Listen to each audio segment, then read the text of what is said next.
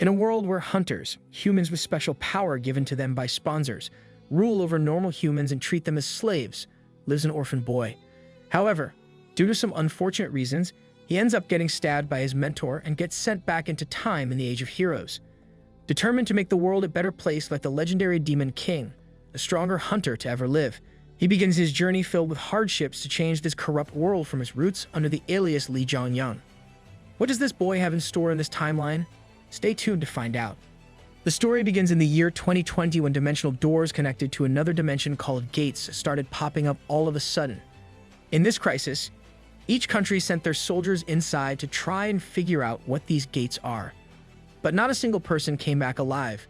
Not only that, but in retaliation, monsters soon started to flood out of the gates as well. Using their superior physical and magical abilities, they were able to completely dominate the humans and began causing havoc, resulting in the loss of many lives. Just as the humans thought they had no power to resist these mythical beasts, hunters, blessed with the powers and abilities by the transcendent beings, called sponsors, were born. Unlike normal people, they possessed heightened abilities, and because of this, humanity started their counterattack.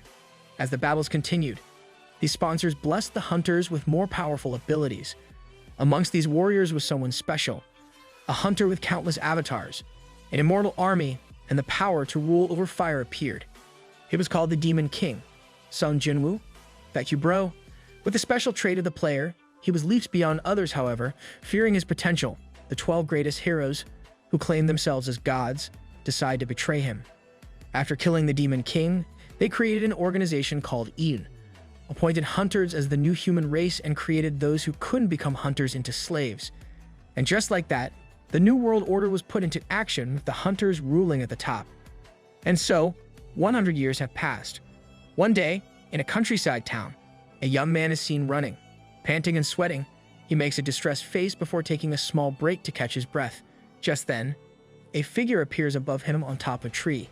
His figure is seen to be a bald man, who asks if the boy is already done. Quite visibly, the young boy states that he has already hit his limit and that he can't continue. But the bald man questions, how are you planning on becoming a hunter with such weak will? He announces that in order to get noticed by the transcendent beings named sponsors, one has to surpass their limit and prove their worth. Finally, the bald man's name is revealed to be Seong-gu as the boy asks if he also surpassed his limit when he was first sponsored. But to his surprise, that is not the case, and he makes an angered expression, announcing that's unfair. Nevertheless, Seong-gu claims that the world itself is unfair. Just like he is a hunter and the boy is but a slave, the world doesn't treat everyone the same. Despite this, he tries to cheer the boy up, stating that if can't run, then they just have to try out something else. With this, using a special inventory that the hunters are said to have, he pulls out a spear out of thin air and hands it to the boy, who is left watching in awe despite seeing the skills many times before. But Seong-gu tells him not to be too surprised, as he will be granted one as well as soon as he becomes a hunter.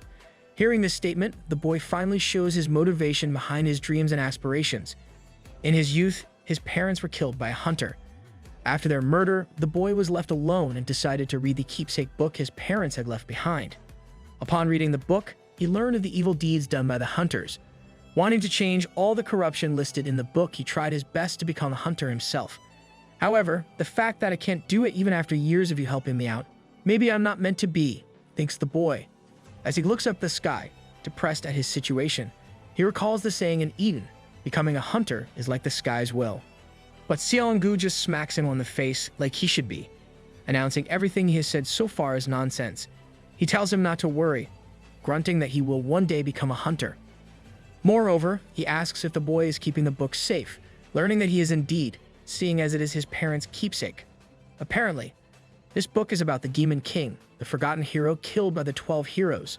According to the boy, if he was still alive, the world would have been a much better place, as they share this sweet, wholesome moment up in the sky above them.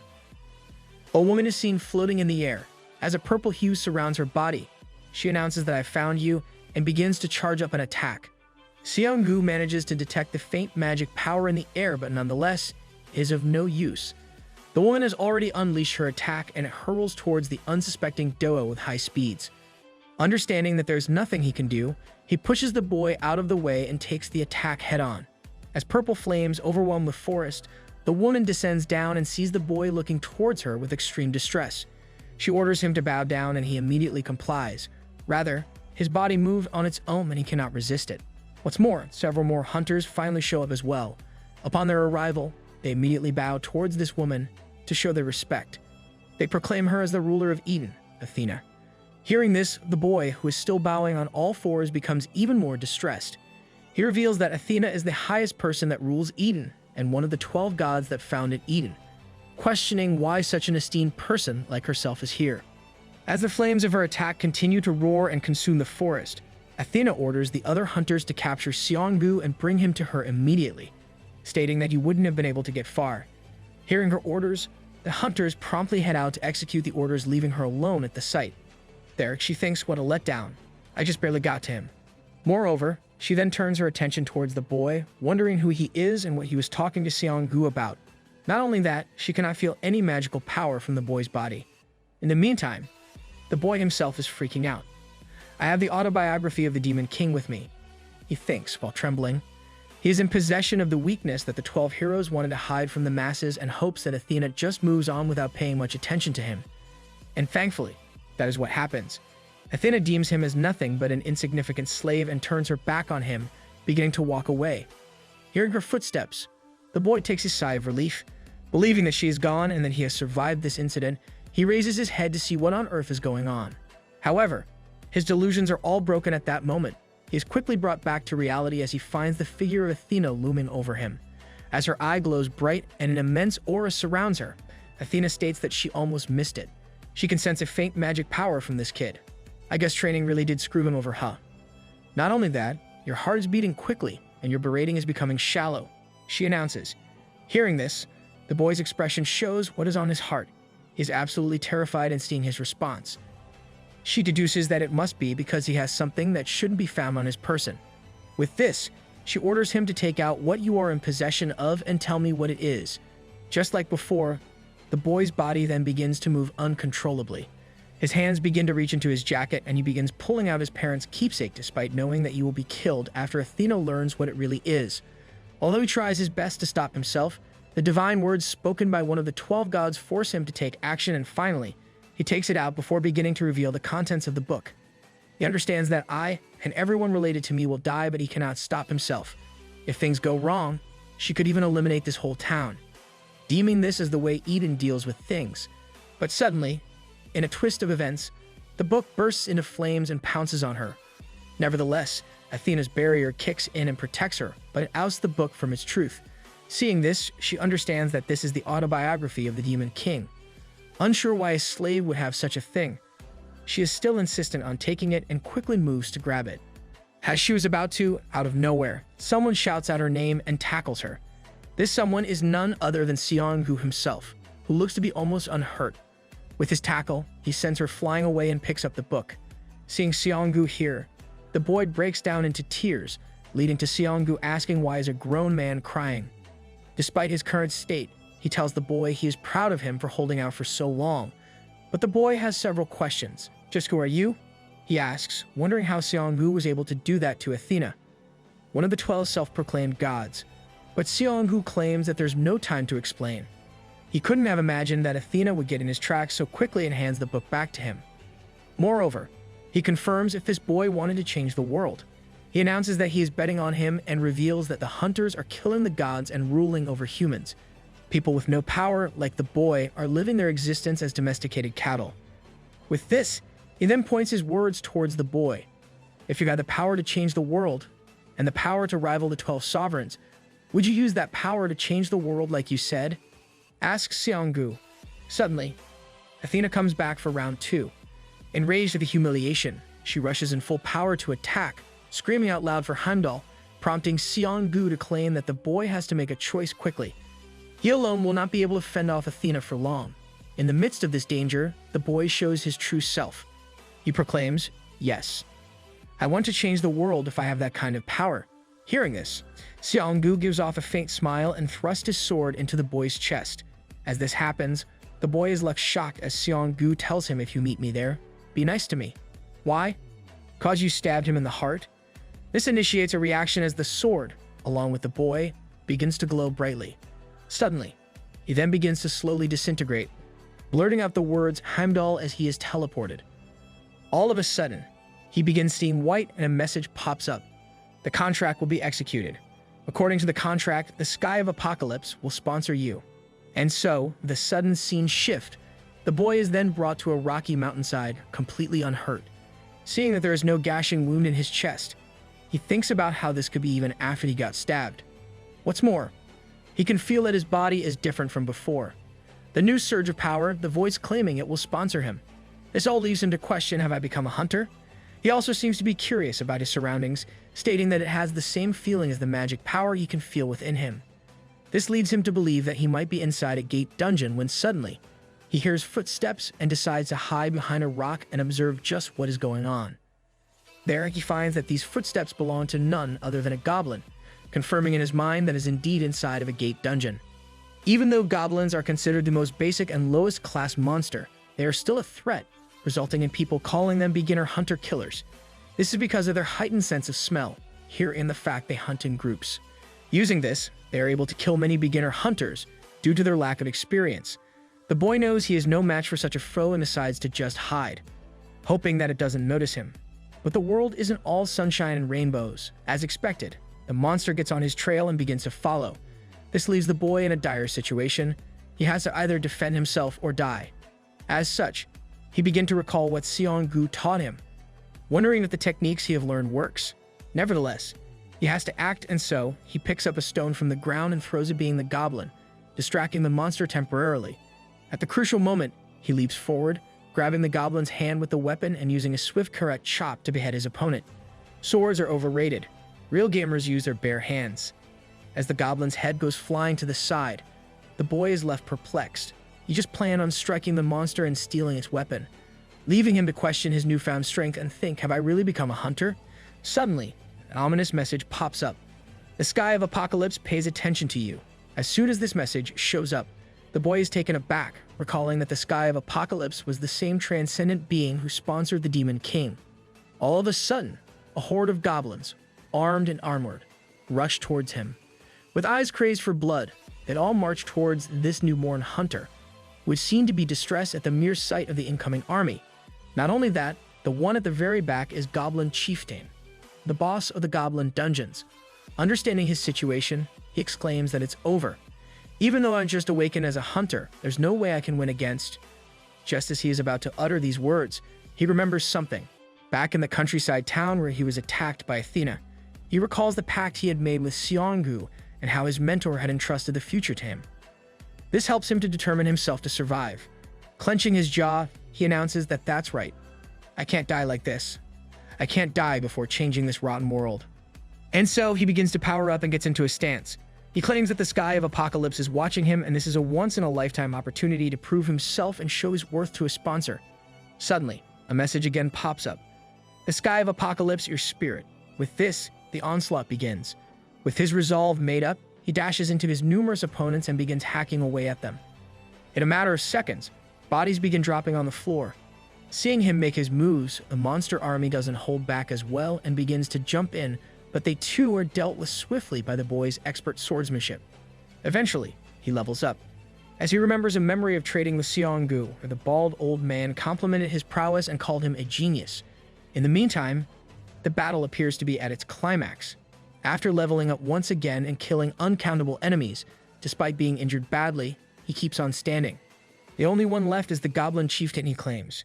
However, his opponent won't give him any mercy or the time to rest.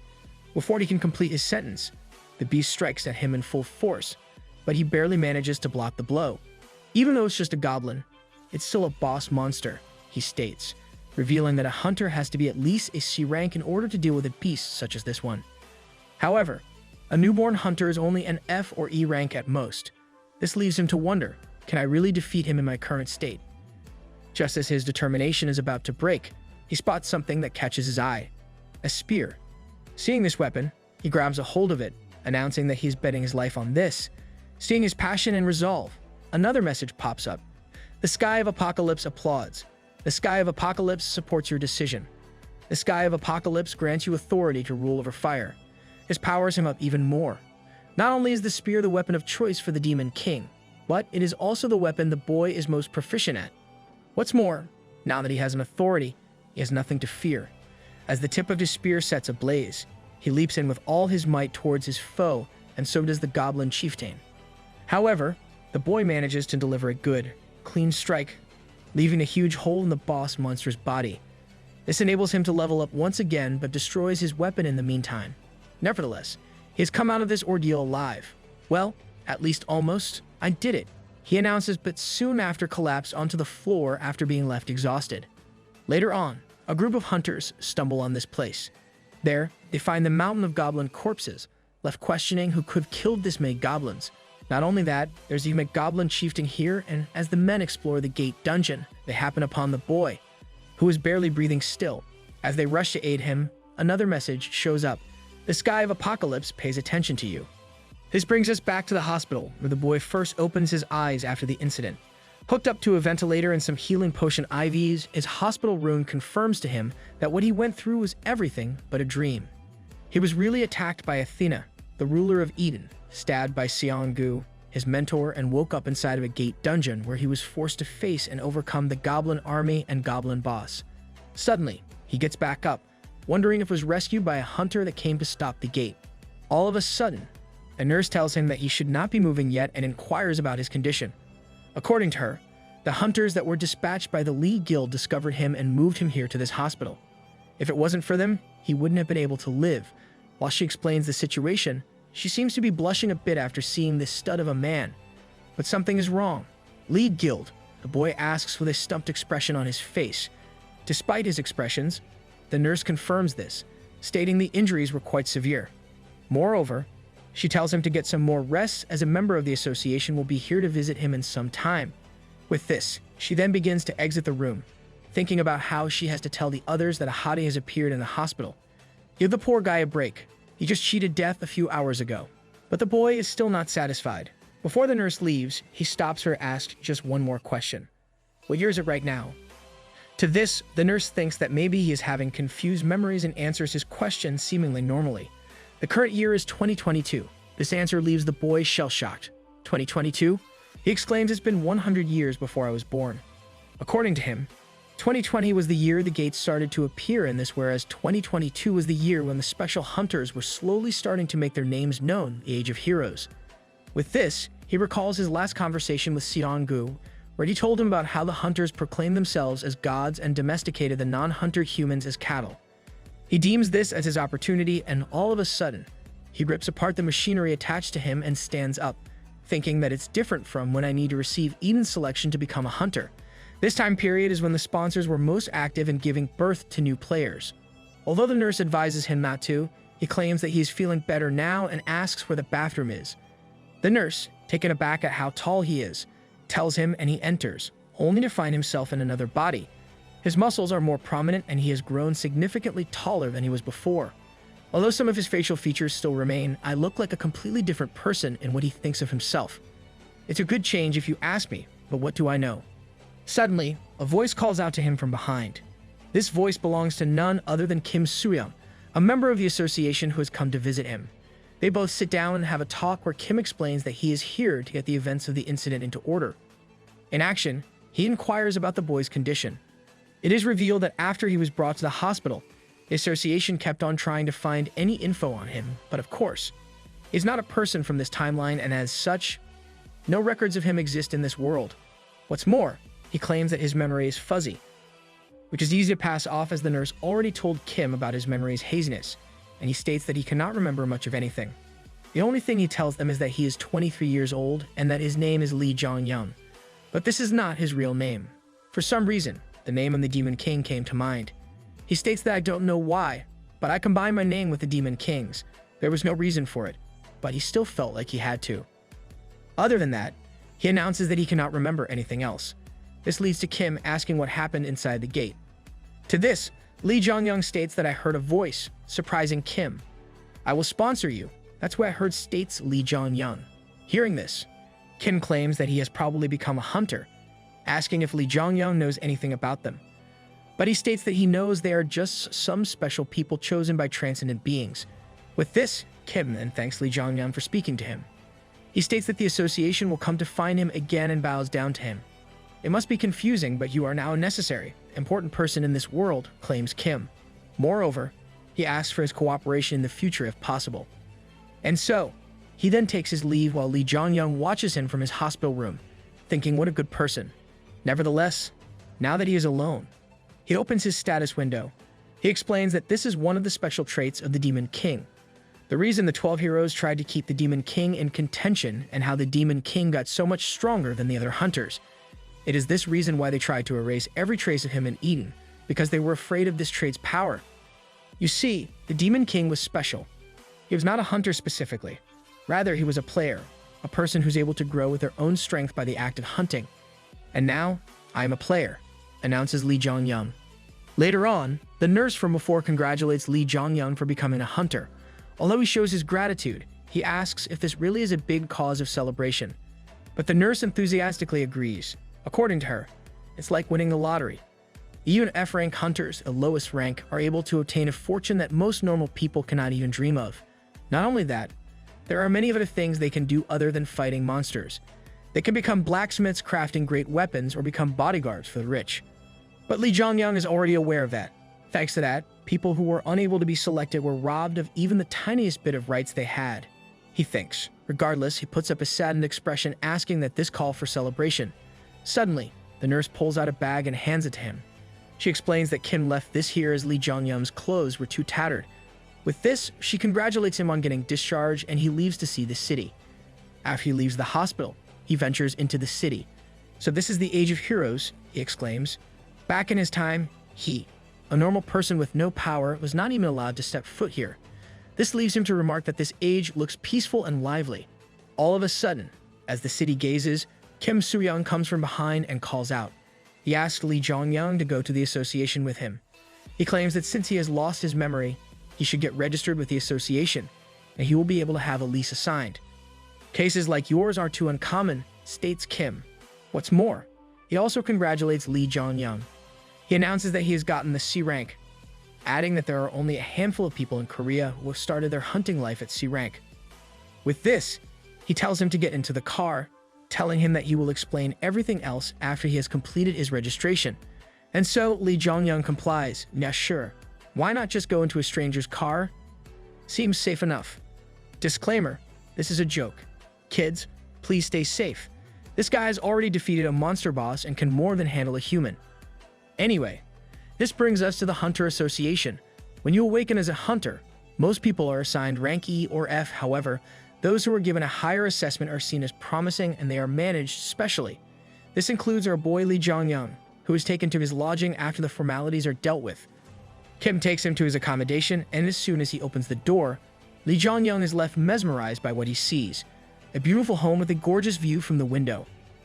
As he watches this sight, Lee Jong-young breaks down into tears of joy. Kim asks if this is to his liking and Lee Jong-young announces that he loves it and thanks Kim. Today's a really special day. I was given a chance and I finally became a hunter. So this is how it feels like to own your first home, he thinks. All of a sudden, Kim interrupts. He tells him that there is a person who wants to meet Lee Jong-young. However, this sends a shiver down his spine.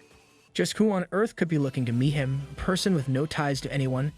He grabs a hold of Kim and frantically asks who this person is. Surprised and taken aback at his reaction, Kim states that it is the person who saved him, the guild master of the Lee Guild. According to Kim, this man is interested in meeting Lee Jong-young, but he can say no if he is not comfortable. The Lee Guild questions Lee Jong-young and agrees immediately. And so, not long after, he meets with the guild master, who is revealed to be none other than Seong-gu himself. Who was still bald in his youth, this guy has a sad existence. Unintentionally, Lee Jong-young too starts to stare at his bald head. Not his fault, that thing is shining brighter than the sun. This sight leaves Lee Jong-young shocked. He never expected to meet the one who truly treasured him so early into his new life. Suddenly, Seong-gu asks if they have ever met before, remarking that his face looks somewhat familiar. However, in order to keep up his ruse, Lee Jong-young claims that he cannot remember as he has lost his memories while becoming a hunter. Moreover, he bows down towards Seong-gu, profusely thanking him for saving his life. What's more, it is revealed that Seong-gu is not just an ordinary man. He is the one destined to be a hero that will close countless gates and save people, a hero that was thought to be dead in his original timeline. Heimdall, Gu. Later that night, Lee Jong-yeon is seen lying in bed, familiarizing himself with his new body. So this is real, he proclaims, but something is off. Although it has become noticeably different, this body has the same moles in the same place he used to have. Regardless, as he opens his status window and begins reading, the forgotten hero, the strongest and most unique hunter, the Demon King, a player. How did I obtain this ability? Wonders Lee Jong-yeon. A player is an ability sponsored by the Sky of Apocalypse. However, now that he has become the chosen one, what will happen to the real Demon King? But Lee Jong-yeon doesn't know the answer. He has far too little information on this whole mess to figure out the answer. The only thing he knows is that he returned to the past and obtained a powerful trait. I obtained power, he proclaims, the power to change the world. A few days later, at the Hunter Association, a tutorial class is held for the newborn hunters. There, Lee Jong-yeon is also seen to be attending the class, though he is sleeping leisurely in the corner. All of a sudden, a man in a black suit walks into the room. He introduces himself as Bae Sang-soo, stating that he will be the one overseeing the tutorial. This sends the class into a state of crazed frenzy. Bae Sang-soo, the B-rank hunter? This leaves them all to wonder what one of the major figures of the association is doing by arriving here to supervise this tutorial for beginners. This makes some students speculate that there might be one hunter who has caught the association's attention, Lee Jong-yeon, that quite obviously being Lee Jong-yeon. However, everyone begins thinking that this special hunter might be them, for no reason whatsoever. Of course, they're wrong. They think that this might be the best way for them to show their power and get selected into a prominent guild or even the association itself. Anyway, Bae Sang-soo informs them of the events that will take place. A seminar will be held regarding the hunters, and later on, a physical combat exam will also take place where the beginner hunters will have to choose their own weapons. With this, he begins the seminar with the question of how hunters are created. One of the newbies replies that is when you receive the sponsorship of a transcendent being. Bae Sang-soo compliment him. What's more, he adds that a hunter's special trait is determined upon their awakening and cannot be changed. However, they can still grow stronger. He then asks if anyone knows how they get stronger. To this, one of the female hunters stands up to reply. She claims that one can obtain powerful items or skills from their respective sponsor, by closing gates or by gaining their sponsor's attention through favorable acts. Hearing this, Bae Sang-soo once again compliments the beginner. Everyone here seems quite knowledgeable, he claims. However, he then gets serious. What is the goal of the sponsors? He asks, but this time now wants to answer. As the entire classroom goes completely dead silent, Bae Sang-soo is not surprised. As I thought, he thinks. No one was answering. Every hunter is curious to know, but the answer still remains a mystery. Suddenly, he notices something. Even though every newbie is trying to get his attention, there is this one man in the corner who seems to be completely uninterested. This one man is no one but Lee Jong-yeon, who is blissfully gazing out the window and ignoring everything else. As such, he then directs the question to him, telling him to make a guess. He tells him to be free as there is no real answer and he only wants to hear his real thoughts. And so Lee Jong-yeon begins with his real thoughts. Wouldn't it be for entertainment? He announces. This surprises everyone in the class, even Bae Sang-soo, who tells him to elaborate. And so Lee Jong-yeon explains his thought process. Sponsors choose their character and make it hunt monsters. Then they watch it grow stronger for their entertainment, just like in video games. He went in too real. This stumps Bae Sang-soo, who thinks how unconventional this idea is. But this is not what Lee Jong-yeon thinks. This is the speculation of the Demon King himself. It might even be the sponsor's greatest secret, since he was killed despite obtaining incredible power. Despite this, the seminar continues and eventually, they get to the combat exam. And so, one of the female hunters comes on stage. Having chosen a sword as her weapon, she makes her way to the center where Bae Sang-soo is there waiting to see her performance. He announces that in a few moments, she will be facing a starved goblin, but tells her that it's fine even if she cannot defeat it, as it will be he who decides if she passes or not. With this, he then asks for her consent and she accepts, stating I do. However, Bae Sang-soo tells her not to worry too much as the monster has been brainwashed using magic to ensure he doesn't do any fatal damage and inflict serious injuries. And this marks the beginning of the battle. And so, as soon as the monster is let out, he starts going crazy and rushes to attack his foe. In a similar fashion, the girl also heads into the attack and unleashes a strong blow. Nevertheless, with its insane agility, the goblin is able to avoid the attack and delivers a counterattack. With this, it manages to damage his opponent, forcing her to take a knee. But doesn't stop there. He then jumps in from above to get a clean hit in. Even Bei Sang-soo becomes worried that it might become dangerous. However, the woman refuses to give up. Even from that position, she manages to solace her foe and wins the duel, still hurt and exhausted at the end. Seeing her performance, Bei Sang-soo compliments her efforts and announces that she has passed this round. And so, she is dismissed and sent to the next round. This brings us to the final participant of this exam, Lee Jong-young. Armed with his spear and shield, he walks in confident. Even Bei Sang-soo thinks that his weapon's choice is very interesting. Meanwhile, Lee Jong-young thinks to himself that he needs to pass this exam in order to take part in the graduation exam, held the very next day. Not only that, but if he shows results, his benefits will also increase. As such, he pumps himself up and prepares to begin. But Bei Sang-soo has some bad news. He claims that, unfortunately, all the goblins have been killed. Of course, they have.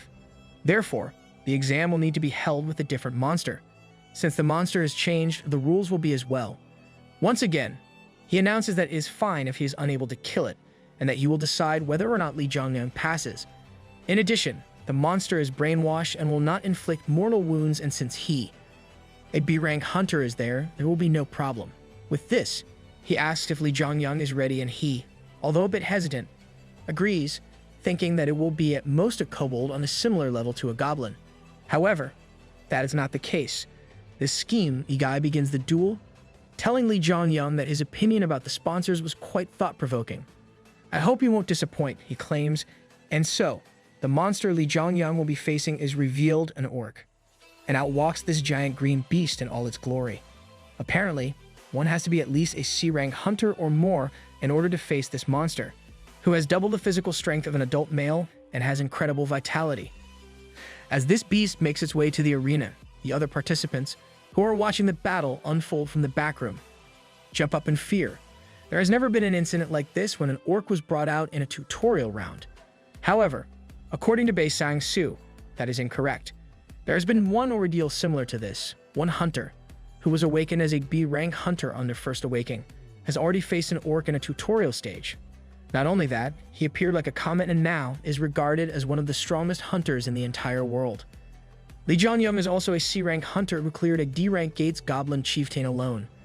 For a newly awakened hunter to do something so big, the association can't let someone like him go, claims Bei Sang-soo, unable to wait for the battle to finally begin. Just then a message pops up. The Sky of Apocalypse pays attention to you. With this, Lee Jong-young becomes serious. As he powers up, the orc charges at him with full speed, but the hunter refuses to back off.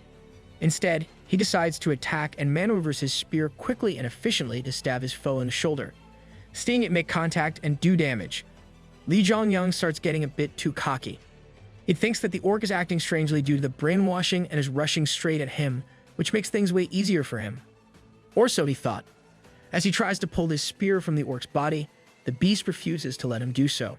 Rather, he clenches the spear with all his might and using his free hand, begins to punch Lee Jong-young. Nonetheless, the hunter has his shield, which he is able to block the blows despite them sending a strong shockwave.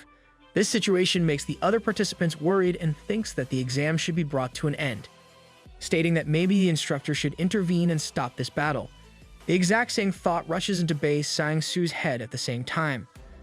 Although Lee Jong-young's attack was a sharp stab without any unnecessary movements, the one he is facing now is a monster. He let his guard down, states Bei Sang-soo before preparing to intervene as things get too dangerous. However, just as he is about to chime in, he notices something. In this crucial moment, Lee Jong-young lets go of his spear and manages to stay clear of the orc's punches. Thanks to this, he gets into position to deliver a swift hook kick directly to the orc's head, sending him stumbling away. Because of this tactic, a few precious seconds are created and Lee Jong-young is able to use them to put his plan into action. Using his authority to rule over fire, he pounces on his enemy. With the shield he is using set ablaze, he launches an attack aimed at the orc's head and shatters his skull completely in a single strike. This leaves the participants watching in sheer awe. What was that? Is he really a new hunter? These thoughts rush their head as they contemplate just what on earth they have just witnessed with their own eyes. Having cleared an orc in the tutorial, Lee Jong-young has amassed the respect of his fellow peers already. In the arena, Bei Sang-soo is just as perplexed as the participants. Was that a skill? He questions himself. A hunter who has already learned a skill after just awakening is unheard of. What's more, Lee Jong-young didn't even use a chant, making Bei Sang-soo wonder if he knows a high-ranked skill. A situation like this has never occurred ever. Meanwhile, the shield loses all its durability due to the authority, similar to how the spear did during the fight with the goblin chieftain. As he recovers his spear, messages begin popping up again. You have leveled up. Your skill, rule over fire, has been upgraded to level 2. Seeing this display, Bei Sang-su thinks to himself that he cannot let this guy go. He needs to take this person to the association. As such, he begins his move. He tells Li Zhongyang that he is amazing and that he has passed the test with flying colors. Li Zhongyang, on the other hand, simply thank him. In his mind, he is thinking about the authority he has. Rule over fire was the Demon King's base power along with the characteristic of the player trait. This power is not a skill, but an authority, he explains. Unlike skills that cannot be leveled up, authorities can be developed through the sponsor's sponsorship, and the players themselves can also further develop and hone these authorities. Nevertheless, it doesn't matter how strong the power is if the weapon cannot withstand its fury. As a result, he begins his quest to find a metal tool that will be able to do so. Good luck with that dude. Later that night, after the exam has ended, Li Zhongyang meets with Xianggu and Kim. It is seen that he has called over the only 2 associates he has in this world to his room for a housewarming party. There, Xianggu feels a bit awkward, wondering if he can come here to the association's accommodation, but Li Zhongyang tells him that it's alright as they are having a party. And so, all 3 of them had a simple conversation while eating delivery food. They chat about the tutorial and the final exam. There, they even reveal to Li Zhongyang that Kim has been officially appointed as his agent for now. What's more, in a twist of events, Kim is also revealed to be a girl. As they all chat, Xianggu asks Li Zhongyang to consider his offer once again, stating that for some reason, he feels like letting Li Zhongyang go would be a mistake. While Kim listens in, she explains that this is a great opportunity for Hunter Li Zhongyang. However, despite the upsides, Li Zhongyang declines. This makes Xianggu a bit upset, and he asks for the reason, claiming that he cannot understand his reasoning. This leads to Li Zhongyang telling him that he doesn't want to be affiliated with a group at the moment, but he'll help out Xianggu if the need ever arises. However, in reality, Li Zhongyang has other reasons. In order to complete his plans to better the world, he has to act accordingly. If I want to stick to the plan, getting close to Xianggu now is dangerous, is what he thinks. With this, Xianggu drops the topic, telling Li Zhongyang that he will remember what he said. And so, they both share a fun, wholesome moment with each other, showing off their newfound brotherhood while Kim watches them with confusion, wondering how a newly born hunter could help the famous A-rank guild master of the famous Lee Guild. This brings us to the current day of the tutorial graduation exam, where the participants who cleared the previous round will have to head into a gate dungeon. Before they begin, Bei Sang-su takes the stage. He explains that he will be thinking about the tutorial graduation process. The exam will be conducted inside the gate, but there is no need to worry as the esteemed B-rank hunter will also venture inside with them. I will be entering with you, he claims.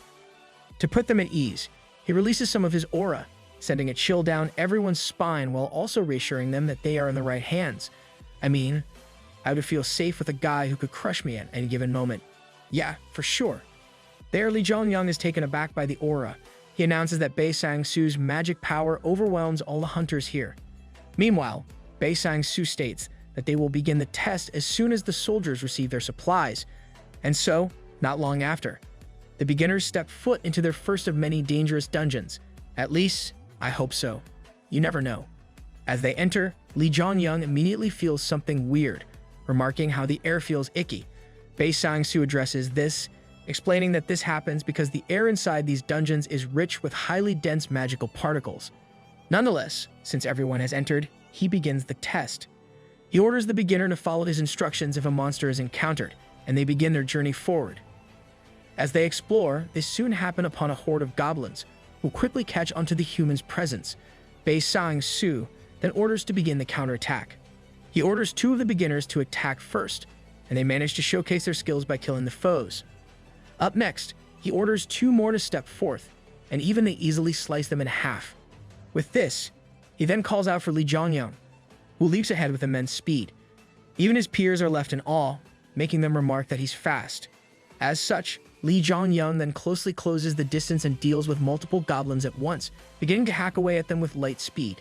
It is a repeat of the dungeon he cleared earlier, as the bodies begin dropping like flies.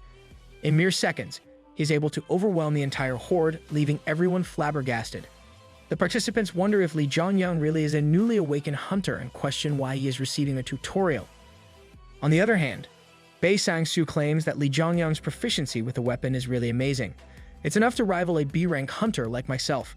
According to him, he not allow this opportunity to slip from his hands and wants to recruit him to his side no matter the cost. On the flip side, Lee Jongyang has leveled up once again. As the ordeal ends, the group goes even deeper. Eventually, they are led to the final boss room. Before they enter, Bei Sang-soo addresses the group, warning them about the dangers they will be facing in the near future. This will be way different from the goblins they have been hunting, so he tells them to be very cautious and act carefully. What's more, until the boss monster arrives, it will use this time to organize themselves, make sure they have drunk their potions, and confirm the status of their weapons and armor. And that is exactly what the group does. While the participants check out their weapons and fill up on their potions, Lee Jongyang is seen standing still. There, he is thinking about the Demon King and his special trait, the player. According to him, even before the Demon King was allowed to test out his powers, he was killed by the 12 heroes. He claims that if the Demon King would be able to grow faster than them, then there wouldn't have been such an incident like that. As these thoughts rush through his head, he makes his resolve even stronger.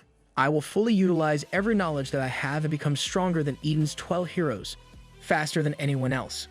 He announces. As he says such ominous things, he gazes at his rule over fire authority, but swiftly dismisses it before anyone can watch him. And so, not long after, the new hunters are finally prepared to go inside the boss room. About time, Bei Sang-soo leads them all, instructing them to follow him. However, as soon as they step foot on the other side and go deeper, they sense that something is wrong. They get hit by a wave of intense amount of magic, sending everyone into a state of immediate fear and panic. Realizing that their lives may be in jeopardy, Bei Sang-soo shouts aloud, "Everyone, retreat. Run towards the gate immediately." But the beast hiding in this place won't allow it. Still, in the shadows, he launches a trail of fireballs towards the escaping hunters, traveling at fast speeds. Unfortunately, Bei Sang-soo was caught in the middle of the attack and the newbies. The attacks get to him, and he has to dodge them. But there is a problem. If he does dodge it, it will hit the beginners. In this crucial moment, Bei Sang-soo shows why he is the top-ranked hunter in the association, and an absolute chad to add. He grounds his feet into the floor and unleashes a string attack, Viper's Fangs. Using this ability, he is able to deflect the attack, keeping himself safe as well as the hunters behind him. As the smokescreen caused by the explosion dies down, Bei Sang-soo is seen in the middle of the crisis with his daggers. "What a destructive force," he remarks, claiming that even he was not able to block out the entire blow. As such, he turns back to check up on the other hunters. However, he is glad to see that Lee Jongyang was there to block the rest of the attack he had been unable to block. Bei Sang-soo compliments him on this, but Lee Jongyang claims that it's all because Bei Sang-soo was able to block most of it. Suddenly, another message pops up. The Sky of Apocalypse requests you to eliminate the Goblin Archmage. With this, an image of a goblin sorcerer is seen, as it floats in the air effortlessly. His eyes glow a blood-red color, causing the newbies to immediately panic. That's an Archmage. They are said to rival a B-rank hunter, they announce. Understanding that there is no way this was supposed to happen and that the gate was probably wrongly evaluated, they decide that they have only one choice: run. And Bei Sang-soo agrees. Although he alone, even Bei Sang-soo, a B-rank hunter, will also not be able to easily defeat such a monster with ease, and as such, he tells the others to evacuate outside and contact the association. A good call for losers, that is. However, Lee Jongyang intervenes. He tells Bei Sang-soo that he would like to face the enemy himself, once again surprising everyone. Of course, this time, even Bei tries to stop him. He tells him, "Do not get full of yourself." He knows that we have managed to defeat a goblin group as well as an orc, but this time it's different. The Archmage is completely different from the monsters he has faced so far. It uses magical powers instead of physical abilities. Not only that, it is capable of summoning and using magical spells that rival even B-rank hunters. But Lee Jongyang already knows all of this. In addition, he knows everything there is to know about the monster, including its abilities, skills, and power level. And that is exactly why he also knows how to confront such a foe. Aren't monsters that appear inside the tutorial meant for the new hunters? He asks, wanting a chance to face this fearsome beast. Seeing him so confident, Bei Sang-soo is forced to agree, but is left wondering where on earth all this confidence came from. Regardless, Lee Jongyang moves in, and thus, the mission starts. Immediately, the Archmage begins to attack and sends out a barrage of fireballs towards his opponent. However, they are of no use against Li Jianyang, who easily deals with them. The onlookers comment on how this rookie could have nullified these attacks, but Bei Sang-soo explains that he didn't nullify anything. Instead, he absorbed them. This leaves him even more stumped as to how this could be. On the other hand, in the middle of the battlefield, Li Jianyang rushes in to attack on his own. But the Archmage is not such an easy opponent. Before Li Jianyang could close the distance, he creates a huge wall of fire in front of him, making it impossible for him to even get close.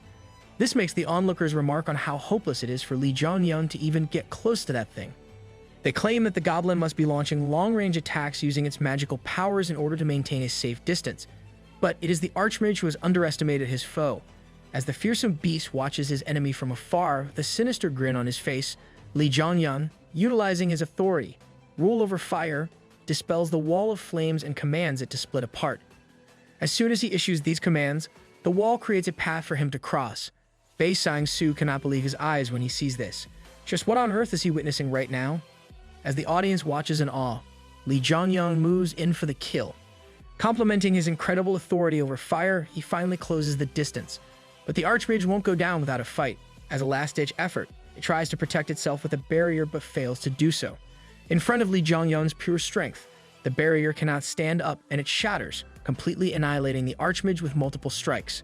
This brings the ordeal to an end as the onlookers watch while shell-shocked. Did he do it? They question before finally coming to terms with reality. With this, they then proclaim that he's a super rookie and this marks the end of the battle. Moments later, the message screen pops up. The Sky Apocalypse is impressed by your performance. For succeeding in the mission, the Sky Apocalypse sponsored you. This leaves Li Jianyang surprised, but the message contains, you've been given the opportunity to summon an avatar. And so Li Jianyang then takes a breath of relief. I finally got it, he exclaims. The other ability that let the Demon King get as strong as he did. Later on, at the Hunter Association, Bei Sang-soo meets with the president, an old man wearing an eye patch. There, the president asks if the reason Bei Sang-soo requested this meeting is because of a special incident he was involved in, and he confirms this. According to him, Li Jianyang is even on a greater level than Chuwu, who I don't know as he wasn't mentioned until now, but hey, we'll learn together when the time comes. Hearing Bei compliment this rookie so much, the president thinks that he must be something quite special and asks Ba how high Li Jianyang's potential will go. To this, the B rank replies that maybe the president will be able to achieve his goals, making the president delighted upon hearing it. With this, he gazes at the moon, proclaiming, I'd like to meet him soon. Earlier that same day, just as Li Jianyang and the others exit the dungeon, he meets with Seong-gu and Kim. There, Kim claims that she had grown worried since the gate's rank was increased from E rank to B, but remarks how Li Jianyang looks completely alright. What's more, Seong-gu asks him if he has received the association's recruitment offer.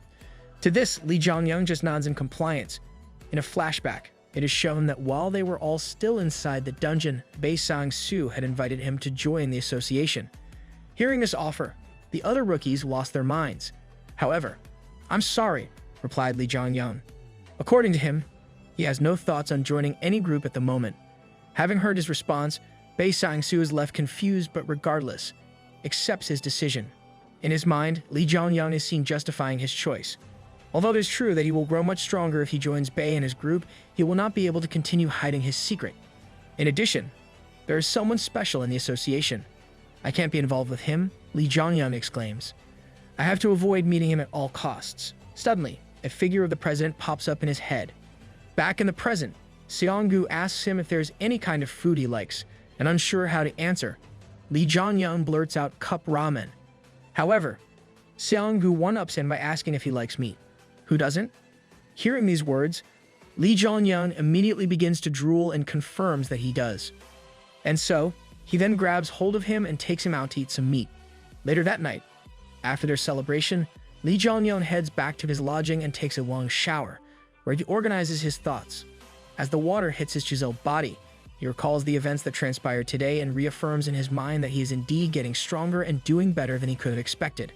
With this, he then opens his stats window, where it is revealed that he has already reached level 11.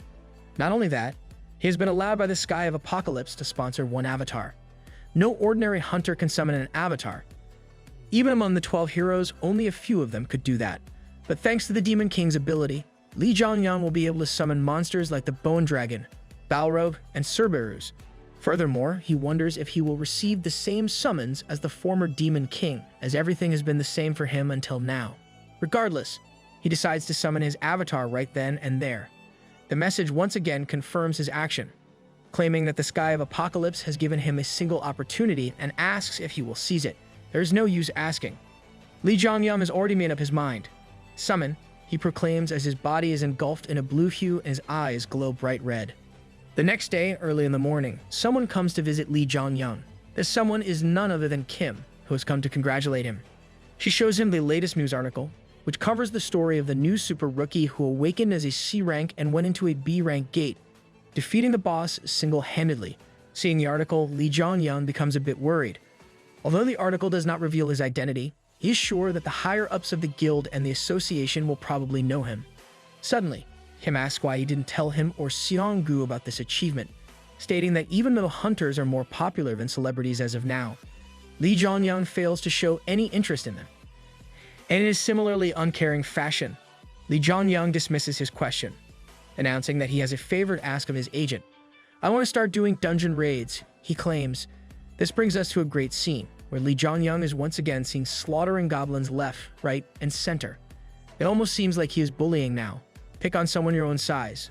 Although boss goblins also show up, they are no match for the player, who easily kills them all and levels up significantly. Furthermore, he manages to clear the dungeon, but Li Jiangyang doesn't seem too happy. There's no response even after killing the boss and clearing the dungeon. He yells out loud, "How am I supposed to use this?" Finally, the simple act of what this powerful new hunter had summoned is seen, a soul-collecting skeleton. However, as of now, it cannot be revitalized as it has no soul. According to Li Jiangyang, avatars can use powerful abilities and unique abilities, but they have no soul. He thought that maybe the solution was easy and that he would have to find a monster soul, but that is far from the truth. Having not completed his mission, he exits the gate, where Kim greets and congratulates him.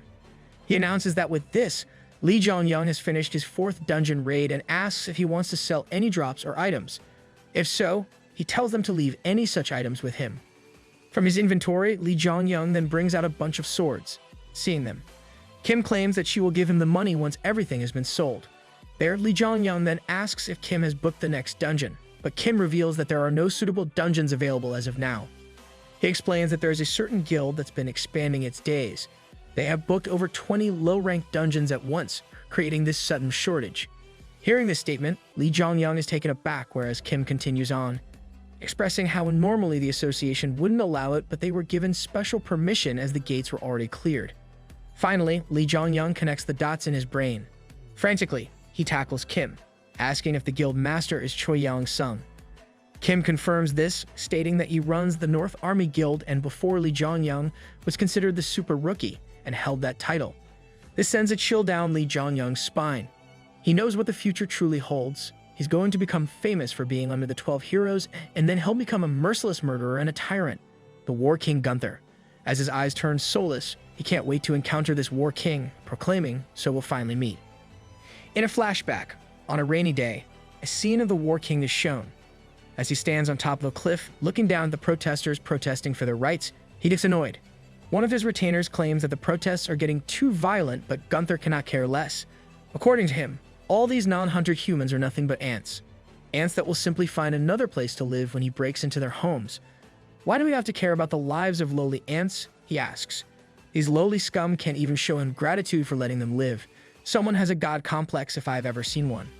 With this, he begins to power up for any attack, using his sword and his magical electric skills. He summons a lightning storm on the protesters, elevating them all. In the present, Li Jiangyang recalls how this incident caused the population of his village to be reduced in half.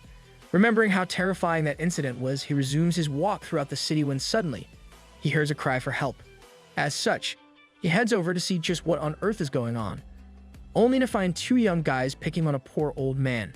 As the old man cries out for help, the thugs continue to harass him and kick his cart repeatedly. All of a sudden, Li Jiangyang shows up and tries to interfere. Seeing him act cocky, the thugs tell him to get lost, eluding some of their aura to scare him away. Bad move if you ask me. But Li Jiangyang doesn't back down. Being the super rookie, He also lets out some of his aura, informing the thugs that he too is a hunter. With this, he asks what happened, and the thing is, they claim that the old man hit him with the cart, and they are simply asking for compensation. However, the old man announces that's nonsense. These hooligans were the ones who kicked over his cart and began acting violently, harassing him. Lee Jong-young curiously asks why these two lowlifes have done such a thing, but the thugs also refuse to walk away. One of them answers back arrogantly, stating that as he is a hunter, he considers all those who attack him as enemies, and that is why he broke this innocent man's cart, claiming that you should be careful as well because I'm about to feel that I got attacked by you. Why the hell are you messing with this guy? Do you not want to leave or something? But Lee Jong-young doesn't take too kindly to threats. He asks if this isn't enough already and tells them to leave immediately. If they do so, I'll turn a blind eye to this since you haven't laid your hands on the elderly man yet, he proclaims. With a shrewd demeanor, he tries to intimidate these thugs, but it has the opposite effect. Unfazed by his words, one of the thugs moves in to attack, asking who on earth Lee Jong-young thinks he is to order them around. But Lee Jong-young easily deals with him in his swift motion. Seeing this, the other thing pulls out a dagger and attempts to stab his foe. Moreover, he announces that he is fundamentally different from Lee Jong-young, a piece of trash who hasn't even joined a guild yet, but nonetheless, he is no match for this super rookie. Furthermore, he tells the unconscious thugs that you act as if your guilt is your overprotective mommy.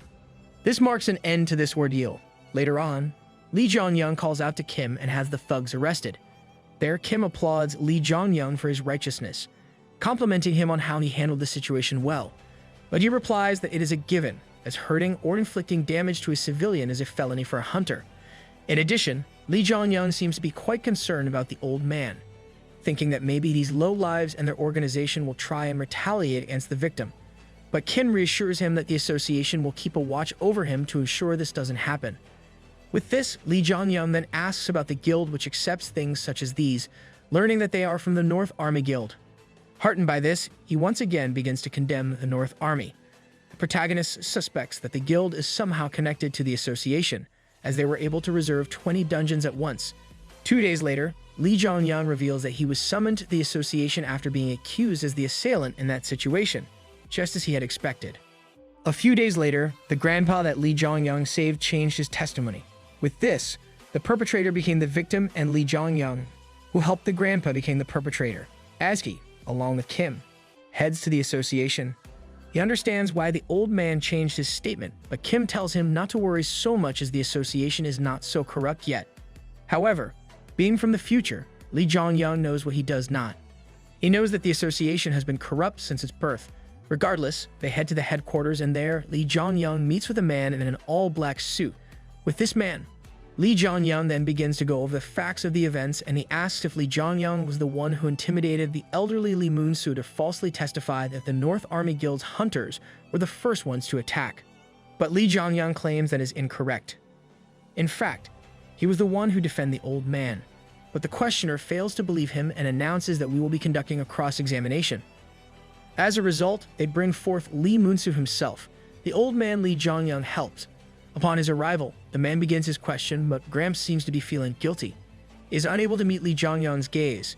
Noting that he is uncomfortable, Lee Jong-young tells him to speak freely, and so, Grandpa finally speaks out. That is true. That young man intimidated me, state the old man. As he completes his statement and gets dismissed, he turns back to leave. But suddenly, Lee Jong-young notices that sadness engulfs the old man's face. His eyes are filled with tears as they rush down the face of this helpless man. He is so powerless in this situation that he was forced to put his savior in trouble. Nevertheless, the man in the suit then turns his attention to Lee Jong-young, asking what he has to say now. But Lee Jong-young has nothing to say. Instead, he pulls out his phone and throws it on the table. On his phone, he shows the suited man video evidence that what he is saying is the truth. During the confrontation, he managed to film the fight, announcing that this is what I have to say. Thanks to his smart thinking, he is soon released, but on the way out, he understands that this will only lead to the old man facing an even more severe punishment. He condemns himself, stating, "Strength. I lack strength," while grinding his teeth. As he walks out of the office, frustrated at these wrongdoers, he finds that Seong-gu and Kim are waiting for him. All of a sudden, the old man appears out of nowhere. Suddenly, he gets on his knees and apologizes to Lee Jong-young. He claims that those guys threatened his granddaughter, and in such a situation, he was powerless. Hearing this, Kim freaks out, asking why Gramps only came clean now. However, the old man states that his granddaughter's life is in danger and he couldn't help it. But he still feels guilty, and hence he is apologizing now. But Seong-gu tells him not to worry about such things and tells him to head home, ensuring that he will use his power as the guild master to assure his granddaughter's safety. Meanwhile, Lee Jong-young stands there, infuriated. The reason he recorded it as a video was because he has been through a lot of unreasonable and unfair things. So much so that he formed this habit naturally. Suddenly, he senses a strong magical power and turns around to see who it is. However, he finds someone special, the leader of the North Army Guild himself, Choi Yong-sung. As he walks over, he claims that he didn't know the Lee Guild's master was in a close relationship with the super rookie. Hearing this, Kim is taken aback. She didn't think that this would be public knowledge and wondered if the association told Choi about Lee Jong-young's personal information. As he extends his hand towards Seong-gu and greets him, Seong-gu greets him back with a smile. But suddenly, the atmosphere gets tense. Seong-gu then issues his warning. If you don't want to become Mai and the super rookie's enemy, try not to stand out too much. With this, he applies force in his handshake, breaking it immediately and forcing Choi to retract his hand. But Seong-gu is finished there. No. Let me correct myself, he announces. I can't even consider you an enemy, so watch your behavior unless you want to die. Man, Seong-gu is so cool, even though he is bald. A few days after the incident, Kim and Lee Jong-young meet at a coffee shop named Starkat's, a great way to avoid copyrights in my opinion. There, Kim looks to be enraged. How can this be allowed? She proclaims, how can a hunter harm a normal civilian and get away with just a fine? But to Lee Jong-young, this used to be an everyday normal sight. In the future, it is practically unheard of that hunters were ever prosecuted for their actions. Nevertheless, he asks about what happened to the old man. As such, Kim explains that it is a serious crime to falsely testify against a hunter. However, as Lee Jong-young was very forgiving, the old man was just let off with a lecture. Moreover, the North Army Guild has also accepted their wrongdoings because of the video footage Lee Jong-young brought in, helping to further reduce the old man's punishment. Hearing this, Lee Jong-young understands that Seong-gu must have pulled some strings in order to accomplish that, and he asks what the North Army Guild's reaction to this was, learning that they have been silent as of now. But there is no way it would end this easily. Lee Jong-young knows what the future holds. Gunther, who is fated to become the cold, underhanded slaughterer, the War King, has a creed of paying back what he gets, so he's bound to pull a move soon against Lee Jong-young. As a result, he asks Kim to continue observing the North Army's movements, and she complies. On the other hand, Lee Jong-young is not as calm as her. He seems to be enraged, announcing that paying back what you got happens to be my creed as well.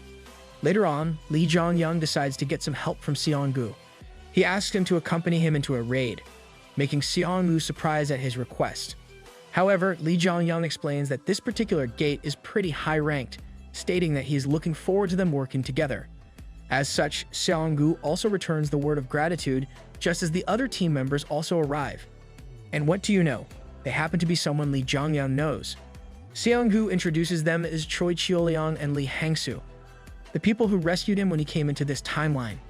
Meeting them for the first time since that incident, Lee Jong-young introduces himself and exchanges pleasantries. With this, they begin to prepare to enter the gate, but Lee Jong-young notices how there is not a single face he can recognize in this crowd. But that's only natural, seeing as Heimdall and the Lee Guild were wiped away from history along with the Demon King. Regardless, Seong-gu soon announces that we are going to start the raid of the C-rank gate, and all the participants begin lining up. On the other hand, at the North Army Guild headquarters, Vice Guild Master Choi Yong-soo seems to be enraged. He questions Gunther if he is going to let the disrespect they had to face because of Seong-gu and Lee Jong-young's slide, claiming that they have just started to seriously expand and this will affect their image. But Jong-in Chang, the other Vice Guild Master, has a different opinion. He thinks that rather than worrying about more expansion, they should first get their internal affairs into order, remarking on how this happened again because they couldn't keep their guild members in line. But Choi Yong-soo isn't willing to listen. He argues that their members did nothing wrong. In his eyes, normal people are nothing but insects that extend their lifespan by latching onto the hunters like parasites. Why should we have to bow our heads and apologize to such lowly shits? He angrily asks. Someone needs to humble this guy. In Chang, will you please? Hearing his statement, In Chang is infuriated. What do you mean? He asks. Finally, a reasonable person appears in this nest of lunatics. Now that's a rare sight. But Yangsu refuses to listen again. In addition, he takes In Chang's words as fighting words, standing up to prepare for a fight. Seeing this, In Chang also prepares for a brawl, and they both look at each other fiercely, sizing each other up. But their fight is brought to an end before it even starts by Gunther, who orders them to stop. What's more, Gunther ends up siding with Yangsu. He needs to pay the price for getting in our guild's way, he announces, although he seems to be curious about Li Zhongyang himself. Moreover, he claims that he would prepare the stage soon, and as such, the North Army Guild should wait patiently and hone their skills as failure is not an option.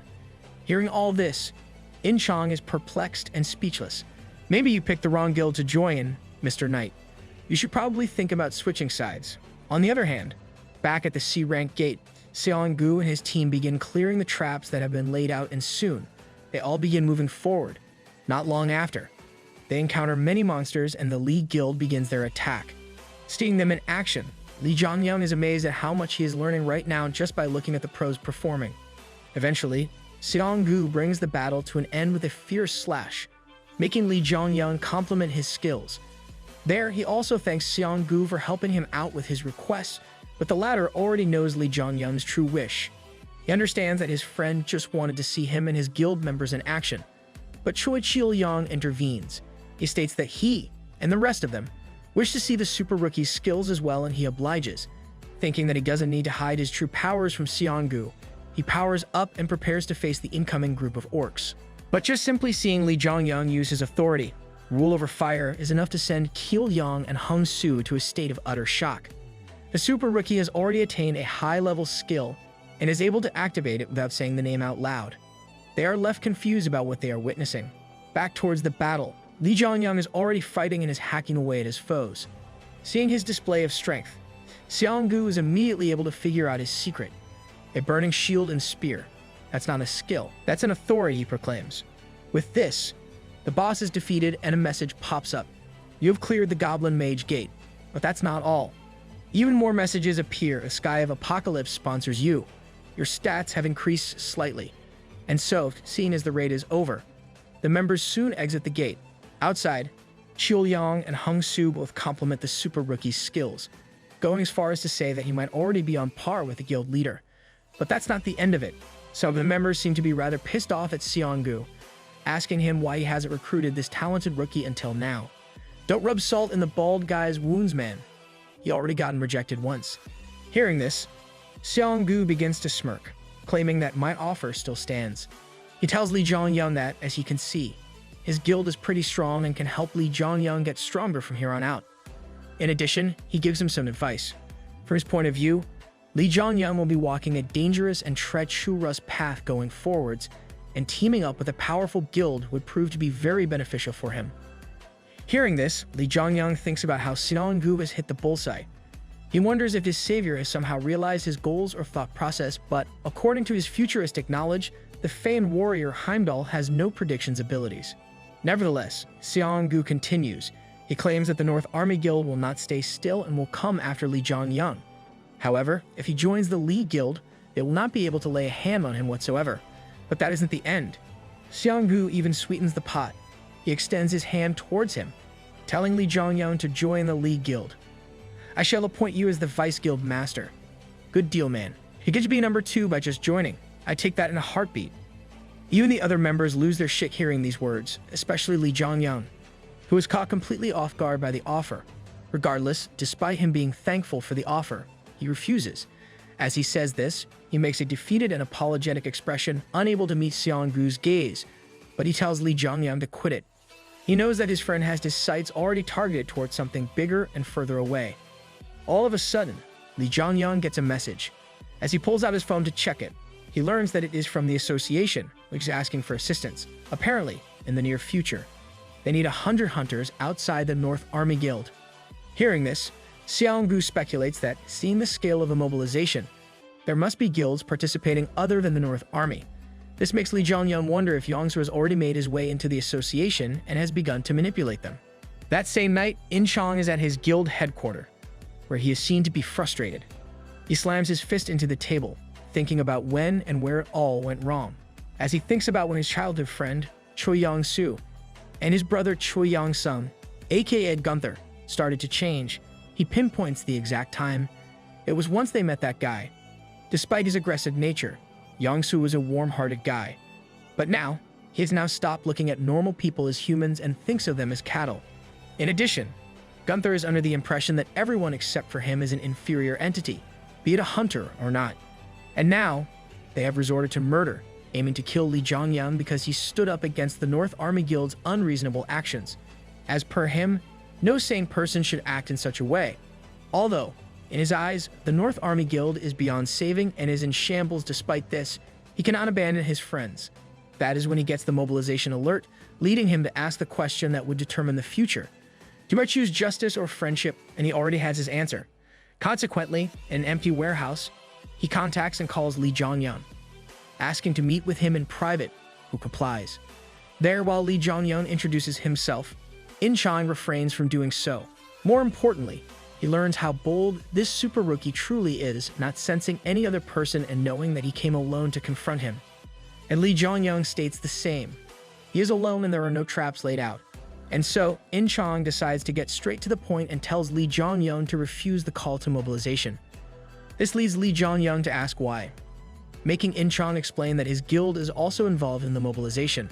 Being a new hunter, Li Zhongyang might not know this, but hunters tend to be violent, aggressive, and cruel people. Gunther, his guild master, is especially well known not to be a virtuous man. So much so that it would be dangerous for Li Zhongyang to cross him on the street, let alone in a gate. Dude, if you know all the dark secrets, why the hell are you still a part of this terrible guild? Just quit, man. But Li Zhongyang doesn't take too lightly to threats. What? So he shouldn't participate in the raid because Gunther might try something? As Li Zhongyang reiterates what In-chang just proclaimed about Gunther, he asks if the North Army Guild is a chaos guild. It is explained that although most sponsors are good deities, there are some who are evil and cruel amongst them. The mission they assign usually includes murder or worse, large-scale manslaughter, and the guilds created by hunters sponsored by such evil beings is known as a chaos guild. Obviously, In-chang tries to refute this, but to no avail. Li Zhongyang already claims that if this was not the case, there would be no reason to warn him. Moreover, he is sure that In-chang will be unable to deny his guild being a chaos guild, seeing as Li Zhongyang's experience with them has been terribly unfair. Hearing his guild be ridiculed and bad-mouthed repeatedly, In-chang equips his weapon and, in a fit of rage, tells Li Zhongyang do not insult our guild any further. But, as mentioned earlier, Li Zhongyang doesn't take too kindly to threats. Seeing his foe prepare, he too equips his weapon, announcing that In-chang knows all too well that the North Army Guild is rotten to the core. That has been the case ever since Choyang-su and Yang-sung, the leaders the North Army Guild trusts and follows, met with that man. Please tell me who this man is. I have to inform my viewers as well. Hearing this, In-chang is left perplexed and soon after is seen exiting the warehouse. On his way, he thinks about how fast Li Zhongyang's powers have developed, as he was just awakened a month ago, but his power is still able to rival his, the power of an A-rank hunter. He thought that he knew everything about Li Zhongyang, but it turns out that his opponent knew more than the Vice Guild Master. Moreover, he even knows about that man. This makes Zhang proclaim, Li Zhongyang, who on earth are you? You're probably going to learn that soon enough, my guy. Zhang In-chang, also known as the Dragon Slayer and Siegfried in the future. However, among all the names he is called, the most famous name is Immortal Siegfried. As per Li Zhongyang, he was the one who killed the Demon King's avatar as well as the infamous monster, the Bone Dragon. Because of his feat, he was granted an unprecedented, almost fraudulent authority from the sponsors, immortality. In the battle against the Demon King in the future, he was acting under the orders of Choi Yang-sung, aka Gunther, but was betrayed by his childhood friend Yang-su. Back in the present, Li Zhongyang is hell-bent on trying to bring In-chang to his side no matter what. Of course, this is because of his strength and abilities, but more than that, it is because of his heart. In the North Army Guild, which is slowly but surely rotting away from the inside out, he is the person who is able to keep the entire guild centered. Regardless, the next day, Li Zhongyang heads out for his usual raids and soon clears the land of the dead. But his spear also happens to lose its durability by the end of the fight, turning to dust in his hand. According to Li Zhongyang, this has kept happening more often ever since his authority leveled up. Basic weapons are not up to par with his skills and are unable to keep up. As such, he now has one more job to take care of before the mobilization order, announcing that I need a weapon. And so he makes his way to the city and ventures into a blacksmith's place. As he enters, he comments on how it feels like he has entered a medieval age metal worker. There, he meets with a red-haired young boy solely focused on his current work. This man tells Lee Jong-young to wait for a while until he has completed his piece. Seeing him strike the red-hot piece of metal, Lee Jong-young is left in awe. He never thought he would be able to meet this man in person. He is one of the people who became a dwarf as they became a hunter, the person who will become the best blacksmith in the future, and the hero of blacksmiths, Park Jae-yun. Finally, 4 hours later, the soon-to-be legendary blacksmith finishes. As he wipes the sweat off his chiseled body, how is everyone so freaking jacked in this world? He looks around to talk with the man who came to visit him and asks Lee Jong-young who he is. Although Lee Jong-young is taken aback by his question, he continues to reveal his intention for coming here. He claims that he came to request the production of a weapon and asks if Park is using the workshop by himself. But his request is a bit shady for Park. What's up with this guy? Why is he asking a no-name blacksmith like him? He wonders. Not only that, even though he wants to request a weapon, he is still asking if Park is the only one working here. To this, Lee Jong-young explains that he sees a different hammer hung on the wall, making him come to the conclusion that another blacksmith must work there. Hearing this, Park compliments this hunter's keen eye, telling him that there is another guy who uses this workshop alongside him, but there's nothing too special to know about him. This brings us to the main question. How did you think to even come to me? As he wonders about this question, Lee Jong-young tells him that my sponsor said to go find you. These words send Park into a state of shock.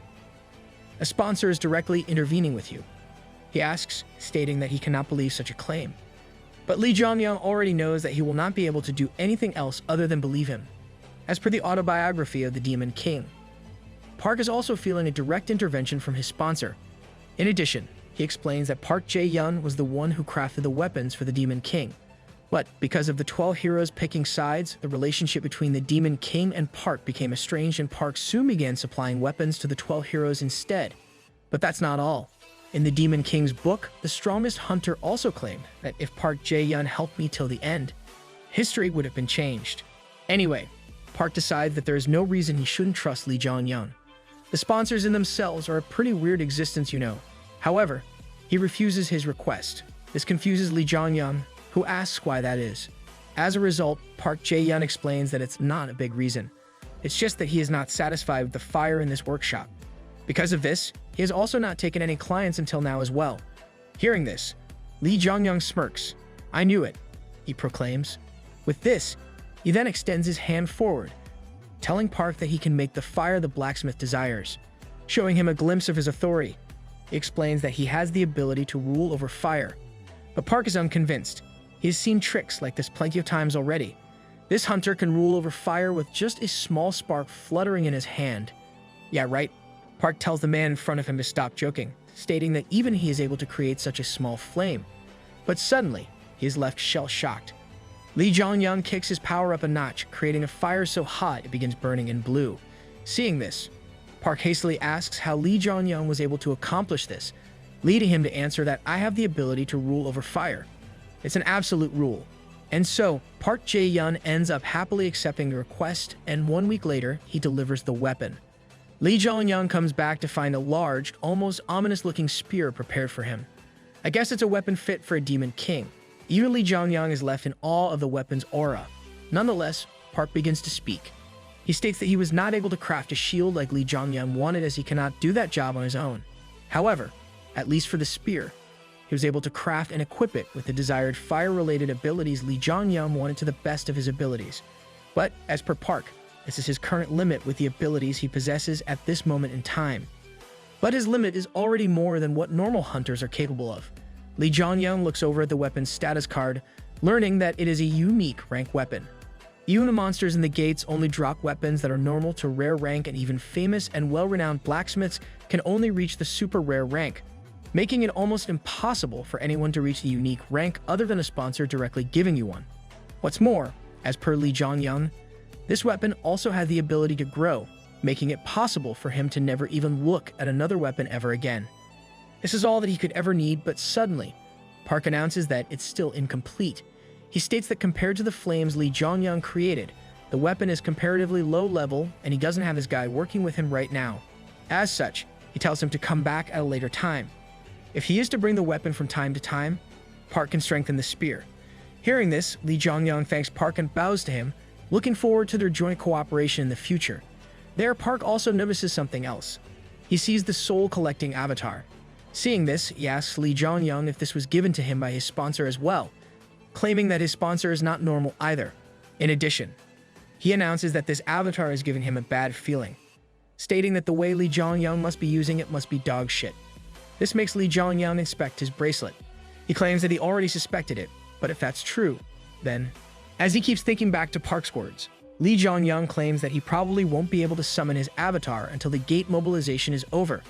Nevertheless, he has gotten his hands on something which has exceeded his expectation, his newly crafted unique weapon. As he brings it out of his inventory, he is seen wondering about his chances of coming out on top of this whole ordeal. He understands that if In Chong is to take his side, his chances will increase significantly, but that is not going to happen right away. But if the autobiography he read is correct, he will end up becoming his aide over time. And so, he begins powering up, claiming that there are still 2 weeks until the gate mobilization. The only thing left is for me to grow. Just then, in the distance, a horde of monsters rush at him with full force. However, Lee Jongyang jumps in as well. According to him, he can grow stronger by hunting monsters, but 2 weeks isn't nearly enough time. So much so that he can't even spare time to sleep. And just like that, 2 weeks go by in a flash. At the North Army Guild headquarters, Gunther seems to be addressing his members, as a message pops up, informing him that the ruler of Riverside pays attention to you. He begins to speak. He announces that all preparations are complete, and that after today, the North Army Guild will lift off. Using this as their stepping stone, they will make their name known throughout Korea, rather the whole world. In order to show his fighting spirit, Gunther then begins to elude his aura from his body. Sensing this, In Chong comments on how strong his magical power is, stating, so he finally became a peak A rank hunter. On the other hand, Choi Yong-soo is also impressed. He claims that everything is going according to that person's plan. Not only that, they have now also apparently met the conditions to become a hero. Meanwhile, after powering up, Gunther once again addresses the crowd. With his prowess on full display, he shouts aloud that today, the world will cower before the name of the North Army Guild. Hearing this, the onlookers go haywire. However, they seem to be covered in a bluish hue and look to be somewhat soulless. They begin cheering aloud for this esteemed leader. However, inside Gunther's mind, he reveals his true intentions to obtain the title of king. I don't like the guy, but you gotta admit, he makes a good villain. Meanwhile, Kim is seen driving Lee Jongyang to the designated spot. On the way, she asks Lee Jongyang if he is really going to go. She reminds him that he could die, stating that the North Army is much worse scum than he might think. What's more, in a recent incident, a guild that raided a gate with the North Army Guild was completely wiped out. Of course, with them all being inside the gate, there is no evidence that the North Army was behind their deaths, but anyone can probably guess what happened. Hearing this, Lee Jongyang remarks that I'm sure they did it. His statement makes Kim slam on the brakes and hastily bring the car to a stop. She then begins screaming at him. Despite knowing all of this, he is still going to go. She claims that the association regards Lee Jongyang as a very prized person, and due to this reason, he will be let off without any issues if he is to refuse. She announces that nothing is more important than your life, begging him to please not go. Seeing her in such a state, Lee Jongyang begins to smirk, quite the saddest move. He tells Kim that he already knows that nothing is more important than living and that he didn't just carelessly apply to participate in the mobilization. He has a plan, and a desire to teach those guys the value of a person's life. As their conversation ends, they eventually reach their destination, where the other hunters seem to be already prepared. In addition, the press is also there, probably trying to make a good headline for their channel. But that's not all. In addition to everything else, Seong-gu happens to be there as well. Seeing him, Lee Jongyang goes over and talks with him. There, he asks why Seong-gu is here despite the League Guild already being rejected from the raid. In response, Seong-gu states that as he has announced the North Army Guild as an enemy and the Super Rookie as his friend, he cannot sit this out.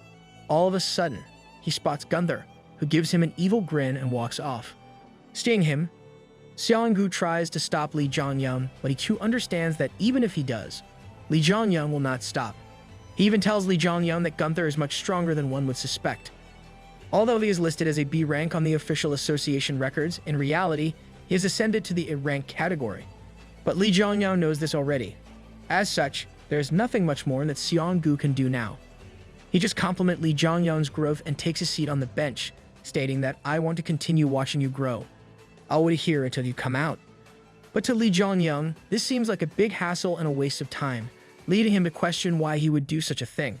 Consequently, Seong-gu replies to his question, because if you don't come out, I'm not going to leave the North Army Guild alone. Give the bald guy some credit. He's badass. Hearing his reply, even Lee Jongyang is taken aback, commenting on how Seong-gu is literally crazy for claiming that you will completely eradicate a guild on his own. Soon, an announcement is made, informing everyone that the raid will soon commence, so the participants should do their final round of checking and begin gathering. And just like that, Lee Jongyang parts way with Seong-gu and heads into the crowd to line up. As the participants begin entering the gate, Lee Jongyang recalls this moment as mentioned in the book. Lin River Gate, the place where Choi Yong-sung became the hero, Gunther and countless hunters died. But history will not repeat itself. History will now change. As Lee Jongyang begins to enter with eyes filled with determination, he claims that the honor of this place will be all mine. And so, as everyone finally enters, something immediately begins to go wrong. A mysterious beam of light appears towards the gate, seeing which, Gunther begins to smile with the biggest and most evil smile I have ever seen. It's beginning, he exclaims. Suddenly, a message pops up. Due to the gate's special trait, the gate's magical value is changing. Seeing the message, all the hunters begin freaking out. Obviously, they were not told about this, and they all immediately panic. Meanwhile, a guy who has the device used to measure the gate's magical energy also starts screaming. He announces that the gate's difficulty has gone up from B class to B+ class. To me, someone who doesn't know the power ranking system so well, that doesn't seem to be too bad. But the hunters, who are very well versed in this topic, know what's in store. But Lee Jongyang seems to be calm, almost relaxed as if he already predicted this. All of a sudden, a barrage of messages begins appearing. The gate's special trait is activating. The gate's exit has been blocked, and just like the messages state, the exit switches color and gets blocked. Seeing this happen in real time, the hunters quickly become distressed, left to wonder if they are locked inside this dangerous gate. But that's not all. Messages once again address everyone. Countless incarnations have gathered in one location. The sponsor is paying attention to you. The magical density is increasing. With this, the hunters feel an immense surge in powers, remarking at how their bodies seem to be burning. But it doesn't stop there. Countless incarnations have entered the gate. The sponsor's interest has risen. The magical density is increasing. This results in the guy measuring the magical level to almost collapse onto the ground. He sees the number on the screen drastically increase in a blink of an eye. The gate's class is A class, he announces with a paralyzed and defeated look on his face. Hearing this, the others are left perplexed. Apparently, A-class gates cannot be conquered without the presence of a hero-class hunter. Because of this reason, many of them are thrown into the abyss known as despair due to their foreseeable demise. On the other hand, Lee Jongyang is still looking to be unconcerned. He claims that this is the normal reaction because this land is about to become their graveyard. Sounds harsh, but I guess that's true. But he also notices the reactions of Gunther, Yangsu, and In Chong. They too seem unfazed by this whole mess, leading Lee Jongyang to confirm his theory that they already knew about this. Well, it's not surprising considering this stage was created just for them. He thinks. At last, a message informs everyone that the wave will begin soon. This leads to Gunther addressing the hunters, telling everyone to calm down. He claims that he can understand their confusion and that his mind is also in a mess right now because of the sudden increase in difficulty. But of course, that is a big fat lie. Regardless, gates have always been unpredictable. According to him, gates are places where accidents can happen at any time, but what is most important is for them to not get engulfed in despair but rather survive. They must live through this. I, Choi Yong-sung of the North Army Guild, will clear this gate alongside you, he proclaims. Suddenly, an ominous message pops up. Ruler of the Riverside is attempting to dominate the Riverside. With this, the hunters, much like before in the guild headquarters, begin to glow with a bluish hue. In addition, their eyes once again seem to be drained of life, but still, they all begin rallying behind Gunther's empty words. They state that their survival comes first, and as such, they should begin the preparation for the incoming attack. This all is revealed to be the doing of Gunther's authority, rule over Riverside. Using this authority, his leadership and incitement triple in effectiveness in an area with a river. Moreover, his forces will also follow his orders with a certain probability of chance. However, something which Gunther didn't predict happens. The influence of the Sky of Apocalypse has resisted the forced incitement and leadership. Thanks to this, all the others get manipulated by this wannabe hero. Li Zhongyang is in the right state of mind. Despite this is his first time seeing this authority, remarking on how powerful it is to be able to incite all those people at the same time. Meanwhile, as Gunther and his closest retainers stand on top of their mount, Yangsu asks his brother if they should also prepare to dive into the battle as well, but Gunther tells him no. As per the words of this mysterious person who is helping Gunther achieve his malicious goals, the Gates Wave will continue for a very long period of time. As a result, they need to preserve the North Army Guild's forces as much as possible. His response makes even Yangsu vary as he is taken aback at the words uttered by his sibling. But Gunther doesn't stop there. He tells him that they will act accordingly to plan. They will preserve the guild's forces while sacrificing the morons who decided to join in on the raid. But this makes Yangsu a bit skeptical. Does his brother want to kill them all? Seems pretty straightforward to me. But that is not the case. In reality, he needs some of them to survive in order to spread the news when they eventually get outside. Furthermore, he once again reiterates his command: the entirety of the North Army Guild will preserve their forces as much as possible until I command otherwise. This guy is ruthless. I like it. But Yangsu still has his qualms. He claims that there is no way that this tactic would work.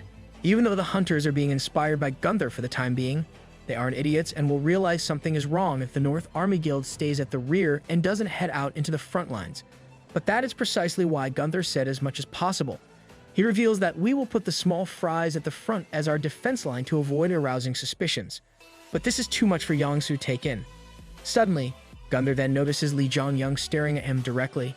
Meeting his gaze, he thinks that Li Zhongyang's eyes seem like he has already seen through Gunther's plans, and because of this, he needs to get rid of him as soon as possible. As such, he calls for Inchang, his loyal dog.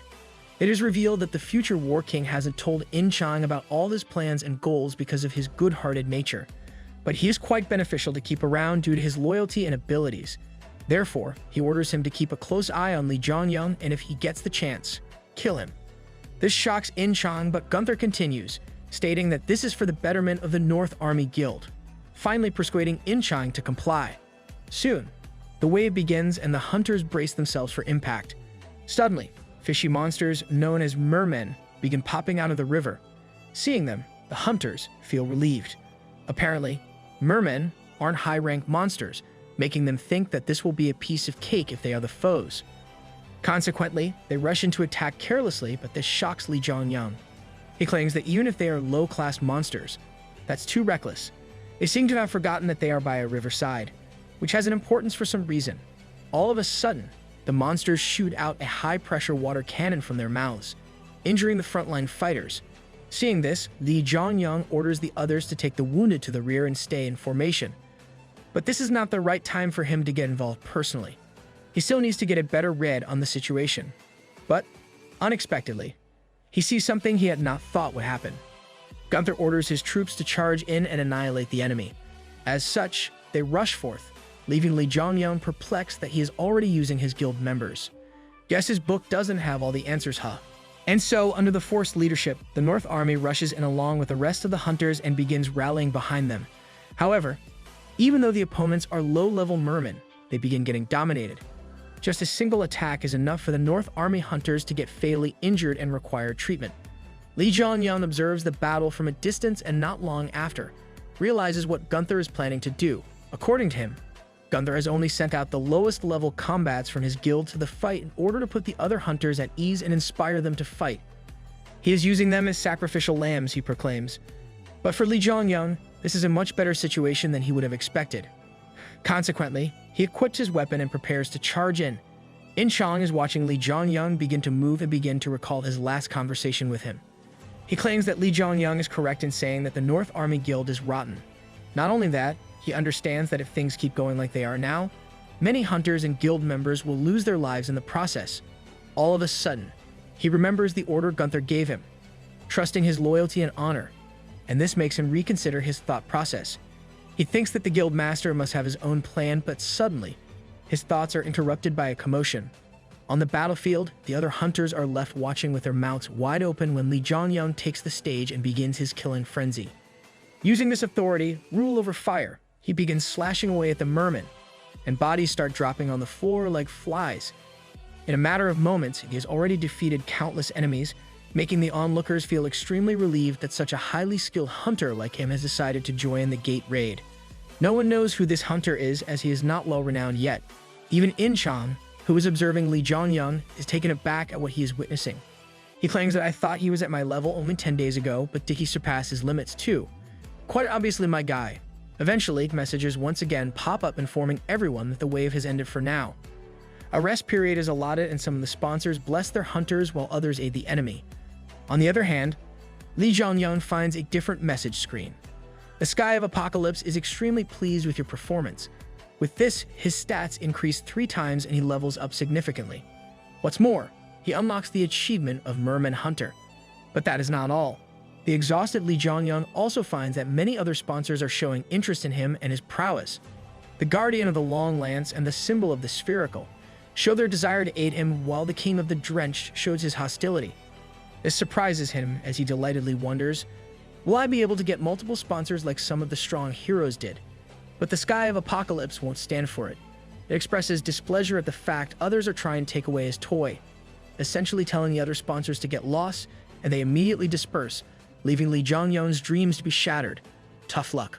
All of a sudden, the other hunters came running towards him. They ask who he is, curious as to which guild he belongs and where he is from. But Lee Jong-young decided to not reveal his identity yet. He announces that this isn't over. There are still a lot of waves left, and as such, everyone should get ready for the next battle. He reminds them all that this is an A-rank gate and they have to be cautious and vigilant at all times if they want to live. The other hunters seem to understand his words and decide to use this rest period to recuperate as much as they can. With this, they turn back and head towards their friends, while Lee Jong-young turns around to take a look at Gunther, who is staring daggers at him. As his eyes are engulfed in rage, Lee Jong-young gives off a slight grin, claiming that he already predicted this. Apparently, Gunther was trying to get the favor of the hunters by coming in at a crucial moment to highlight his efforts and win them over. But Lee Jong-young will not allow for that. He vows to thoroughly ruin all of his plans, and as time passes, the hunters will side with him instead of Gunther. Anyway, he then begins to check his status window, where he is delighted to see that he has already reached level 24. Even in these dangerous times, he is happy, stating that this gate will allow him to reach level 30 and become the foundation for his growth.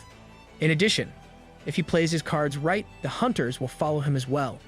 And so, the waves soon begin once again, and eventually, the hunters clear the 4th wave.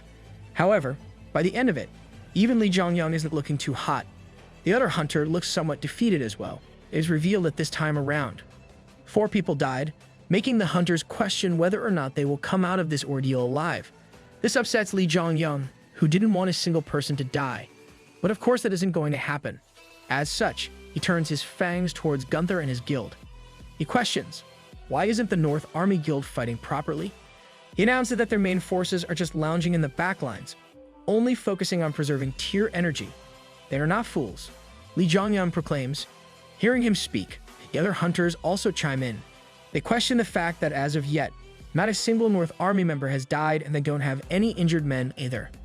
With this, Lee Jong-young tells Gunther to at least start fighting seriously now, or is going to just keep watching from afar while hunters sacrifice their lives. This all infuriates Gunther, whose all of his plans are falling apart. His plan to use the useless members to clear the waves has been foiled. Even the low-ranking members of his guild have already caught on that they have been cast out as bait and are getting restless, as his eyes fill with rage. That person created this opportunity for me, but this bastard is going to steal it, he exclaims. But still, he plans to keep things going as they have been, suggesting they see how things turn out. He figures that, on the basis of what he has seen, there is still a large gap between Lee Jong-young and him, and because of this, he can defeat him when the time comes.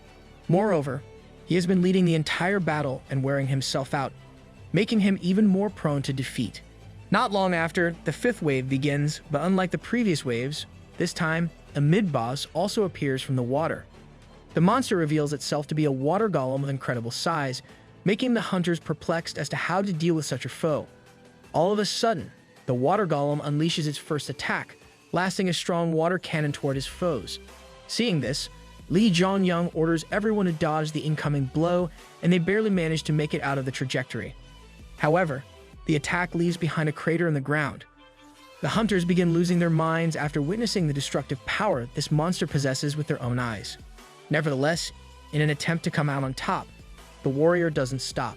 The long-range attackers use their bows and arrows to shoot the water golem, but all their arrows seem to simply go through it without dealing damage.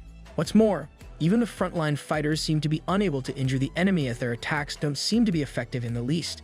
This makes the hunter question what the hell they are supposed to do against such a beast, which takes no physical damage. That is when Li Zhongyang decides to chime in. With his spear and authority ready to use, he leaps toward the water golem, smacking it straight in the face from above. Finally, his attack seems to work and the monster takes some damage. Seeing this, the hunters are startled at how this man is able to damage an opponent they cannot even touch, making them even more curious as to this guy's real identity. But Li Zhongyang remains calm and tells everyone the trick behind his attack. He claims that the gate is currently full of magic power, and so the hunters shouldn't try and hold back the increased power within them, but let it out instead. They should try and imbue their magic into their weapon to inflict damage. Hearing this, one of the archers recalls how this is supposed to be impossible for a low-rank hunter, but despite this, tries to give it a shot. But to her surprise, she is quickly able to get accustomed to the technique and launches an arrow toward the water golem. And so when it hits, her attacks also do damage, making the others feel more and more confident. Our attacks are working. We can do this, they think as they once again mobilize to rush in.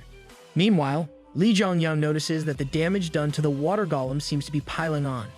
However, he understands that they cannot defeat a high-rank monster like the water golem with attacks of such caliber. Regardless, he still has an ace up his sleeve. Suddenly, his spear absorbs the flame Li Zhongyang controls and he begins to aim it towards the golem's chest. He announces that in order to defeat him, I have to destroy the core that contains his magic power. But now is not the right time. He has to wait patiently for now until he finds the perfect chance to throw his spear.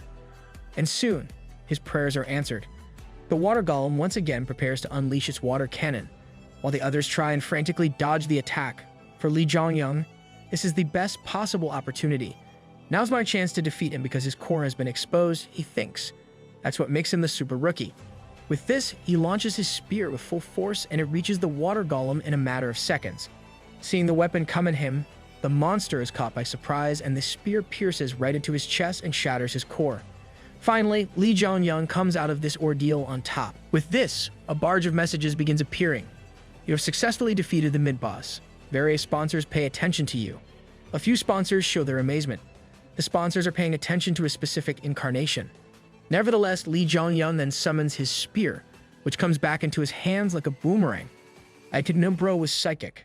He explains that this is an ability called Return that his spear, the Muspel's spear, got when he was leveling up, commenting on how it's quite handy, as the rest of the hunters watch the battle come to an end in awe. One of them realizes something. In the recent news, he heard of a rumor about the weird hunter that uses a long spear and a shield to fight. This hunter was the monstrous newbie called the Super Rookie, and that is the same man standing right in front of them.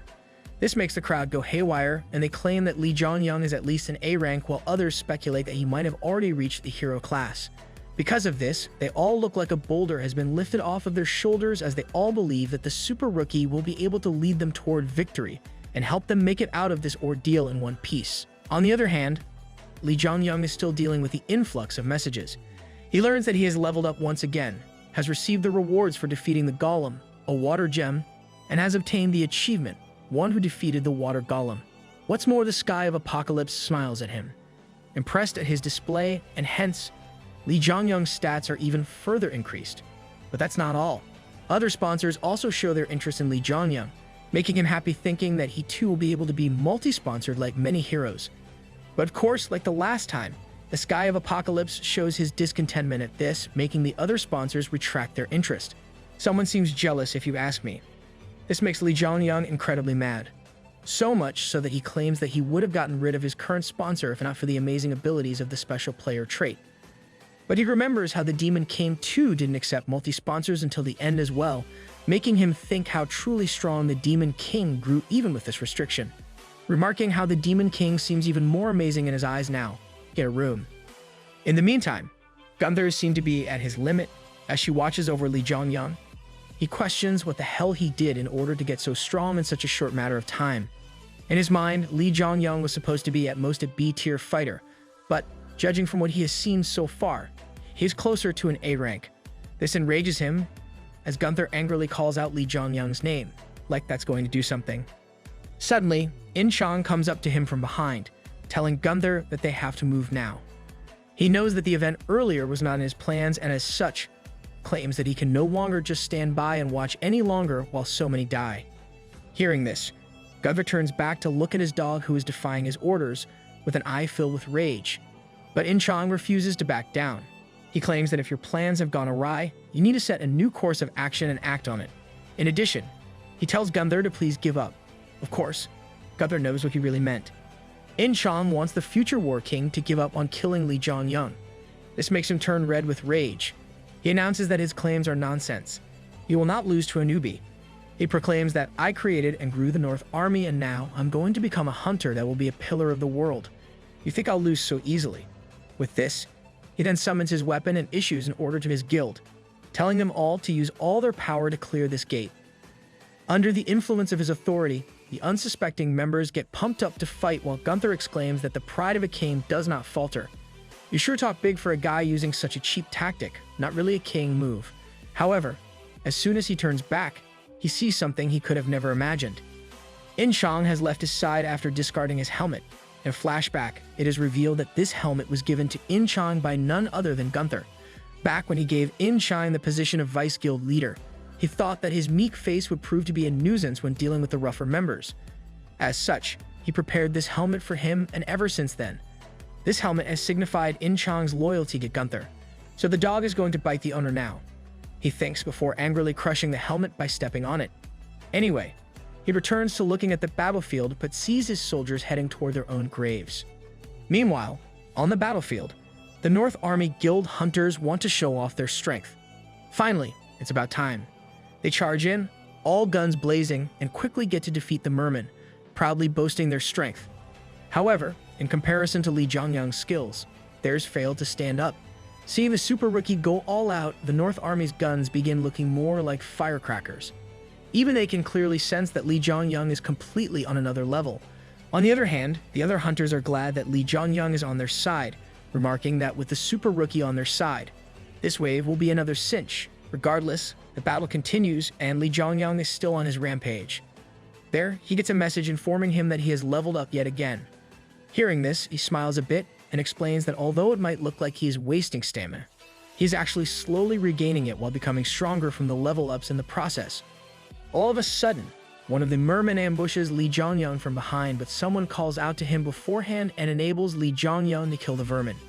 As such, a white-haired girl walks up to him, telling him to keep a good watch on his back. Wait, this chick looks familiar. But Lee Jong-young replies sarcastically to this girl. What's more, he reveals that this girl is actually none other than the fearsome A-rank hunter Jong In Chang himself, or rather herself. Nevertheless, with this remark over, he distances himself from In Chang and hurries to resume the battle. This makes In Chang sad as she thinks Lee Jong-young is disappointed in her. But despite this, she can no longer remain standing around idly doing nothing. She announces that I'll do what I can, and rushes into the killing frenzy. She wants to show Lee Jong-young her resolve for quitting the North Army Guild and her desire to save people. And so, eventually, the 9th wave comes to an end. But at what cost? This time around, there have been several casualties and people are seen begging others for potions or asking for a healer with their friends in their arms. Even Lee Jong-young is taken aback by this tragic sight. It's a complete hellscape, he proclaims. Even though they entered with over 100 people, more than half of them lost their lives in the ordeal. From behind, In Chang asks him if he is okay, and he tells her he is fine. But suddenly, they are interrupted by some members of the North Army, who berate In Chang, calling her a traitor and scum. They even threaten her, claiming that they will see if she makes it until the end of the raid. Bold words for unnamed side characters. This makes In Chang put on a defeated look on her face. Seeing their behavior, Lee Jong-young is surprised at their treatment of In Chang. They act so harshly even though she used to be a vice guild master. But I guess that a guild with absolutely no moral boundaries, who often resort to murder, always thought In Chang and her sense of justice was nothing but an eyesore. As the real scum leave, Lee Jong-young asks In Chang if she regrets her decision to fight by his side, seeing as that he has effectively completely turned her back on the North Army and her childhood friends. But In Chang claims that this is exactly why she left. Because she is attached to them all, she can no longer watch them walk the incorrect path. As a result, Lee Jongyang reminds her that Gunther will go out of his way to do something, but In-chang has already resolved herself for such a situation. Suddenly, a message pops up informing everyone that the final wave will begin. In addition, the boss of Lin River Gate, the River Worm, has appeared. At last, a worthy opponent. Suddenly, the ground starts shaking and all the hunters look towards the river with distress. But that's just the beginning. There, they witness a huge object emerge out of the water. This object is so big that they think that maybe the river is turning upright, but that is not the case. This object is none other than the River Worm, a giant worm-like monster. As the beast looms over the feeble hunters with its immense aura and size, the humans are left paralyzed with fear, unable to even speak or move in the presence of this huge monster. They wonder how on earth they are supposed to defeat a foe such as this. As fear is seen scattered all over their faces, even Lee Jongyang is not left unfazed by the boss of this gate. Even he is left in awe after seeing the sheer size of this opponent, but In-chang, who is right beside him, reveals that the North Army Guild, or rather, the guild master Choi Yong-sung, probably has a way to kill the River Worm. This surprises Lee Jongyang, but In-chang continues to speak, stating that the mysterious person helping Gunther from the shadows has most likely given him something to aid this mission. And because of this, Gunther definitely has something to deal with this boss. However, before hunting the River Worm, the North Army Guild has another agenda. They are going to try and take care of the rest of the hunters first so that they do not get in the way of Gunther clearing the gate by himself. Consequently, they both turn back to find the North Army troops, led by Choi Yong-soo, and In-chang tells Lee Jongyang to get ready for the battle. Seeing these powerhouses confront each other, the rest of the hunters are left flabbergasted. They wonder as to what is going on at such a crucial moment in time, asking if the hunters are going to fight with each other. Hearing their concerns, In-chang announces that the North Army Guild use every single person here for their own benefit. They are trying to kill everyone except their own members so they can clear the gate themselves and get the credit. She proclaims that I, Zhang and Chang, the ex-Vice Guild Master of the North Army Guild, hereby testify they are going to attack us now. Moreover, she claims that if the others do not believe her, they can just stand by on the sidelines and watch, because once she and Lee Jongyang are dead, they will soon follow in their footsteps. Seeing her demeanor change in this time of difficulty, Lee Jongyang is impressed. As expected of the Dragon Slayer, she's a hunter that becomes stronger in the face of calamities. He thinks. With this, In-chang takes her stance and prepares to face her enemies. On the other hand, hearing her words, the rest of the hunters decide to aid her. They think that if they are dying anyway, they might as well go down fighting and resisting. As such, they too begin powering up, and Gunther is grinning after seeing this display, claiming it nothing but a futile resistance. He proclaims that nothing will change despite their meddling. The North Army Guild will proceed with their plan. All of a sudden, in a twist of events, Gunther uses his weapon and shouts the monster's name aloud. This seems to be a command of sorts, and the River Worm begins sucking up the water from the river. But that's not all. After sucking up enough, it then discharges the water into the sky, making it rain on the battlefield. A cool party trick, I suppose. Maybe Gunther would be better off working in a circus or something.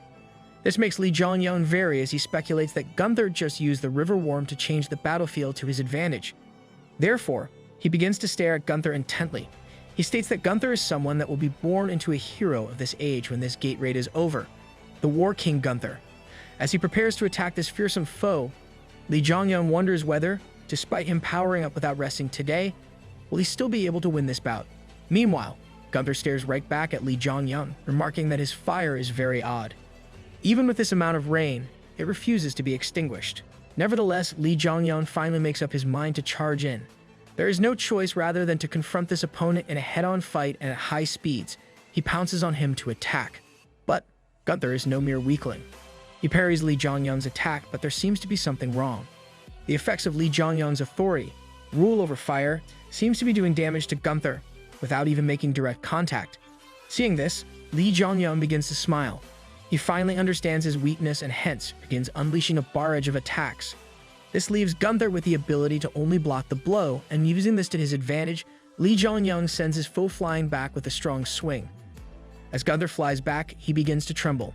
He questions what kind of trick this is. His face is covered with distress, and he announces that at this location, a riverside, his A-rank powers must have gone up by a significant amount. But still, this rookie is able to best him. To this, Lee Jongyang replies that when I first entered the gate, I was definitely weaker than you. Hearing this, Gunther goes insane.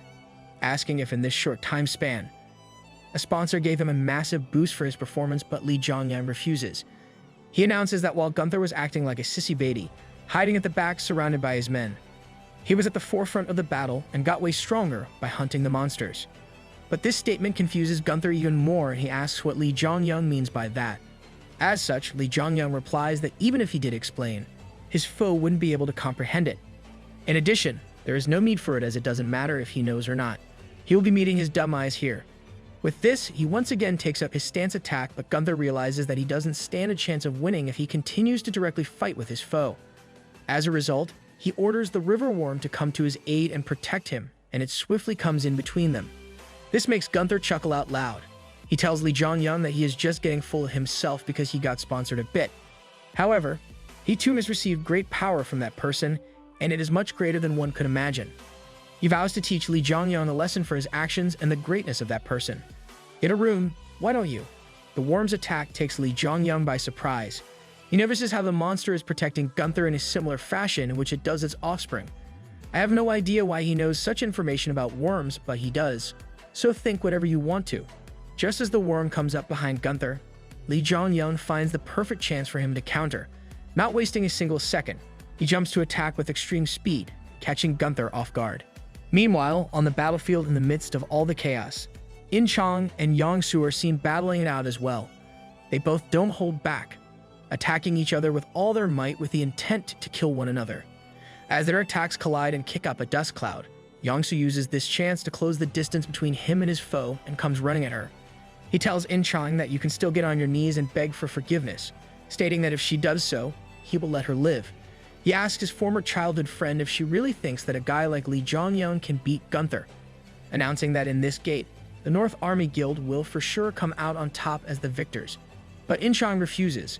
In response, she asks Yang Su what happened to him. Has he and his brother forgotten the oath they all took to protect mankind together with each other by their side?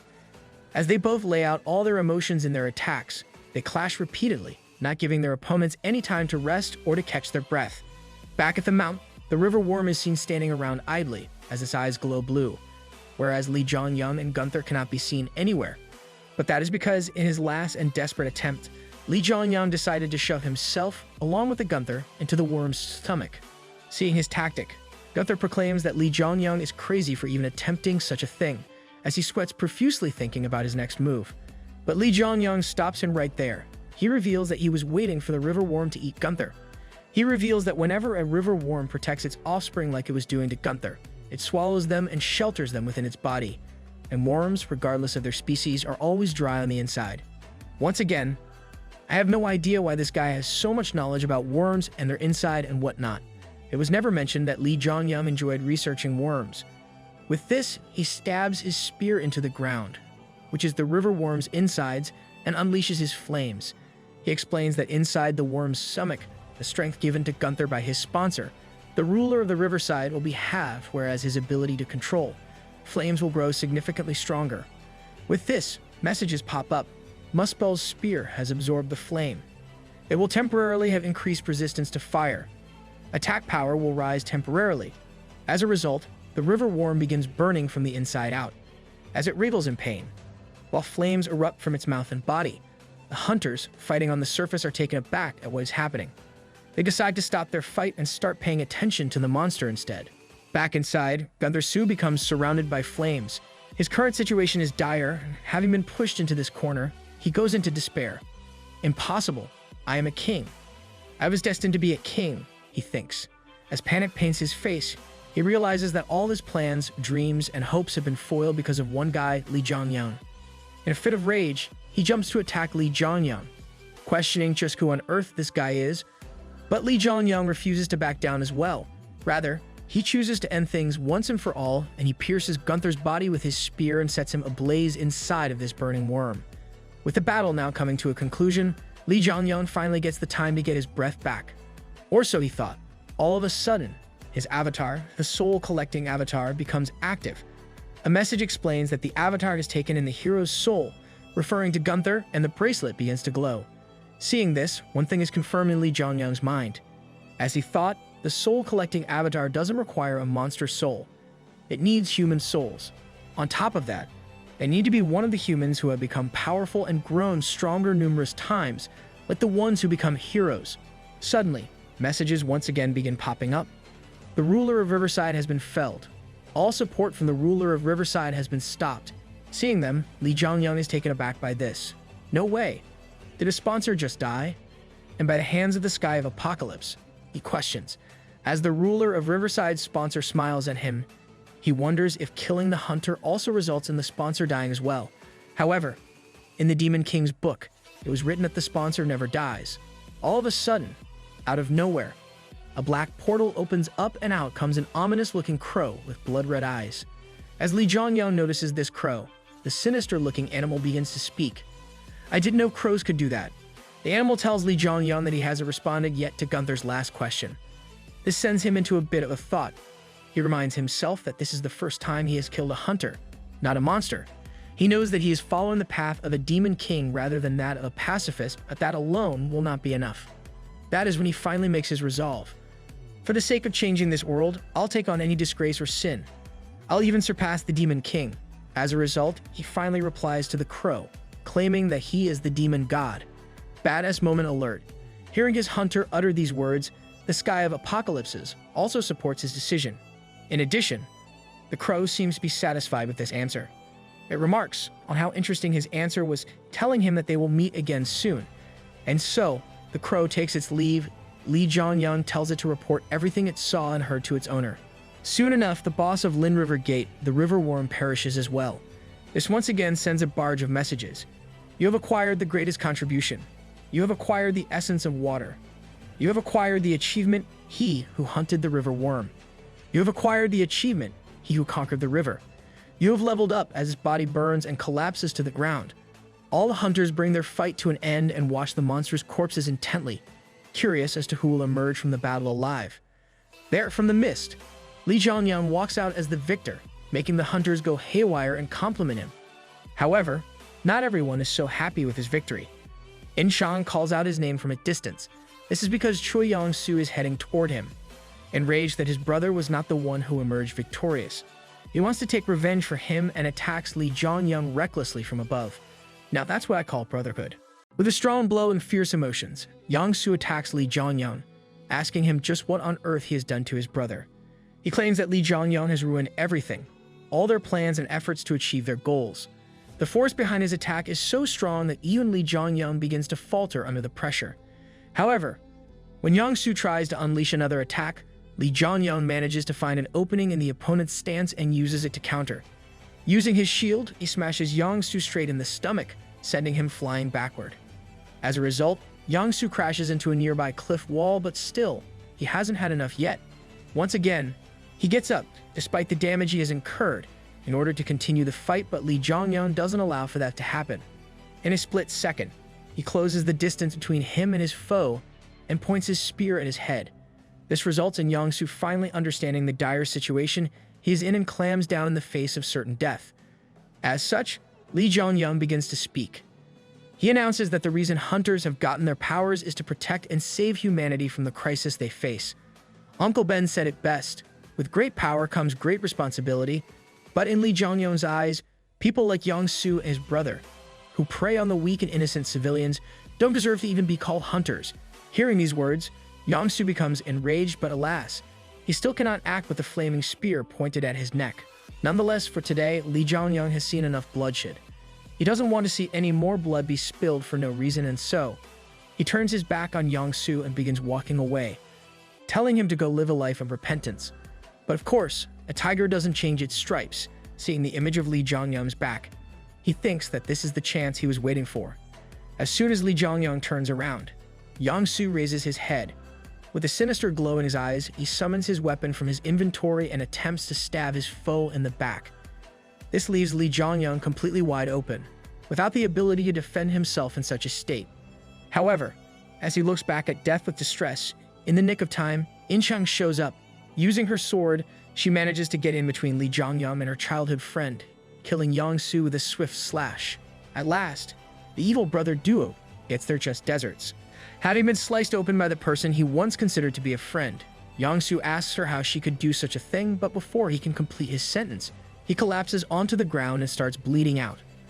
This allows the soul-collecting skeleton to absorb another hero's soul. Lee Jong-young, on the other hand, Lee Jong-young asks In-chang if she is alright, but she is clearly not. She blames herself for not stopping Gunther and Young-soo sooner, stating that if she had been able to do so, such a tragedy wouldn't have taken place. But Lee Jong-young refutes this. He claims that In-chang is different from those two scumbags, and because of this, there is no point in her blaming herself for their actions. But In-chang isn't willing to listen. She thinks that this is it for her. I shall never again wield a sword, and I shall live repenting for the mistakes of the North Army Guild, she vows. With this, she then turns back and walks off. This makes Lee Jong-young perplexed at her announcement. He wonders if the one that's supposed to become the great hero Siegfried has collapsed so early on, but in his mind, there is no way she's down for the count. What's more, he proclaims that he will not allow for such a thing to occur. But as for now, there is no other choice for him than to simply watch for the time being. And so, with the whole ordeal over with, the remaining hunters make their way to the exit of this demonic gate, where they are welcomed by an army of news reporters and cameras. As the association bodyguards make them maintain a respectable distance from the warriors, the reporters are left confused after seeing that neither Gunther nor Young-soo are present in the crowd of hunters. In addition, they notice that even the remaining members of the North Army Guild are standing in the back, making them realize that maybe the man standing in the forefront must be the key person behind this raid. What's more, this hunter's face and name are still unknown, making for a big scoop for them all. Consequently, everyone starts asking about the events that transpired inside the gate and the real identity of the one who led the survivors to victory. Our boy is finally getting some recognition. Just then, out of nowhere, Seong-gu comes up from behind Lee Jong-young and places a hand on his shoulder. He tells the reporters that this man standing in front of them is none other than the rumored C-rank super rookie. Hearing this, the reporters go haywire. Not only is this the debut of the super rookie to the world, but Seong-gu, the leader of the famous Lee Guild, seems to know him as well. Nevertheless, Seong-gu doesn't stop there. He claims the hunters have just returned after clearing this hellish gate, and as such, they should be given some time to recuperate from the situation. According to him, they should all applaud the hunters who have made it back alive while mourning the loss of the brave souls that the world has lost. His statement makes everyone clap aloud for the hunters, making them a bit happy. Soon dare much, but there is nothing to be happy about. This is not a happy story. This is the tale of a gate where 110 people were mobilized, yet the number of people that survived the hell of a special gate was only 39. This is enough to paint Lee Jong-young's face with a sad expression. In the meantime, somewhere else, the black crow Lee Jong-young encountered inside the gate appears on Earth. As a result, it returns to its master's side, who is revealed to be an eye patch-wearing man who is happy to see his crow. Hyujin, come back. Pretty bad name, to be honest. With this, the crow then tells its owner what it saw. It reveals the information it knows about Lee Jong-young, telling Mr. Eye Patch that he already knew that the river worm was controlled. In addition, Lee Jong-young was also aware of the plan to make Gunther a hero. But that's not all. Lee Jong-young also had the ability to get stronger after hunting monsters and proclaims himself as the demon god. Hearing all this, Mr. Eye Patch decides that he will have to meet with the survivors of Lin River Gate himself in order to learn all about the events, and tells his assistant to make arrangements for it. But that's not all. He also tells his assistant that the North Army Guild is no longer needed and it must be disposed of immediately. As such, the assistant complies with the order, stating that he will clean up the situation right away through the media. Later on, In-chang pays a visit to the North Army Guild headquarters, or at least it used to be. As she enters the building, she is hit by a wave of nostalgia. Recalling how the building used to be filled by people heeding Gunther's every word, she becomes visibly sad seeing that this is no longer the case, as she expresses how she is now sick and tired of being a hunter. All of a sudden, she is approached by some former members. They call out to her, claiming that she has done nothing wrong. Rather, Young-soo and Gunther only end up paying the price for their sins. But that's not all. They even bow in front of her, telling her to not give up. One of the members states that as a father, he wants to live an honest life, and as such, he is willing to pay for the crimes that they and their guild have committed in the past. However, In-chang tells them that this is not their burden to bear. As the sole remaining captain of the guild, it is now her responsibility to bear the punishment, and these guys have no obligation to pay for the crimes. But the members refute this. They announce that this is not the case, as there is a truth In-chang isn't aware of. "We are murderers," he proclaims, and upon hearing this, In-chang is left shell-shocked. Meanwhile, Somewhere else, Seong-gu meets up with Lee Jong-yeon. There, as they drink some soda, Seong-gu asks Lee Jong-yeon if he was out of line for exposing and revealing his identity to the reporters when the raid was over. But that is not the case.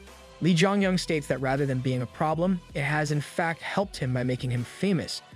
It is revealed that ever since that incident, Lee Jong-yeon has instantly become a superstar. But this is only natural. A rookie clearing a hellish gate that changed ranks from B to A is unheard of, making Lee Jong-yeon the top headline on today's paper and news channels.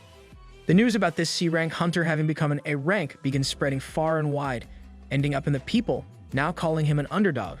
But in Seong-gu's opinion, this title is not fit for Lee Jong-yeon as it is supposed to be for the man of the people. Is that meant to be an insult? But Lee Jong-yeon is not offended like I am. He thinks that this isn't necessarily for a hunter like him who doesn't have his own faction. Nevertheless, Seong-gu is still glad that his interference didn't end up creating any problems for his friend. Suddenly, the mood gets tense. Lee Jong-yeon thinks that he should tell Seong-gu about his next step as it is necessary for his plans. As such, he asks how Seong-gu knew about it. This question leaves him a bit stumped, making him ask what his friend means by this. As a result, Lee Jong-yeon explains himself, asking how Seong-gu knew that he would use hero-making in his favor. Apparently, hero-making was a term that wasn't used in this age yet. The people of this age think that heroes are born from the will of the sponsors, luck, and the right timing. But of course, Lee Jong-yeon, being from the future, knows that this is not the case. Hearing this, Seong-gu cannot believe his ear. Are you saying you can make heroes? He asks. But his words fail to fool Lee Jong-yeon, who announces that Seong-gu already knows what he means since he's a member of Asgard. Hearing Lee Jong-yeon utter these words, Seong-gu grows enraged. His eyes begin to glow ominously as a gold hue surrounds his body. He pours out such an immense pressure that even the nearby swings begin to move, and ultimately, even Mr. Eye Patch gets a sense of it. This surprises Mr. Eye Patch, who is taken aback by the powerful aura emitted, making him think that something interesting is about to happen. Back towards Lee Jong-yeon, who is also left shocked at the true power that Seong-gu holds. Nonetheless, Seong-gu calms down, asking Lee Jong-yeon how he knows about this. He explains that ever since he met Seong-gu, he was already a part of Asgard. As a result, he asks why Seong-gu acted like he did, remarking at how it looked like Seong-gu was aware of his plans and was helping him nonetheless. But Seong-gu claims that he already suspected something. The speed of Lee Jong-yeon's growth defies all logic, and his thought process makes it seem like he knows something others don't. Nevertheless, Lee Jong-yeon was the one who purposefully let him get caught in his plan. He asks why Seong-gu thinks he did such a thing, but his friend has no answer, leading Lee Jong-yeon to reveal his true intentions, to become a member of the secret organization of powerful hunters named Asgard. This leaves Seong-gu speechless, whereas Lee Jong-yeon stands there with a smile on his face, thinking that the real war starts now. Later that night, Lee Jong-yeon decides to call out In-cheon to have a conversation with her. Of course, she complies, and there asks why he wanted to meet her. Consequently, Lee Jong-yeon decides to quit the small talk and get right to the chase, asking her to join his side. But In-cheon seems hesitant at first. She claims that her usefulness has ended at the Lin River Gate. As of now, she has lost the North Army Guild, which she used to consider her family and her usefulness. But that's not all. She also states that she is not someone who's competent enough to accomplish anything great. But Lee Jong-yeon stops here right there. He tells her that she has plenty of worth, knowing what the future has in store for her. But In-cheon refuses to listen. Annoyed at this comment, she begins to tremble with rage. She announces that Lee Jong-yeon acts so confident as if he knows everything already. This leads to her admitting that he was right in the past. The North Army Guild was nothing but trash and garbage, and she was just a component mixed up in the huge pile of human waste. That's being a bit too harsh on yourself, though it is kind of true. What all this does is make Lee Jong-yeon wonder about what happened to her in this short span of time to change her attitude so much. He asks her about what happened, making her finally reveal what she has learned recently. She tells Lee Jong-yeon that there were even crueler things going on in the depths of the guild, things far more sinister than she was led to believe. The guild members, following the orders of their leader, have been murdering countless people, including powerless civilians. This is enough to send a chill down Lee Jong-yeon's spine, while In-cheon takes a seat on the ground, looking as if her entire worldview has been brought into question. She recalls the experience Lee Jong-yeon had with the North Army Guild, where they threatened an innocent civilian to falsely testify against him. Well, apparently, they have been going around secretly assassinating the ordinary people involved in such conflicts, making her comment on how the guild master Choi Yong-sun really thought of ordinary people as nothing more than bugs. Well, you knew that already. Meanwhile, Lee Jong-young claims that the situation has taken a dangerous turn. For a person as righteous and good-hearted as In-chan, this kind of information is much too cruel for her to handle. He thinks that if things keep going on like this, at this rate, Lee Jong-young will end up losing the future Dragon Slayer and she will begin mentally crumbling into the ground. He has to think of a way to get her back onto her feet, and with his quick thinking, he conjures up a plan. And so, he asks her, what will you do if something like this happens again? He carries on, stating that gates appeared out of nowhere and awakened hunters were born to combat the monsters inside of them. In front of such people, who have been blessed with superior physical abilities, the normal people cannot do anything and become completely powerless even to resist. If such injustices occur in a small guild, such as the North Army, Lee Jong-young claims that it is sure to be the case in other guilds as well. Incidents like these must occur everywhere at all times, making him question if In-chan plans on ignoring the rest of these atrocities. Hearing these words, the depressed In-chan opens her eyes and stands up. But Lee Jong-young doesn't stop there. He claims that he wants to try and stop all these things from happening and correct what's wrong in this world. He wants to stop anyone else from feeling what In-chan has to go through after witnessing these events and feeling like she is. But still, In-chan is not convinced. She asks if Lee Jong-young thinks he will be able to truly stop all this, even though she has witnessed his strength and amazing character firsthand. She announces that Lee Jong-young knows nothing about the hidden power in this world. She remarks on how much power that person holds, referring to Mr. Eyepatch, adding that in front of a monster like him. The other hunters are all nothing but insignificant insects. But that's not all. She adds that she is not strong enough to go face to face against that person, asking Lee Jong-young if he really thinks he knows a way to go against him and change the world. This brings us to this crucial moment. Lee Jong-young thinks that the situation is do or die now and tells In-chan his deepest secret. He tells her that I'm from the future, leaving her perplexed at this statement. Nevertheless, Lee Jong-young continues on, like he hasn't said something crazy just now. He states that something massive will happen soon. A cataclysm will arrive where many people will die and many things will be destroyed. When the time comes, the power of the North Army Guild's former vice guild leader will be necessary. And so, he reminds her that the association will be calling them together soon, telling In-chan to meet him there and think over what they have discussed until then. With this, he takes his leave and the both of them return to their homes. The next morning, Lee Jong-young is seen watching the news where he finds out that all of the North Army Guild's crimes have been brought to light. But what is surprising is how detailed the report presented is. This makes him think about whether or not the report was prepared ahead of time in order to throw away their useful pawns if and when they become useless and are nothing but an annoyance. As he sits in his home watching the news intently, something strange begins to happen. His soul-collecting skeleton begins to glow. It is seen that the avatar has finally been activated and will now be born as a true avatar. Oh yeah, boy.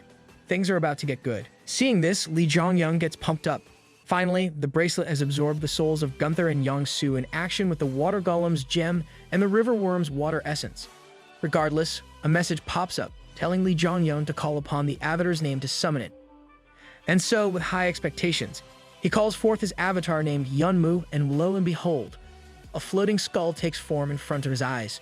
This skull is the avatar itself, which asked its master if he called for him. On the other hand, Lee Jong-young is not too pumped up after seeing this. Rather, he is left a bit disappointed, wondering if this is really it. He thinks about where on earth his bone dragon is, whereas Yunmu begins to wonder if something is wrong. Anyway, as the day continues, Lee Jong-young is seen honing his abilities. As per the autobiography of the Demon King, it is explained that magic power is like the atmosphere. However, countless heroes like him have wondered if they are fully utilizing the true potential of this magic power. They thought about ways they could fully draw out the true power of magic, the mana stream. But for Lee Jong-young, this is something he is still incapable of doing. According to him, the method the Demon King devised to draw out the maximum amount of power is hard to reproduce because the instructions aren't very detailed. Nevertheless, a cataclysm he cannot stop is coming his way. When that happens, all the current A-rank hunters will be left as mere C+ rank. But in order to face this calamity, Lee Jong-young has to get stronger, something which is proving to be quite difficult for him. Suddenly, he gets a text from Kim, telling him that she is waiting outside to take him to the association. As a result, Lee Jong-young makes a JoJo face, thinking that they will finally be able to meet. And just like that, he gets stressed and heads down, where Kim gives him a ride to the association headquarters. On the way, Kim remarks on how she has never seen Lee Jong-young so nervous before in her life, not even while entering the Lin River Gate, where he was likely to die. Has Lee Jong-young ever made such a face? Leading her to think that maybe he wasn't even human, but seeing Lee Jong-young like this has swayed her opinion. But of course, meeting the president of the renowned Korean Association is an event worthy of being nervous about. But Kim tells him to stay calm. She claims that the president is surely calling out to him and the other survivors of the Lin River Gate in order to talk about their accomplishments and not because Lee Jong-young did something wrong. But to Lee Jong-young, that is quite obviously not the case. Over 50 people died in the Lin River Gate incident, including the heads of the North Army Guild. He is sure that this is not just a meeting to congratulate and reward the survivors, and hence, there must be some other intentions behind the president's actions. He announces that, in essence, it is an untraditional interrogation.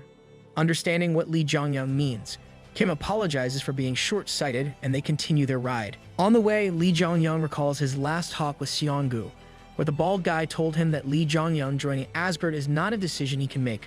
Apparently, Heimdall, aka Seong-gu's alias as one of the 12 heroes, was dissatisfied with the current state of Asgard. Although the organization was originally made for the betterment of the world and for humanity, it has quickly fallen and deteriorated. What's more, when the Demon King met with Seong-gu originally, he was already against Asgard but had no way out. As a result, the Demon King also joined Asgard momentarily but left with Heimdall. Therefore, Lee Jong-young's plan is to join the secret organization earlier than the Demon King and grow significantly stronger using their resources until they are no longer useful to him. Eventually, they reach their destination, and Lee Jong-young ventures inside the president's office. And holy shit, the president is Mr. Eyepatch. Who knew? This is the same person the North Army Guild followed, the same man who ordered them all to wreak havoc, and the same person mentioned in the diary of the Demon King multiple times, Jang Hyun-jin. This man is a powerful figure that Lee Jong-young has no choice but to acknowledge. He is in fact so strong that in his current state, Lee Jong-young is not sure he could win against him. There, they exchange pleasantries, and the president introduces himself as Jang Hyun-jin and extends his hand. Seeing this, Lee Jong-young shakes his hand and also introduces himself. But soon enough, the president shows his true intentions, asking Lee Jong-young, "Who are you really?" with an evil expression on his face. Jang Hyun-jin announces that Lee Jong-young already knows everything, and as such, there is no need for them to waste time playing dumb in front of each other. He straight up tells Lee Jong-young that he was the one who gave such power to the North Army Guild. But suddenly, Lee Jong-young remembers something from his book. Do not trust anything about Odin. Everything about him is a lie. Nevertheless, he already knows that Jang Hyun-jin was the one responsible, and as a result, has a very tame reaction. Seeing this, Jang Hyun-jin is a bit disappointed, and he begins reviewing Lee Jong-young's personal file once again. He remarks on how special this man standing in front of him really is. When he awakened as a hunter, he killed dozens of goblins, along with the boss of the gate, a goblin chieftain, all by himself. After being rescued, he was rated as a C rank. However, in just a mere 2 months, he quickly raised his power level and became an A-rank hunter who was capable of defeating the River Worm and clearing the Lin River Gate all on his own. This kind of growth is unbelievable and unheard of, piquing Jang Hyun-jin's interest into the anomaly known as Lee Jong-young. But despite this, he has one question. Why did Lee Jong-young kill Gunther? He states that Gunther was someone he was raising in order to use as a tool, and looks to be enraged at the fact that his hard work has been wasted. Hearing this, Lee Jong-young understands that Jang Hyun-jin must have seen everything that transpired through his crow. He claims that he merely killed a hunter who was hostile towards him, asking if this is a problem. But of course, it is. Lee Jong-young has destroyed one of the chess pieces Jang Hyun-jin was helping grow, and that too without his permission. But in Lee Jong-young's eyes, this is not a big loss. But wasn't he still just a pawn, he asks.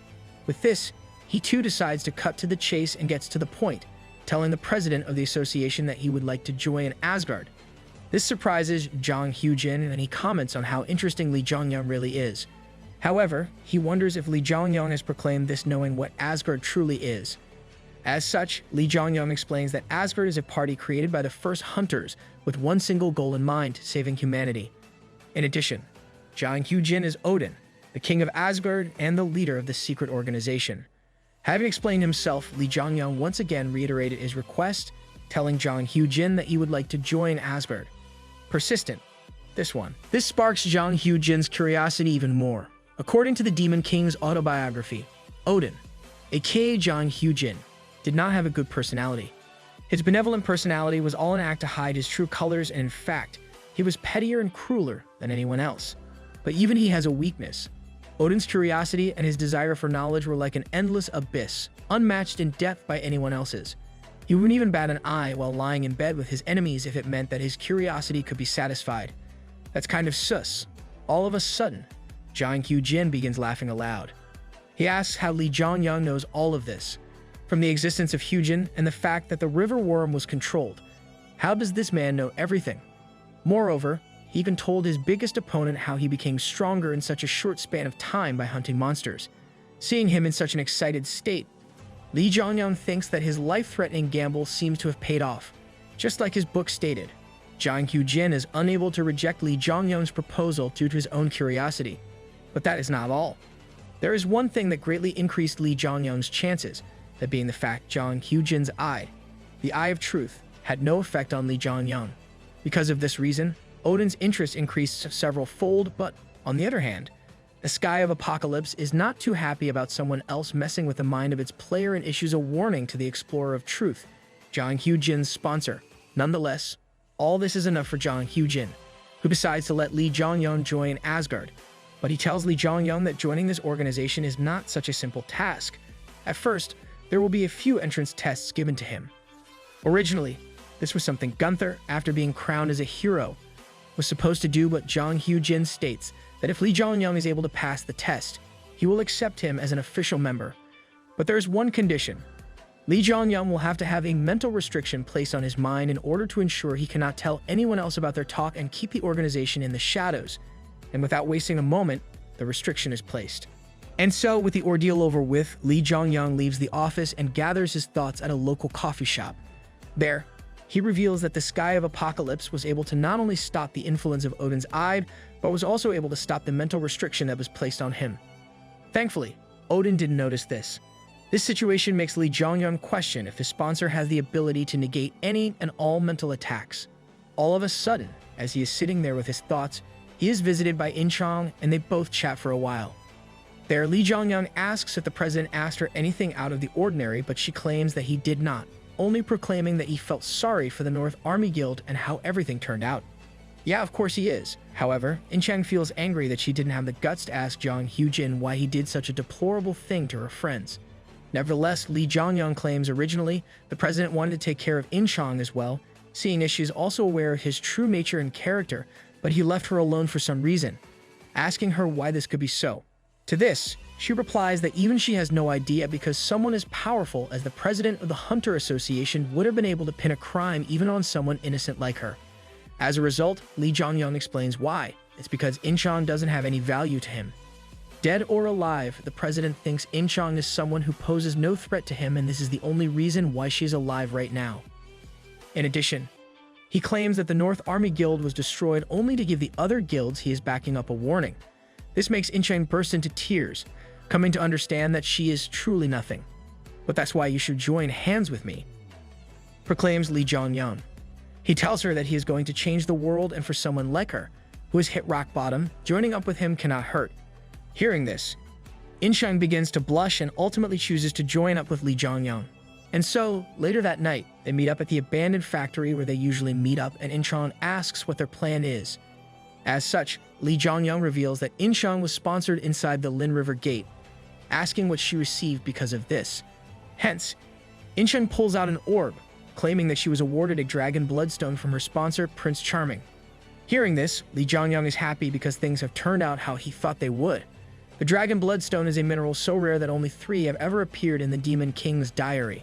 What's more, it is a catalyst that allowed the immortal Siegfried to become complete. There, Inchang decides to give the dragon blood stone to Li Zhongyang, making him confused. He asks her if she knows the true worth of this rare stone, but she acts meekly, stating that by his reaction, it appears Li Zhongyang knows more than she does. Because of this, she keeps on insisting that he have it. And so, he happily takes possession of it, though it is still weird for him to get his hands on the item he was so desperate to have. He asks if she is sure she should give up a sponsored item so easily, as this could help her tremendously in the future, but Inchang claims that it is just a gift to the one who has believed in her and acknowledged her strength. Hearing this, Li Zhongyang decides to accept this generous gift. But to be honest, this isn't a smart move for Inchang.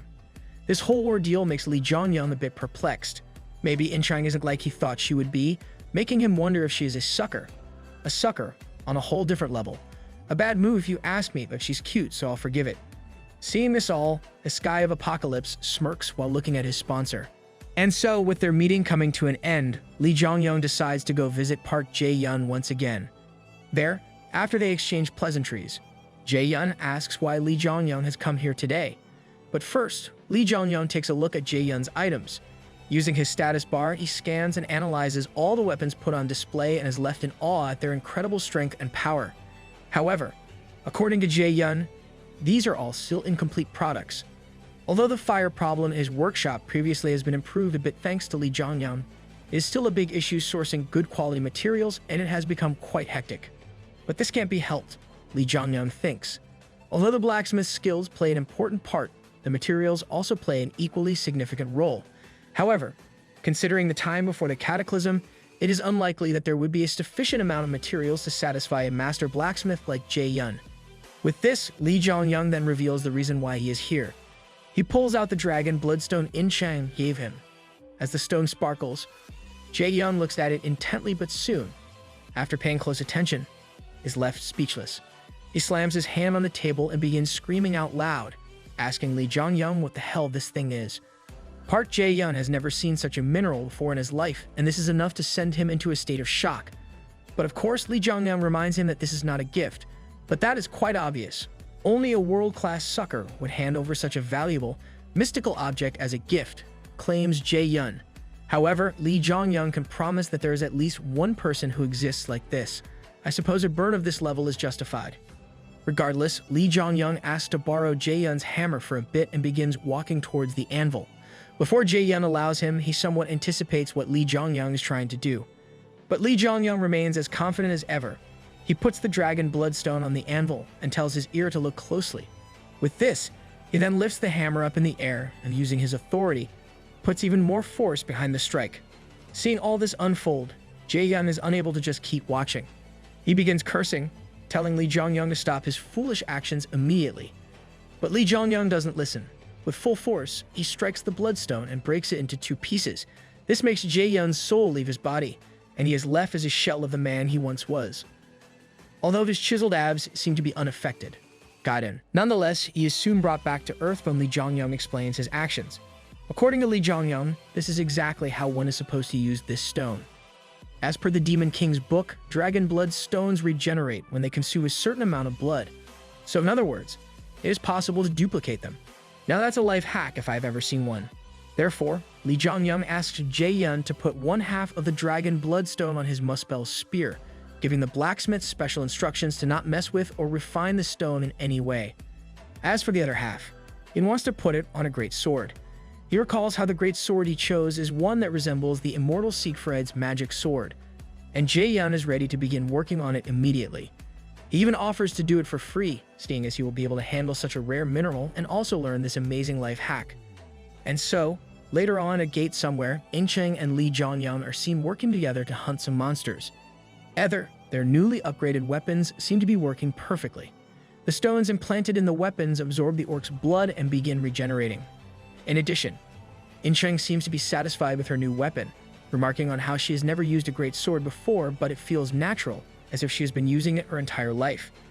But this much is expected from the future legendary blacksmith Jae-yun. Lee Jongyung asks about how much Inchang's stone has regenerated, learning that it has reached 2%. This makes Lee Jongyung speculate that the stronger the monster they hunt, the higher the regen rate will be. However, Inchang is still impressed at how there was this method of using the bloodstone. They can keep doubling the stone, making her comment on how giving the item to Lee Jongyung was the right choice to make after all. As they share this wholesome moment, they are quickly interrupted by the sound of footsteps belonging to a giant orc, the ogre warrior, aka the boss of this gate, the monster. Not wasting a single second, roars aloud and unleashes his strike. In the nick of time, Lee Jongyung is able to barely dodge the blow, but upon closer inspection, he finds that Inchang is not by his side. As a result, he calls out her name, and as the dust from the attack settles, he sees Inchang blocking the strike all on her own. Pretty badass.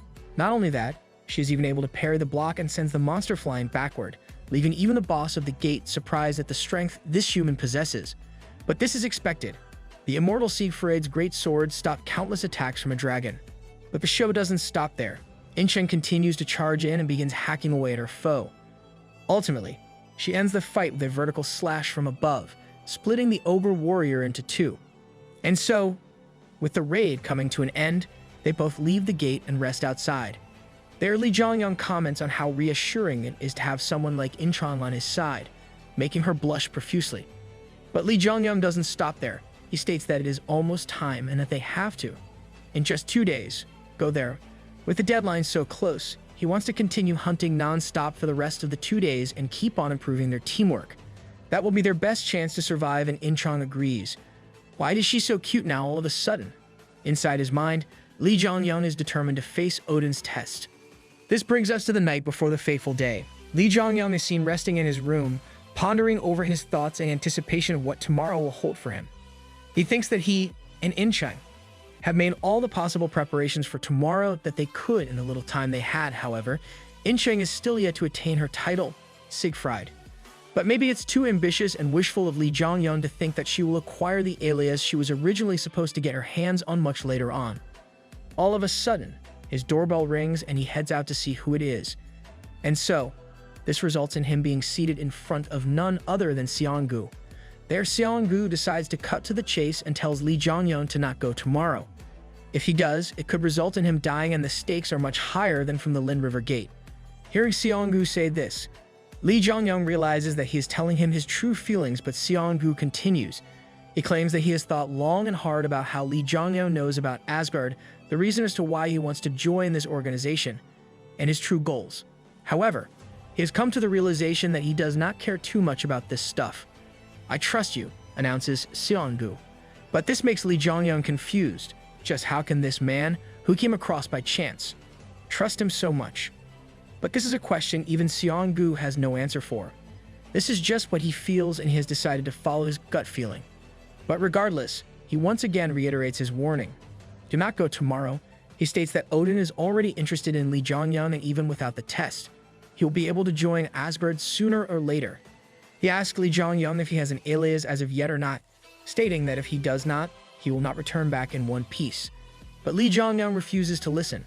He thanks Xianggu for his concern, but tells him that it is unnecessary. He proclaims, no matter what, I will make it back alive. I still have a lot to do. Confidence 100. And so, the fateful day has now arrived. Li Zhongyang and Inchang, dressed in a black suit, appear at what looks to be an airport. There, they are greeted by Kim, who guides them to the destination. Seeing Kim there, Li Zhongyang congratulates her on getting a promotion, but she claims that it is all because of Li Zhongyang. Since he is so successful, she is being rewarded as the one in charge of him. Not only that, as Li Zhongyang has been selected for an international expedition, she expresses her happiness about being in charge of a hunter representing their country. She bows in front of him, telling him that the gate is about to open, and prays that they both return safely before heading back. Seeing her act, even Inchang is impressed, and she remarks, what a cool guy. Huh, guy? Are the translators messing with us? My disappointment is immeasurable and my day is ruined. Nevertheless, both Li Zhongyang and Inchang reach the gate to London, where an association member tells them to enter. With this, they land directly in London, where they are greeted by the hosts of the event.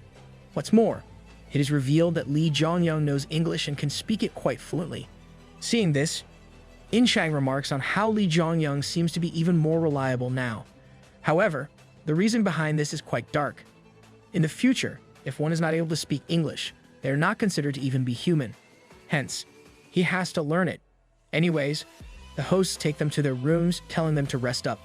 In addition, they tell them about the party that is being hosted for the hunters who have gathered to help with the Gate expedition, recommending that the hunters firm Korea be sure to attend it. And hence, the same night, they decide to partake in the event. There, Inchang comments on how frustrating it is to not know English, curious as to what the others are saying about them in passing. But Li Zhongyang tells it to her straight.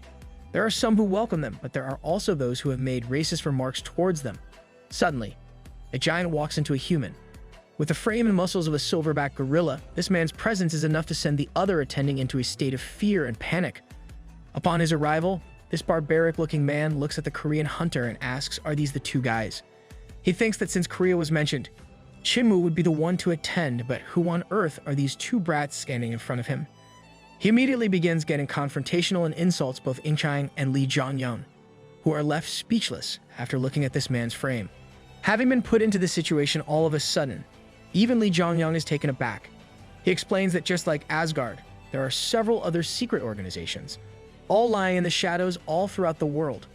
These organizations regularly battle each other over things like the rights to a particular gate. And one of these things was what resulted in the Battle of the Great Warriors.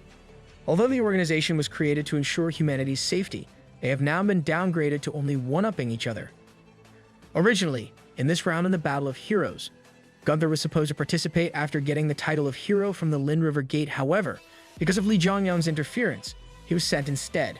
However, according to Lee Jongyang, even Gunther is not on the level of this giant, making him wonder if this is the effect of his changing history.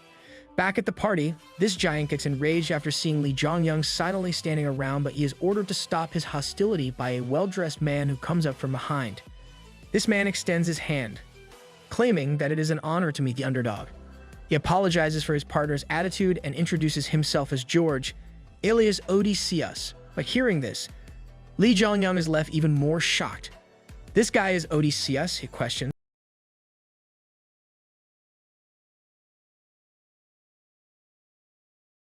Was such a feared man that even in the autobiography, the Demon King was unsure that he would be able to face him. Nonetheless, he shakes George's hand. In addition, George also tells his comrade to apologize, which he does. He introduces himself as Demetrius, alias Hercules, which if you have been paying attention is the one who kills Odysseus in the future, and extends his hand forward with an ominous grin on his face. From his demeanor, it appears that he wants to crush Lee Jongyang's hand under the guise of shaking it. However, Inchang doesn't allow for this. She intervenes and grabs a hold of Hercules' hand, telling him to move his hand as Lee Jongyang will not be accepting an apology from him. Demetrius' interest is piqued upon seeing this. He never imagined there would be someone so ballsy to confront him directly, and this ensues a battle of strength between the two. As George oversees this ordeal unfolding, he is left stunned at the fact that Inchang is actually facing off against the strongest hunter. However, back on the field, Demetrius manages to shake Inchang away and sends her flying. As she regains her footing, she notices that her hand has been broken in the brief power struggle. On the other hand, Demetrius is delighted to know no end. He begins laughing out loud, stating that there seems to be someone else who is even more promising than the underdog. With this, he shows his desire to meet with the Korean hunters once again. George also apologizes for this incident and assures them that he will greet them another time. And so, the two then leave the party. Meanwhile, Lee Jongyang notices that Inchang is not doing well and asks if she's okay. But, of course, she isn't. She is seen to be drinking a potion in order to recover and asks if they really have to defeat someone like Demetrius. In response, with shadows engulfing his face, Lee Jongyang confirmed this was the case. But even in his mind, there is no possibility of them winning, through normal means that is. According to the book, Hercules was an invincible monster. However, despite this, he had a great weakness that prevented him from standing at the top of the world. With this, the days continue to pass by. Every day, a meeting is held in order for the members of the secret organizations to get acquainted with each other and get a sense of each other's strengths. But Lee Jongyang and Inchang did not participate in the parties. Instead, they opt to clear raids even when aboard. As a result, they meet up with a suited man who takes them to a gate. The man compliments the tenacity of the Korean hunters but expresses concern about how the hunters should preserve their stamina for their future battles. Regardless, the two decide to enter while the host waits for them outside. Consequently, not long after, they enter the over-tried gate. Once inside, Lee Jongyang makes it clear that they will keep on going like this until they achieve their goal, and Inchang willingly complies. With this, Lee Jongyang begins the planning. He tells her that they will continue on as they did in Korea with defense-oriented training. This is because, according to Lee Jongyang, he will not be able to withstand even a single blow from Hercules, even with his powerful skills and abilities, and that is why Inchang plays such a crucial role in this. As a result, Lee Jongyang heads deeper into the gate while telling Inchang to wait for him there. This leaves Inchang alone with her thoughts, where she expresses how restless she used to feel in the past due to guilt. However, now she is much more at ease and even her sponsor has started giving her satisfactory messages. Previously, it used to be messages like frowns or enrage, but that has now changed, and this is all thanks to none other than Lee Jongyang. Soon after, Lee Jongyang returns but is seen fleeing from the location immediately. The reason for this is revealed to be the dozens of ogres he has behind him, including the dungeon boss, the twin-headed ogre. Seeing all these monsters, Incheng freaks out, and the two hunters immediately book it out of the situation. But that is not what they are supposed to do. Li Jiangyang tells Incheng that she shouldn't try to dodge the monsters, despite them all being aggro with her. But Li Jiangyang puts his trust in her, telling her that she will definitely be able to withstand their blows. As a result, deciding to trust his word, Incheng makes up her resolve and does as she is ordered to. She makes a hasty turn and charges into the incoming horde of ogres. To aid her, Li Jiangyang calls out for his avatar Yunmu and tells him to assist Incheng with potions if she looks to be in any sort of danger. And so, with the situation being dealt with, it is time for Li Jiangyang to search for the thing he originally came here for, to find the hidden piece that will allow him to defeat Hercules. Consequently, as the leader of the gang, Li Jiangyang is seen wreaking havoc and chaos among the other ogres using his authority. However, amidst the flames, he finally finds what he is looking for, the hidden piece that appears in B-rank ogre tribe gates. It is revealed that this hidden piece is a monstrous ogre that even hero-level hunters are afraid of facing. This monster has the ability to negate the rule over fire authority by merely walking it off. Talk about a cheat skill. Am I right? Although this monster is not capable of using magic, its fearsome personality and abilities have made people in the future call it the Red-Eyed Ogre Mage. On the other hand, back in Korea, Sidong-gu barges into the president's office and slams open the door. As soon as he arrives, he starts shouting at Jiang Hyujin, asking what he's trying to do. Seeing his loud arrival, the president's assistant tries to calm Sidong-gu down, telling him that he cannot act in such a manner here. However, Jiang Hyujin announces that it is fine. What's more, he excuses the assistant, telling him to wait outside so he and Sidong-gu can have a conversation in private. And so, once alone, the president then brings out his true nature.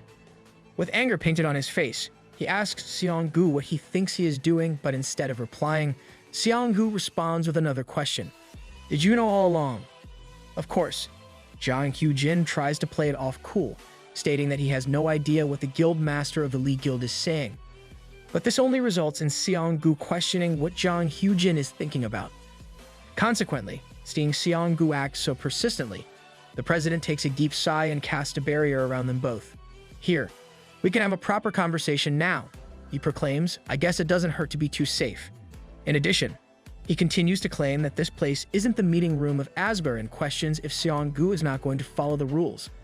But his foe refuses to back down. Sidong-gu asks why Jiang Hyujin is bringing up such secondary rules when their first great rule to help humanity strive has been ignored for so long.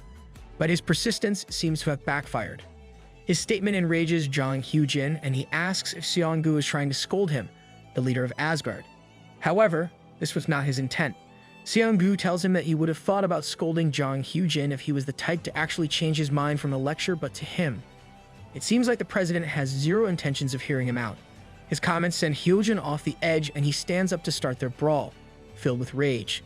Nonetheless, Sidong-gu is able to calm him down with just a single sentence. It's Hercules. Hearing him say this, Hyujin is left perplexed and asks what Sidong-gu means by this. As such, Sidong-gu explains that Hercules is participating in this round of the Battle of the Great Warriors. But to Hyujin, this is news he hasn't heard of before. As far as he knew, Asgard was promised victory in this battle of the great heroes, yet Hercules was participating. This makes him wonder if Olympus does not intend to keep their promise. Seeing his boss in such a confused state, Sidong-gu realizes that things are far worse than he imagined. He thought that Li Jiangyang was sent there knowing that Hercules was going to participate, but by the reaction he just saw, it looks like even Jiang Hyujin wasn't aware of the situation up until now. Nevertheless, Sidong-gu decides to keep pressing. He questions if Jiang Hyujin is going to let Li Jiangyang die just like this, asking if he isn't interested in him. In addition, in an attempt to save him, Sidong-gu volunteers to head there himself and deal with the ordeal. But there is no need to worry too much, at least as per Hyujin. Apparently, he has no intentions of letting Li Jiangyang die. Although this wasn't a part of his plan, Hyujin reveals that he has already put a mental restriction on Li Jiangyang, and if he gets into danger, the president will receive a signal immediately. Not only that, Jiang Hyujin proclaims that Olympus has broken their agreement. This will be a great excuse. Yay! Time for war and bloodshed. Hearing this announcement, Sidong-gu is a bit taken aback. He thinks that maybe Hyujin already predicted this turn of events. Moreover, He claims that having that restriction put on him wasn't the smartest move for Li Zhongyang, but it appears to be a blessing in disguise. However, deep down, he feels like something is really off and is bound to go wrong. Well, he couldn't be more right. Unbeknownst to the great heroes Auden and Heimdall, the mental restriction placed on Li Zhongyang was already nullified by the Sky of Apocalypse. Back inside the gate, the red-eyed ogre mage is frantically scanning its surroundings in the midst of the flames. There, Li Zhongyang is seen taking cover behind some rocks, thinking that it was the right choice to bait his opponent using fire. Eventually, he finds a shiny red orb, which is revealed to be his true objective all this time. According to him, this stone is the reason why the ogre was able to become an ogre mage, stating that this object will be the most important piece for facing off against Hercules. Nonetheless, he is not granted a moment's rest. Out of nowhere, the ogre mage appears behind him, as the ogre looms over its prey with an angered expression. It was at this moment that Li Zhongyang knew he messed up. Fortunately, he is able to create some distance between himself and the ogre using a smokescreen. But not for long. The ogre mage soon catches up to the fleeing Li Zhongyang. This leaves him in a state of desperation, wondering if he will be able to defeat this monster on par with Hercules. All of a sudden, the monster leaps into the air and slams into the ground. This leaves Li Zhongyang with no other choice than to confront the beast head-on. He claims that he wanted to avoid a fight with this monster in preparation for fighting against Hercules, but it can't be helped now. And so, he braces himself for the approaching battle. As such, the ogre mage charges up and unleashes a strong punch towards his target, whereas Li Zhongyang equips his spear and rushes in as well. However, before they clash with each other, a message screen pops up informing Li Zhongyang that the gate has been raided. Lucky. With this, the ogre turns into a bluish ghost figure and disperses from his sight, leaving Li Zhongyang to think how close it is. He states that it would have been awful if he had become injured during this fight. If he received damage even potions could recover, he would have been left in a major pinch, but luckily, it looks like Inchang was able to bring down the boss just in time. Back in London, the parties still continue. There, Hercules and Odysseus are seen standing around. Hercules remarks on how the Korean hunters haven't shown up since the first day, making Odysseus comment that they must be out making their own preparations. But it looks like Hercules cannot wait any longer. He is itching to go and asks his comrade if he can at least visit a gate to let out some steam. But Odysseus refuses, stating that he doesn't want to endure another headache because of him. What's more, he reveals something crucial. As per him, Hercules has come here while defying Olympus' orders. However, Hercules announces that it wasn't his fault. He was ordered to purposefully lose a battle that he could win, claiming that as a fighter, he could not stand such an unfair act. Because of his actions, Theseus, the one who was supposed to accompany Odysseus originally, has been hospitalized and Odysseus has hidden him. All of it has been working for now. Since Hercules showed up on the first day, someone from Olympus should be on their way as well in order to punish Hercules for defying orders and Odysseus for helping him. But Hercules tells him that there is no need to worry as he will protect his friend no matter what or who comes. With this, he starts talking about Li Zhongyang and Inkang, stating that they look somewhat capable. But for a warrior like Hercules, there aren't many fighters that he acknowledges. For him to be looking forward to crossing swords with the underdog and his companion, Odysseus feels like something big is going to happen. The next day, at the hotel, Li Zhongyang and Inchang are seen sitting in their room. There, Inchang asks Li Zhongyang if he is going out to hunt again, asking if she should accompany him. But Li Zhongyang tells her not to, as she is not in her peak condition after yesterday's battle. Of course, Inchang blames him for this. Regardless, because of Li Zhongyang's antics, she was able to gain a special and valuable trait that enhanced her constitution growth and physical resistance. He jokes about whether they should go at it one more time. Ham. What? Hearing this, Inchang begins to fluster and tries to dig into the question, pretending to look busy. Her reaction only increased my suspicions. What happened last night? But Li Zhongyang claims that he was just joking. As such, he tells Inchang to rest for today and heads out alone. Inchang eventually complies but tells him to contact her if anything happens. Consequently, Li Zhongyang ventures into the city and reaches a place known as Alchemy Street. He seems to be looking for someone in particular here, but with no way of locating this person, he decides to just sense the place where he is getting the most magic power. This led him to a shop, the exact place he was looking for. And so, he heads inside only to be greeted by an orange-haired girl. Why does she look so familiar? Seeing her, Li Zhongyang begins to smile, thinking that he has come to the right spot. The shopkeeper tries to actively engage with her customers and asks what brought him here all the way from Korea. Maybe a special potion or a weapon of mass destruction? But to her surprise, Lee Jong-young asks if this girl is Park Yoo-jin. Hearing this random stranger utter her name, this girl is left shocked and instantly changes her tone. She asks who this guy is, stating that he cannot be good luck as she has just set up shop here. But Lee Jong-young just replies sarcastically. He reveals that this girl is the younger sister of Brock, also known as Park Jae-yun, the greatest blacksmith. Her skills rival that of Jae-yun, in addition to her being a great alchemist as well. In the future, she attained the title Hephaestus. Anyways, Lee Jong-young requested her to modify his weapon, and a week later, she completed the task. Lee Jong-young wanted to melt down the red stone he found at the Ogre tribe gate and use it to coat Muspel's spear. However, after working on the spear and with the red ore, Yoo-jin's suspicions have only grown. She claims that she left Korea behind, along with her good-for-nothing brother, and came all the way to London in hopes of attaining such high-quality materials. But still, she has never seen materials such as the ones Lee Jong-young brought in. Even Olympus didn't have anything like this, leading her to wonder just who on earth this guy is and how he got his hands on such high-quality materials. Regardless, Lee Jong-young just tells her to come back to Korea. He tells her that if minerals are her goal, Korea will prove to be much more beneficial to her than England, as he is currently in Korea. However, this leaves her confused. Inside his mind, Lee Jong-young explains what he wants to accomplish from this. When these twins come together, they will be able to make me stronger, he thinks. But in reality, Yoo-jin doesn't seem so eager to believe this stranger's words. She asks if he is claiming to be able to obtain materials even Olympus can't, leading to her calling him arrogant. But this man's confident attitude is what piqued her curiosity. Eventually, the fateful day of the raid arrives. All hunters from all over the world prepare themselves as soon as the gate opens up. There, Incham asks if they will have to battle all the hunters here. But that is not the case. There are some who aren't interested in winning, and clearing the fate first is also a part of the winning conditions. This makes Inchang feel a bit relieved as she thinks this will result in minimum meaningless killings. But Lee Jong-young isn't too sure about that. Not everyone in the world is as kind and good-hearted as Inchang. All of a sudden, Hercules and Odysseus arrive at the location. Hercules' presence is enough to send everyone into a state of panic, and they all begin to stare at him. This enrages him, and he begins lashing out at the participants.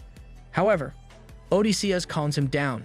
In addition, he manages to divert Hercules' anger onto Lee Jong-young, who is staring at them as well. Seeing the look in his eyes, Hercules became excited about what the future had in store for them. He exchanges pleasantries with Lee Jong-young, and ultimately, the hunter ventures inside the gate. But something seems a bit off. Before entering, Lee Jong-young tells Inchang to run away first when they step inside, and this order surprises her. Nevertheless, having issued his command, Lee Jong-young enters the Kataydon Mountain Gate. But as soon as they enter, they are met with a huge explosion. Inchang, although managing to avoid any direct damage, begins thinking about what is going on, but decides to obey the orders Lee Jong-young gave her. As such, he dashes away from the scene at full speed, but is forced to stop when she sees an injured hunter on the verge of death. Not being able to ignore this scene, she tries to aid this hunter by giving him a potion, but to no avail. The warrior has already taken his last breath and passes away in front of her eyes. But that's not all. Suddenly, out of nowhere, a fierce attack comes her way. Although she's able to parry the attack just in the nick of time, the blow leaves her hands trembling. And this powerful strike was from none other than Hercules, who was impressed at her strength. "I'm glad I decided to participate," he announces while facing Inchang with an ominous stance.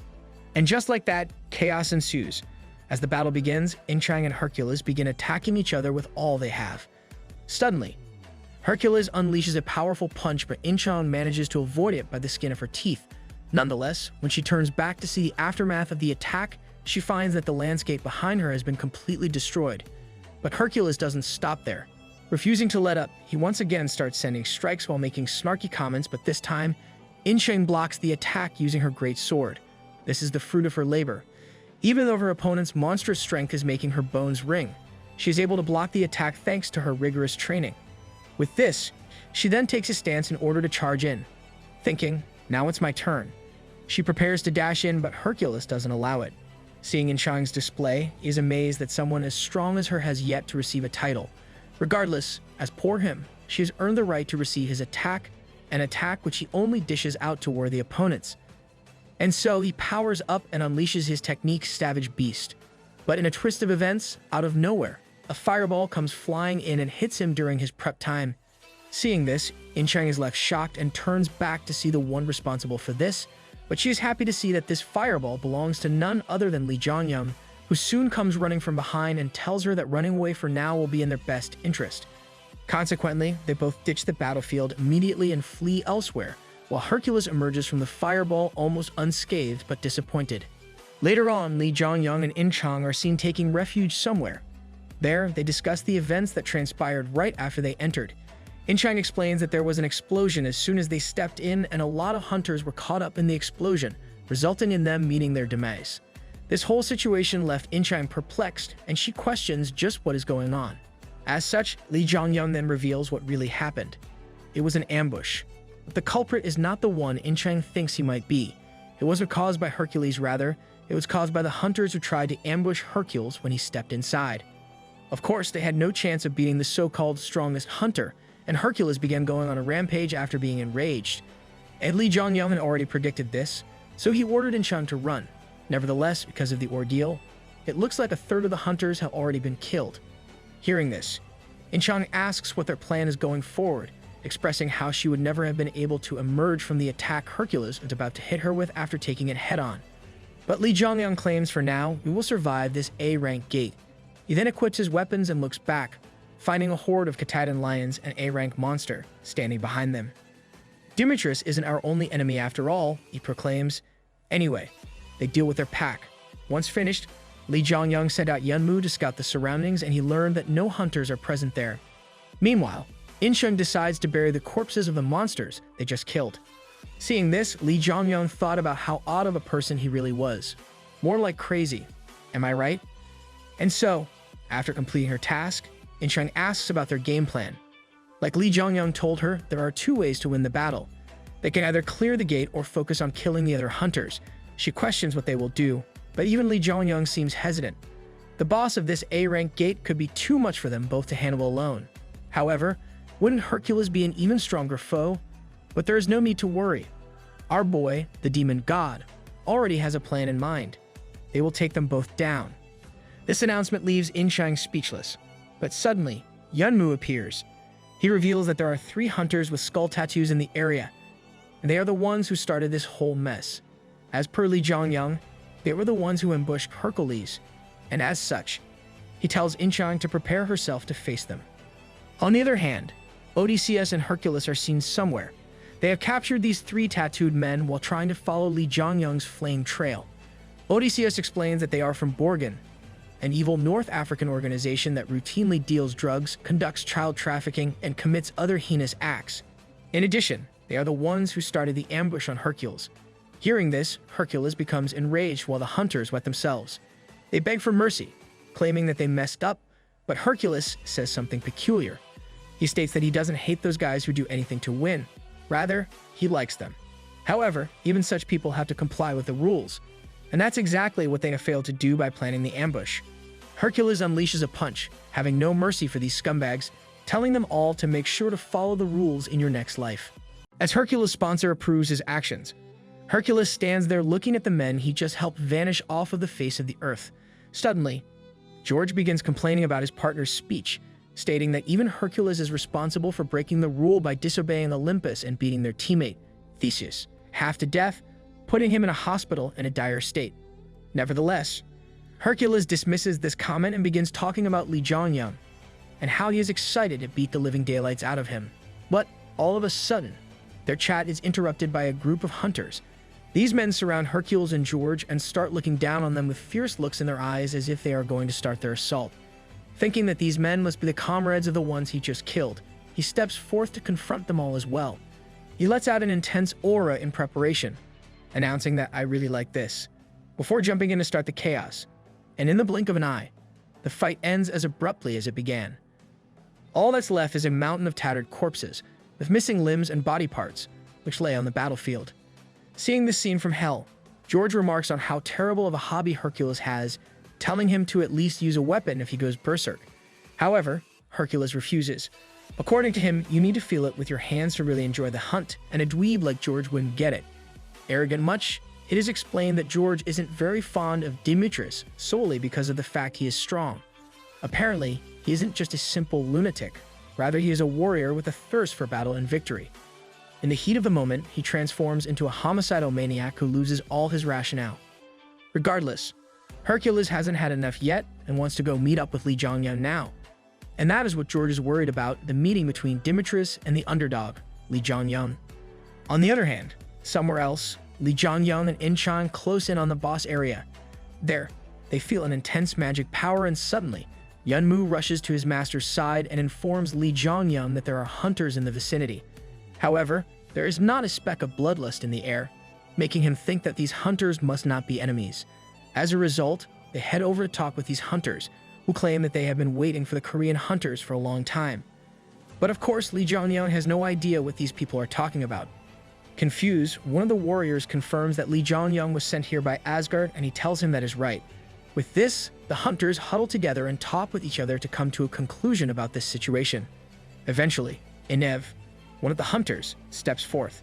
He introduces himself as a member of Nile, a global organization similar to Asgard and Olympus which operates in the shadows, and states that they were tasked with helping the underdog. But seeing as he doesn't know anything about the plan, he explains that the victor of this great war has already been decided beforehand to be Asgard. Although it seems like there has been a problem on Olympus' side and things have gotten a bit complicated with Hercules' arrival, the hunters of Nile are here to help ensure Lee Jongyun and In-chang's victory. Hearing all this, Lee Jongyun finally figured out the reason why Choi Yong-sun was able to win the Great War. As such, Inev announces that he and his team will help them defeat the boss, as only the two of them will not be enough to win. But Lee Jongyun has something else in mind. He proclaims, "I will take down Demetrius." His announcement leaves all the others perplexed but to Lee Jongyun. If he only wins by taking down the boss, it would look like he is nothing but one of Odin's puppet. Seeing them all shocked, In-chang, who doesn't have a clue as to what is going on, asks Lee Jongyun to explain the situation to her, and he expresses how the plans to make Asgard win was already set in motion by the higher-ups, but his plan to defeat Hercules has left them speechless. But still, there is one thing worrying Lee Jongyun. He questions if even In-chang will oppose his decision, but, much to his surprise and delight, she shows her willingness to tag along with her partner, stating that she will follow Lee Jongyun's plan. Hearing this, Lee Jongyun begins to smile, and I am blushing after seeing In-chang smile. However, disaster strikes at the last moment. One by one, the other hunters begin chickening out. Obviously, they do not want to directly face off against the supposed strongest hunter in the world, and they walk off, berating Lee Jongyun and his delusional ideas. Even the hunters of Nile back out, ultimately leaving the Korean hunters right back where they started, alone with just the two of them. Nevertheless, Lee Jongyun claims that this doesn't matter, and they both begin their journey to their first target, the Catalian Mountain Gate boss. Later on, Inev's teammate asks him about what he thinks will happen. Consequently, Inev states that although it will be tough, Lee Jongyun is unusually strong considering what he has experienced so far. If he is to consider the underdog's potential, it is like that Lee Jongyun is on par with the leaders of the underground organizations. Hearing this, Inev's partner is left taken aback, but he continues, claiming that the reason he and the other hunters have sat around is to judge him and his skills accurately with their own eyes. On the other hand, In-chang and Lee Jongyun have reached their destination and are finally faced with the boss, a Catalian. Almost immediately, the beast unleashes his powerful aura, which in turn slightly decreases the hunter's abilities. Regardless, Lee Jongyun is able to successfully resist the aura's pressure, and his stats return back to normal moments later. In addition, he also received another achievement. And so, at last, the assault begins. At high speeds, Lee Jongyun charges into their foe to attack, telling In-chang to take the right side while he does the opposite, reminding her to conserve her strength. Having heard her orders, In-chang complies and dashes in, while Yunmu covers their flanks. With this, all three of them get into position, ready to attack, and so In-chang is the first to unleash a blow. However, the fearsome Catalian is able to dodge the swing and in return, uses its paw to smack her to the side. That's kind of disrespectful. The show doesn't stop there. Lee Jongyun soon follows suit and uses his rule over fire authority to set the monster ablaze, but his tactic fails to do any damage. Once again, the boss emerges unharmed and tries striking back. However, Yunmu intervenes and helps Lee Jongyun get to a safe spot. With this, the hunter duo then regroups. Even from their brief interaction, both In-chang and Lee Jongyun seem to be panting heavily. There, Lee Jong-young reminds her to not push herself too hard, as their goal is to start the boss's second phase when Demetrius gets here. But when will that be? Meanwhile, Demetrius is seen causing mayhem somewhere else, as countless dead bodies lay shattered on the ground. Hercules is seen with his fists all bloody. It seems like in pursuit of Lee Jong-young. He was confronted by the hunter groups, which attacked him repeatedly. This whole cat and mouse routine is seriously pissing Demetrius off, but this isn't such a big deal, at least to George. Hercules will soon face the opponent he desires to fight so much, but Hercules doesn't have it. As his eyes glow with a blood-red color, he tells George to shut it, making his partner think that Demetrius must be getting lost in his bloodlust now. He explains that in exchange for such incredible raw power, Demetrius gets lost in his killing frenzy the more he kills. This makes him wonder if the underdog is already aware of this fact and hence left behind these hunters for him to fight and get more into a trance. But there is no way this is possible.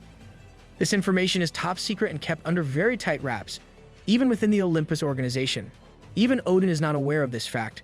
But George obviously doesn't know about our boy's book. As such, he closes in on Demetrius and, in a calm and collected manner. Hearing his voice, the bloodlust in Hercules' eyes diminishes and he asks George what he wants. Seeing this, his partner confirms if Demetrius is sure he will be able to control his sanity in such circumstances, but in response, Demetrius tells him not to worry. He has significantly improved his control since the last incident and promises he won't get lost in his bloodlust anymore. All of a sudden, the aura sent out by the battle between the Korean hunters and the boss reaches them. Sensing this immense pressure, Hercules gets pumped up, asking if it's time for the main dish now. As George makes up his mind to believe in Hercules, one of the only few S-class hunters in the world, he replies that it is time for them to head over. Well, not like he had much of a choice. Meanwhile, back at the battlefield, the boss's movements suddenly stop, ensuring that the Korean hunters have accomplished their mission by sending the boss into the second phase. However, that isn't the end. All of a sudden, while transforming and evolving into its second stage, the boss unleashes a strong demonic aura and begins to take on its final form. What's more, it also calls out for its minions, and in response, a horde of monster lions appear out of nowhere to back up their leader. All the while, the Nile hunters are watching from a safe distance, impressed at how only 2 people were able to force the Catalian into the next phase. But something is wrong. According to Inev, when the gate boss's movements are stunned, that is when normally the hunters attack the beast as much as possible to do maximum damage. So why is it that the underdog has stopped now? Back to Lee Jong-young, who tells In Chang that they have become successful, and, in the nick of time, seeing as the protagonist is here. Suddenly, Hercules launches himself into the arena and George soon follows up. However, just as they show up, one of the minion lions tries to pounce on Hercules, try and get a sneak attack in. But for his strongest hunter, such a foe is nothing much. With a measly punch, he completely eradicates the monster and his body explodes into a million pieces and goes flying everywhere. Now that's got to hurt. With this, he then turns his attention to Lee Jong-young, but unbeknownst to him, his plan isn't to fight Hercules right now. Because of this reason, he flees the scene as soon as Demetrius shows up along with In Chang. This makes Hercules enraged and he furiously begins chasing after his prey, but alas, the Catalian won't allow for this. It begins chasing Hercules, a pretty ballsy move if you ask. But it looks like this is not the case. Both Hercules and the boss appear to be chasing after the Korean hunters only, making In Chang second guess Lee Jong-young's plan and its effectiveness. But he explains that this is happening because, up until now, they were the ones dealing damage to the monster, which is why it is solely focused on them instead of Demetrius. Sounds like the boss lion is actually a big chicken. Nevertheless, the beast is soon to get worn out because of the demonic energy it is constantly spewing out. All they have to do is stall for more time and ultimately, the beast will tire out and lose all its strength. But the issue at hand is how they are supposed to accomplish such a feat. Bewildered, In Chang questions Lee Jong-young, but he already has a plan up his sleeve. While continuing to run, he lures the boss and Hercules to a group of hunters, who are left shell-shocked at the sight of Lee Jong-young. Because of Lee Jong-young's antics, the boss launches itself into the army of hunters, and they begin getting involved and hurt as collateral damage. Seeing the boss become engulfed by its magical power and has lost its rational thinking, the hunters realize that they have been forced to defend themselves if they want a chance of making it out of this sudden attack alive. Even Hercules, who looks to have lost himself to his bloodlust, chimes into the bloodbath, laughing out loud like a crazy person. Regardless, Lee Jong-young's plan has ended up working out in the end. They have managed to escape the battlefield after starting the fight and have fled to a cliff to take shelter and stay hidden. But the question is for how long they can avoid the confrontation. And the answer is not for long. As a result, Li Jianyang is forced to deploy his last-ditch effort. His AC is saved up just for this moment. He summons a glass vial and begins applying the potion inside it on his spear. Seeing this, In Chang asks what on earth he is doing, and Li Jianyang explains that this is his secret weapon, which he plans on using against Hercules. It is revealed that the liquid inside this glass vial is actually the red magic crystal he had Park Yujin prepare beforehand. As he applies this potion to his weapon, Muspel's spear begins to glow brightly. Suddenly, a message pops up revealing that the weapon's stats have been temporarily increased. But that's not all. It also seems like the Dragon Blood Stone is covered by the red magic stone. At this moment in time, it is explained that even Li Jianyang wasn't aware of the consequences that this act would bring forth, but regardless, his plan ends up working yet again. Good plot armor he has. As the Muspel's spear begins glowing ominously, even In Chang remarks at how it looks extremely dangerous. But this is the only shot they have at beating Hercules. Not wasting a single moment, Li Jianyang begins aiming the spear at his target. Meanwhile, back in the midst of the bloody warfare, the Catalian and Hercules are going head-to-head. All of a sudden, the monster unleashes a strong blast, but Hercules isn't a mere pushover, and also deploys one of his strongest techniques, Roar of the Beast of Prey. However, his counter is so strong that it overpowers the Catalian's blast and even does damage to it. Seeing this, Li Jianyang deduces that this is the best possible moment to let his spear fly, as Hercules is currently off guard. On the other hand, Hercules proudly boasts about the strength of his fists and techniques. However, as he continues to taunt the monster, he senses something come flying towards him. But even though he acknowledges the danger, he is too late to dodge it. The spear is coming at him at high speeds, rendering him useless in this situation, but George intervenes at the last possible second. Using his sword, he is able to parry the incoming spear and send it back. That is exactly why he told Hercules to start carrying a weapon, as it proves to be useful in a pinch. Not going to lie, seems like good advice to me. Regardless, George comments on how Li Jianyang's spear looked different from usual. In addition, he thinks that the power behind the attack was so strong that it could even rival Hercules' roar of the beast of prey. But Hercules refuses to acknowledge this. In his mind, an attack of that caliber is not on par with his techniques, and in his eyes, Li Jianyang's threat level has been decreased from a worthy target to that of an annoying insect, which is difficult to get one's hands on. As a result, he tells his partner to go and deal with the housefly, claiming that I'll hunt the real beast in the meantime. And so, he leaves his partner alone and goes to deal with the boss himself. On the other hand, as soon as he leaves, George begins to laugh. He turns around with a fierce look on his face and is surrounded by a powerful aura, proclaiming that he has been underestimated. And what he sees is In Chang standing before him, prepared to engage in combat with this fearsome hunter. Just like that, these two powerhouses begin clashing with each other. In Chang swings her sword, but George is able to dodge the blow. In response, he too unleashes a barrage of attacks, but his opponent is able to dodge or block all of them while creating distance at the same time. At the moment, In Chang then starts gathering ki in her sword to prepare for a full power attack. Sensing this, George thinks that she is still just an amateur and thinks this is his chance to end things quickly. It's over now, he announces, but that is not the case. Out of nowhere, Yunmu shows itself and sends a blast straight towards George. Not having expected a flying skull coming at him from nowhere, George is barely able to avoid a head-on collision with the blast, but this, in turn, leaves him open for In Chang's incoming attack. With this, she finally launches her strike. Nevertheless, after the dust storm dies down, George appears out of the smokescreen virtually unharmed, asking, did it run away? With a calm and collected mind, he wonders why the flying skull he saw aimed toward the ground instead of aiming for an opening and landing a decisive blow. Moreover, just what is this sticky and sweet-smelling substance it shot out? As he begins examining this thick, viscous fluid, he soon realizes what In Chang and Yunmu have done. They have sprayed George with monster pheromone, a potion used to attract mob monsters. In a matter of seconds, he is surrounded by the minion lions and they all charge at him. Even someone as experienced as the hunter called Odysseus did not see this coming. Who could have thought Yunmu would use a potion used for group mobbing in such a fashion? It got me, he proclaims. On the other hand, Li Jianyang is in a pickle of his own. He is standing on the sidelines, witnessing the fearsome battle between Hercules and the Catalian. To him, it looks like Hercules is fighting this high-ranked boss all on his own and on equal footing. What's more, the beast is in its second stage, where it now possesses demonic energy and is at its peak strength levels. Is it even possible to face a monster in this state? He wonders, but obviously, it is as if he is seeing it with his own two eyes.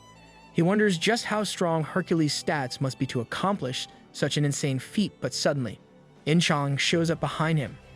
Her return signifies that their plan is in motion and Odysseus has been securely tied down for the time being. In-chang confirms this, remarking on how Yeonmu helped her a lot to do this.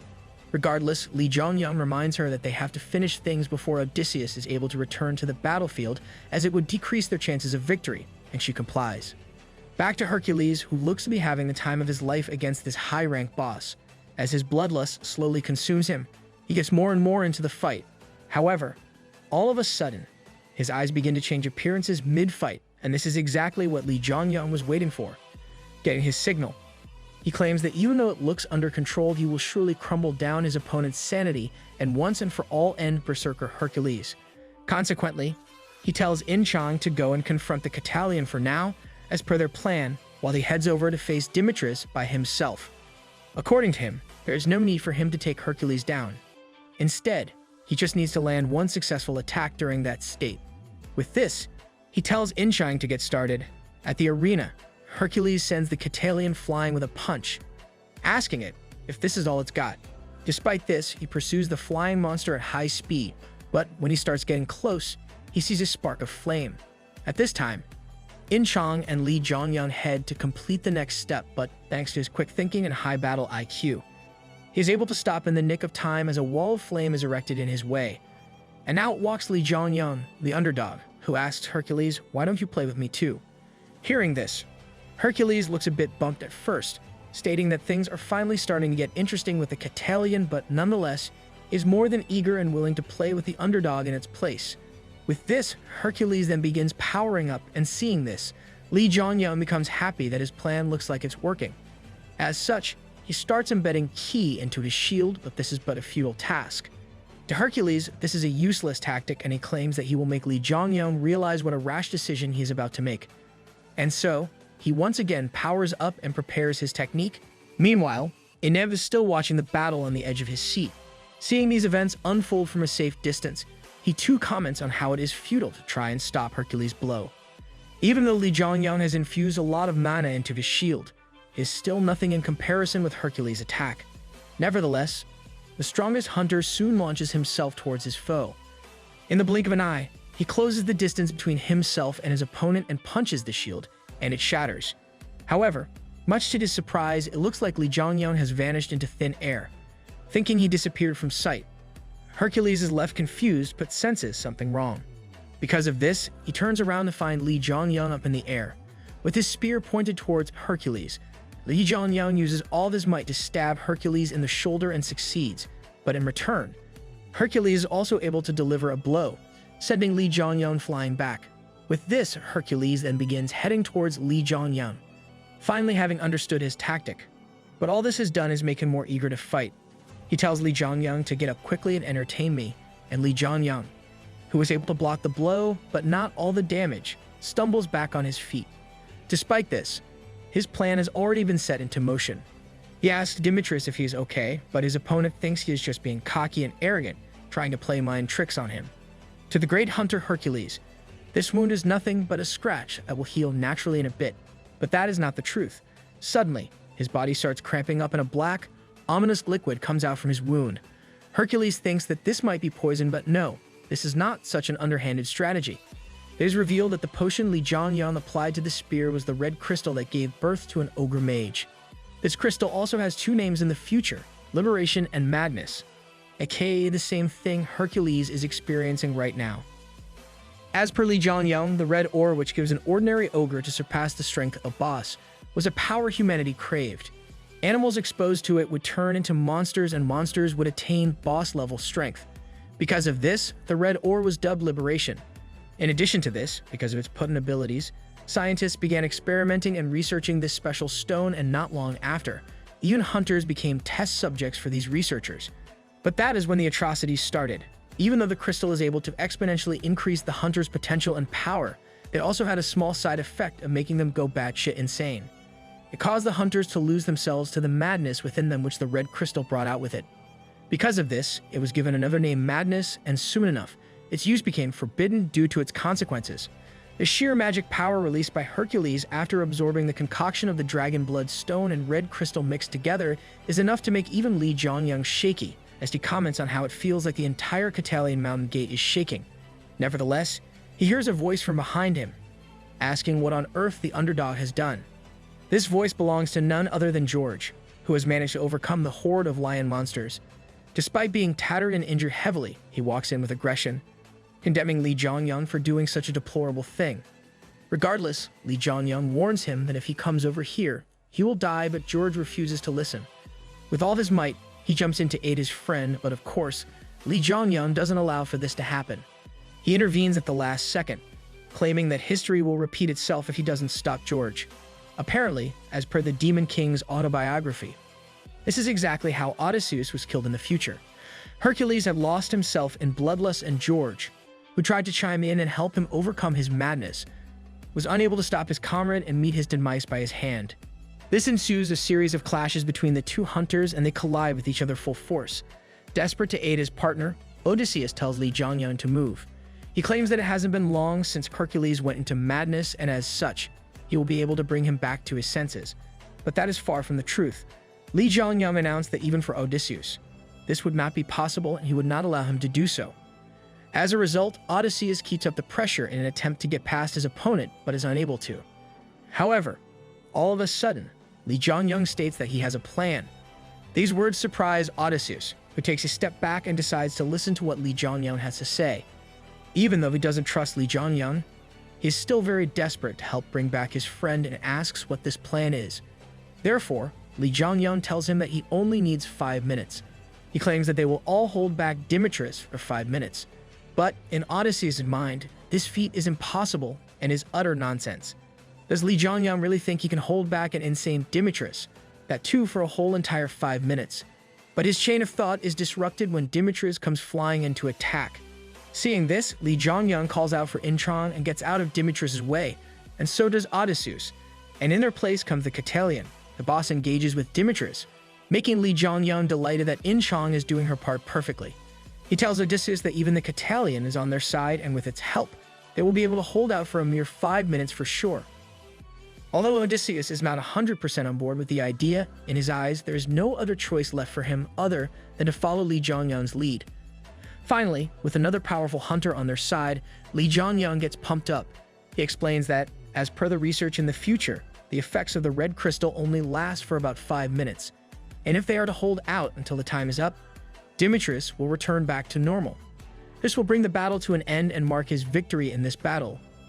On the other hand, the rest of the hunters who are cleaning up after the Catalian's minions finally finish up the small fry when they are suddenly met with an overwhelming demonic energy.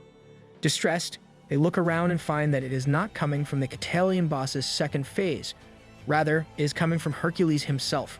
This terrifies them, and they all begin shaking on the spot, back on the front line. Hercules begins attacking everything that moves without discrimination. That includes his partner George as well. However, this hunter is also not a pushover, and he refuses to go down without a fight. Using his skills, he is able to counter the incoming blow. However, in front of a powerhouse like Demetrius, even his attacks fail to stand up.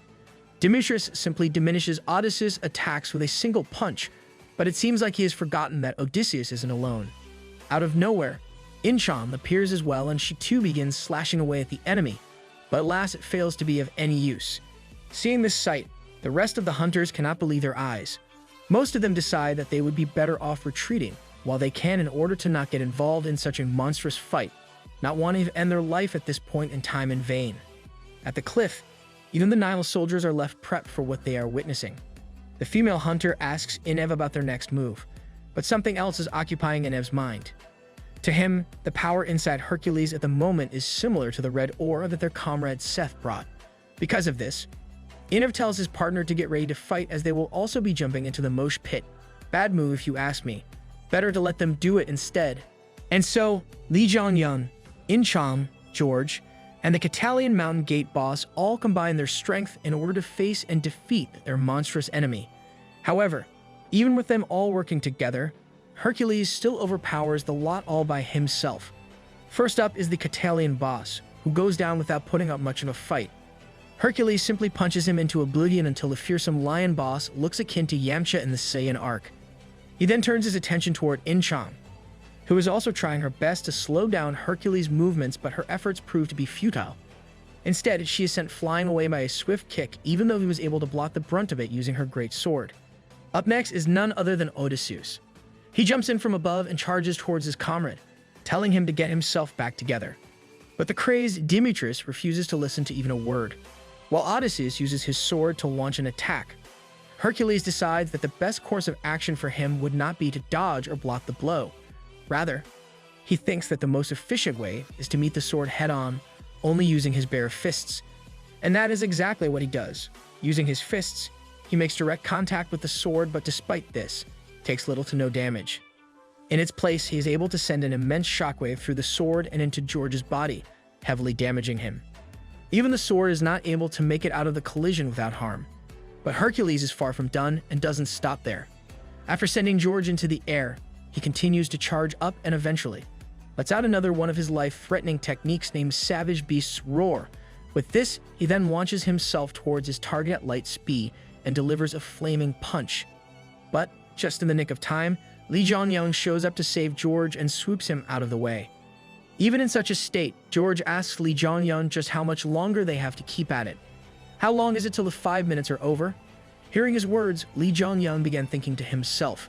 The experiment in the future definitely showed that 5 minutes is the upper limit for an incomplete red core. So why isn't Hercules tiring out? Maybe because he is the strongest? Did you think about that? However, Hercules doesn't give him the time to find out. Not wasting a moment, he catches up to Lee Jong-young and prepares for another attack. However, out of nowhere, Hercules is blasted away by a gush of water. This attack belonged to none other than Iniv and the Nile Hunters, who claim they have arrived to back up Lee Jong-young, and the others by providing support from the back. This gives Lee Jong-young enough time to check up on his fallen comrade In-chan, who tries to keep up her tough demeanor but is obviously nearing her limit. Seeing her in such a state, Lee Jong-young realizes that she will not be able to keep up this antic for long, leading him to blame himself for being so weak. As these thoughts rush into his head, he claims he would emerge victorious if only he had a little bit more strength. And just like that, his prayers appear to be answered, but in the worst possible way. All of a sudden, a message pops up. The blood swallowed by the dragon's bloodstone has reversed its flow. Regeneration minus 0.3%. It looks like this is not a very good message. Almost immediately after receiving it, Lee Jong-young begins to vomit up blood. Seeing him choke, In-chan asks him if he is alright, but to no avail. Messages keep on popping up. The blood swallowed by the dragon's bloodstone has reversed its flow. This sends a surge of incredible power throughout Lee Jong-young's body. His eyes begin glowing a blood-red color, similar to the crazed Hercules, and he begins shrieking out loud in pain. The pressure from this surge in strength alone causes a huge shockwave, sensing which the Nile Hunter figures out that Lee Jong-young must have entered the same state Demetrius is in at the moment. Good guess, but doesn't stop there. The blood swallowed by the dragon's bloodstone has reversed its flow. Regeneration minus 2%.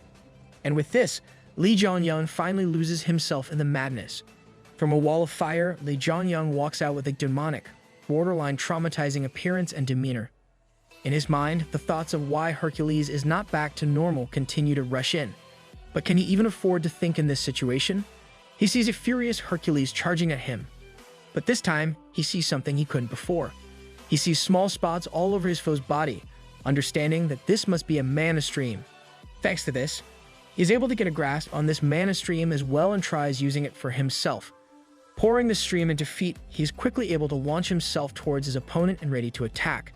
However, on his way, the Catalian recovers from the beating Hercules gave it and attempts to sneak up and eat Lee Jong-young. But alas, that is not going to happen. His powered Lee Jong-young is able to easily deal with a weakened boss and slices it into two without much of a problem. Because of this, he earns many titles, achievements, and even the boss loot drop, a pure water of the forest. Worth the lions supposed to be fire types. Not only that, he levels up and his stats have increased slightly. But all is not what meets the eye. Despite the many benefits of the Dragon Bloodstone's effects, it looks like Lee Jong-young's sponsor's messages have been blocked by it. What's more, the demonic energy within Lee Jong-young has weakened his body significantly. His body is on the verge of breaking down and he has to expel the demonic energy inside him if he wants to live on. However, Lee Jong-young is not in the correct state of mind to make good decisions. He once again begins to scream out loud as flames begin to surround him. The enormous flames which erupted from Lee Jong-young then began to spread, as if to swallow the entirety of the Catalan Mountain Gate. On the other side of the gate, the hunters who are trying to exit are left stunned in their positions when the flames from Lee Jong-young's body reach them. One of the hunters exclaims that it feels like this flame is draining away the magical energy from his body. As he feels weaker and weaker by the moment, the hunters begin panicking, wondering just what the heck is going on inside this hellish gate. Back at the forefront, the crazed Hercules and insane Lee Jong-young are still going on. And for some reason, both of them are shirtless. Despite the current state of their bodies, they refuse to stop here and keep battling it out. All of a sudden, Lee Jong-young comes flying towards Hercules with full force, but his foe is not having it. He decides to stop the incoming blow with a counterattack, and this results in them both repeatedly clashing with each other. However, they both finally decide to end things once and for all. They stare down each other and simultaneously deliver their strongest attacks. The aftermath of their collision is a huge explosion, which destroys the entire area. As the dust cloud from the battle settles down, the silhouette of both men appears. But, unexpectedly, it looks like Lee Jong-young has stabbed his enemy and is on top at this moment. But he doesn't stop there. Lee Jong-young then uses his flames and propels off of Hercules' body, taking off his arm in the process. Seeing this, George begins losing his mind and screams aloud, trying to bring Hercules back to his senses and stop the warfare. But in the meantime, the strongest hunter doesn't even flinch as his arm becomes detached from his body. Instead, he simply regenerates his arm almost immediately. That looks creepy, not going to lie. Is he a lizard man?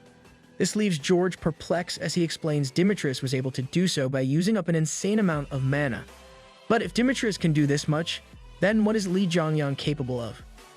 With this, he then turns to look at the underdog, finding out that he is healing all his injuries, which are more and much worse than Demetrius. This leaves the onlookers speechless. How is he able to accomplish such a feat? George wonders, but he ultimately comes to the realization that this must be because of the blue flames which have spread out throughout the gate. There can be no other explanation for this anomaly. But the Shiv doesn't stop. Regardless of being on the verge of death, Hercules is still raring to go. He decides that he is probably healed up enough to send out another one of his techniques, that to one of his strongest ones. While Hercules prepares to send out the roar of the beast of prey. Even though his arm is not fully regenerated yet, George freaks out, thinking that's dangerous, whereas Lee Jong-young thinks it's best to intercept the blow. As such, he flings himself towards his opponent thanks to the mana stream skill. At last, Hercules launches his attack, however, just like George suspected. This results in his arm getting completely destroyed. On the other hand, Lee Jong-young is able to easily deflect the blast away with his spear. This leaves everyone watching completely silent. No way. The underdog won, they proclaim, just as Hercules falls flat to the ground on his knees. His body looks lifeless, but Lee Jong-young doesn't seem to care in the least. He's ready to go, and as such, comes closer to Hercules in preparation to decapitate his enemy. Of course, George wants to prevent such a thing from happening and rushes to stop this. But it's already too late. Lee Jong-young's will has already ceased to exist. Because of the effects of the Dragon Blood Stone and the Red Crystal, the only instincts Lee Jong-young has left are his instincts to survive and the desire to slaughter and kill. But fate has something else in mind. All of a sudden, out of nowhere, a blue lighting appears from the sky. Just as Lee Jong-young unleashes his ending strike, a humanoid figure appears in front of Hercules and shields him from the fatal blow using her barriers. What's more, this mysterious person then orders the crazed Lee Jong-young to kneel. And as soon as she utters these words, something happens to Lee Jong-young. His body begins moving on its own and he immediately kneels in front of this person, leaving himself completely open. I'm getting PTSD from the first video. Seeing this, In Chong and the Nile hunters are left paralyzed, whereas George steps forth and bows to her. I honor your presence, Athena, he exclaims. But Athena seems to not be very happy about this whole ordeal. The whole situation is now a mess, as per her. Because of her subordinates, she is now indebted to Zeus. But before any of this, she asks who this man in front of her is. Of course, a hunter who was able to take down Hercules, the strongest hunter, has piqued her interest. As such, George begins to reply to her question and reveals that this man is the underdog. With this, Athena begins eyeing Lee Jong-young up and down. She starts thinking to herself if this man is the one who caused all the changes to this gate. The whole of Catalian Mountain was engulfed in the blue flames he produced, flames which took away magic energy from living beings. What's more, even her barriers were not enough to completely stop Li Zhongyang's attack. Up until now, Athena thought that Li Zhongyang was transferred to Asgard as a rookie freshman because of how lucky he was, but this ordeal has proved her to be incorrect. This rookie has managed to overpower Hercules, all on his own. This is dangerous. He has to be killed here, she thinks. And so, she summons her weapon and prepares to lodge it inside Li Zhongyang's body, leaving him, who is under the influence of her words, completely helpless in this situation.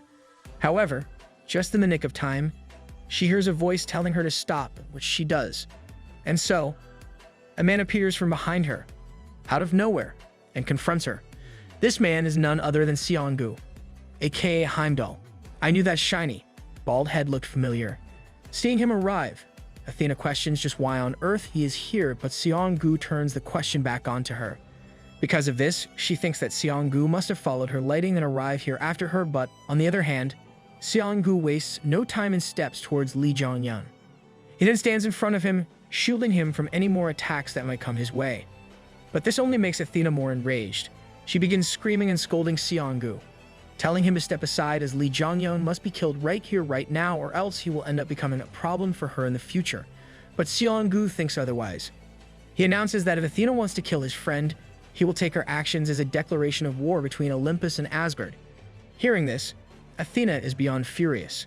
She begins staring daggers at him, asking if Li Zhongyang is really so important to Heimdall. She remarks on how she thought there was nothing important to him in the entire world. But Xianggu doesn't give her a reply. Suddenly, Enev comes up from behind and tries to get Athena's attention. He introduces himself as a member of the Egyptian organization Nile, but there is no need for it as Athena apparently knows him. As such, he feels thankful for being recognized by the great hunter Athena and requests that she protect the underdog on behalf of Nile and give up on killing him.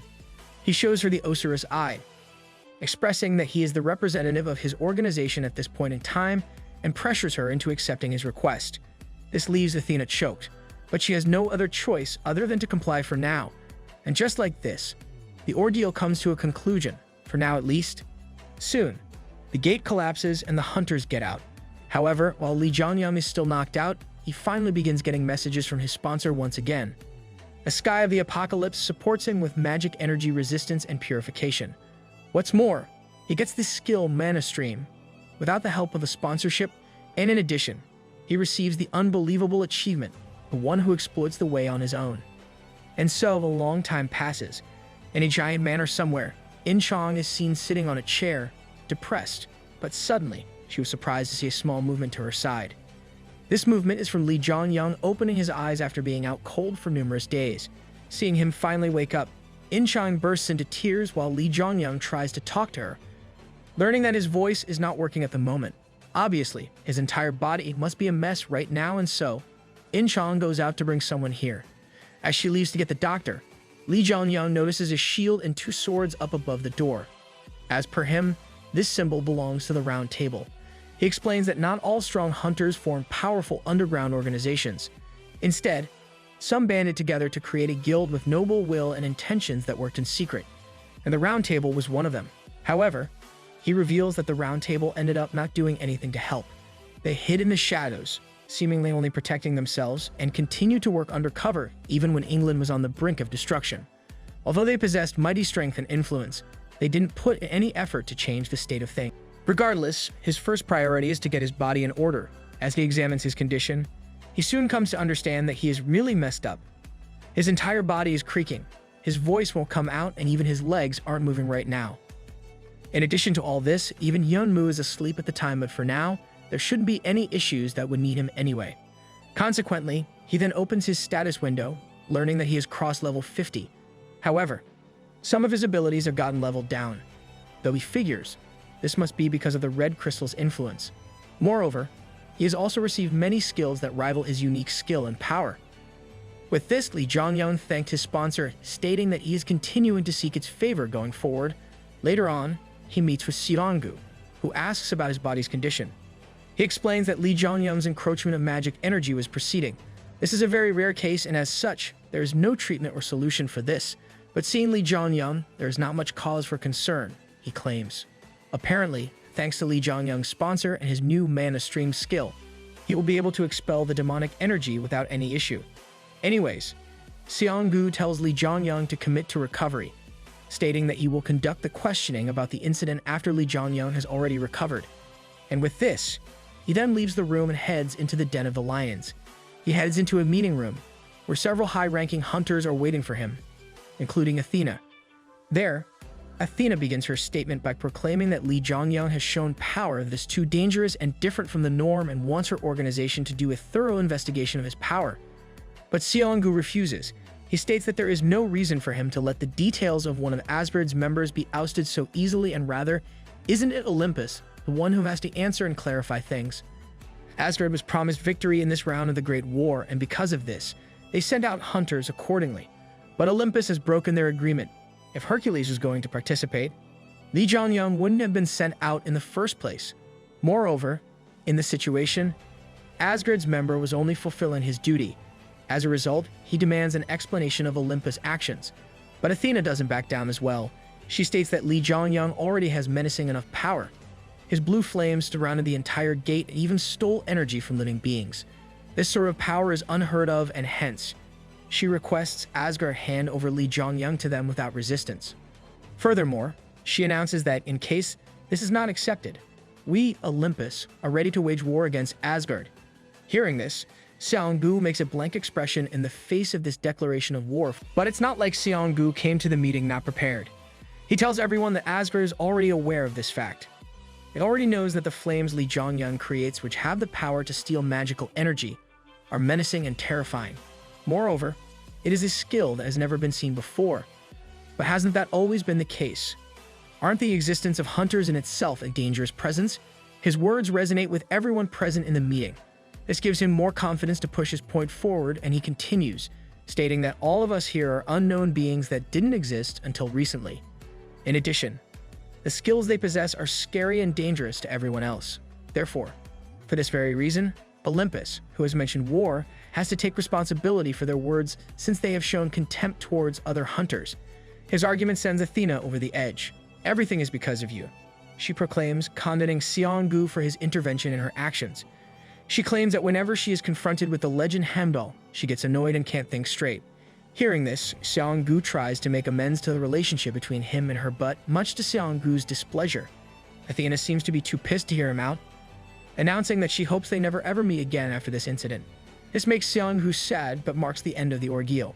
On the other hand, later that day back in his room, Lee Jongyung is seen using his mana stream skill to read the flow of mana and using it to his advantage.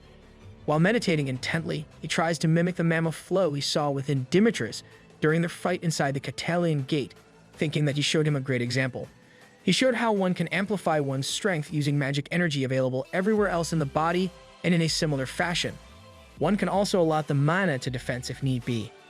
And that is the essence of his new skill. But first, he needs to use this skill in order to recover from his severe injuries. Eventually, he manages to get the hang of it and his regeneration effect increases, and so Lee Jongyung continues doing this. Ultimately, all of a sudden, he vomits out a pool of blood, understanding that these must be the impurities that encroached on his body from the flow of the dragon blood stone. Thankfully, they were extracted easily, and all he has to do now is to heal the spots where these impurities were present using mana stream. But that proves to be a different case. As he tries to do this, he senses that something is present in his body which is blocking the flow of mana. Consequently, he tries to feel around and senses that a black marble in his neck is responsible for this, and so he quickly understands that his current method of approach will not work. As a result, he tries to redirect the amount of flow for now.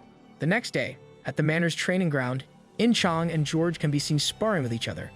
George seems to be pushing In-chang back and tells her that she is slow.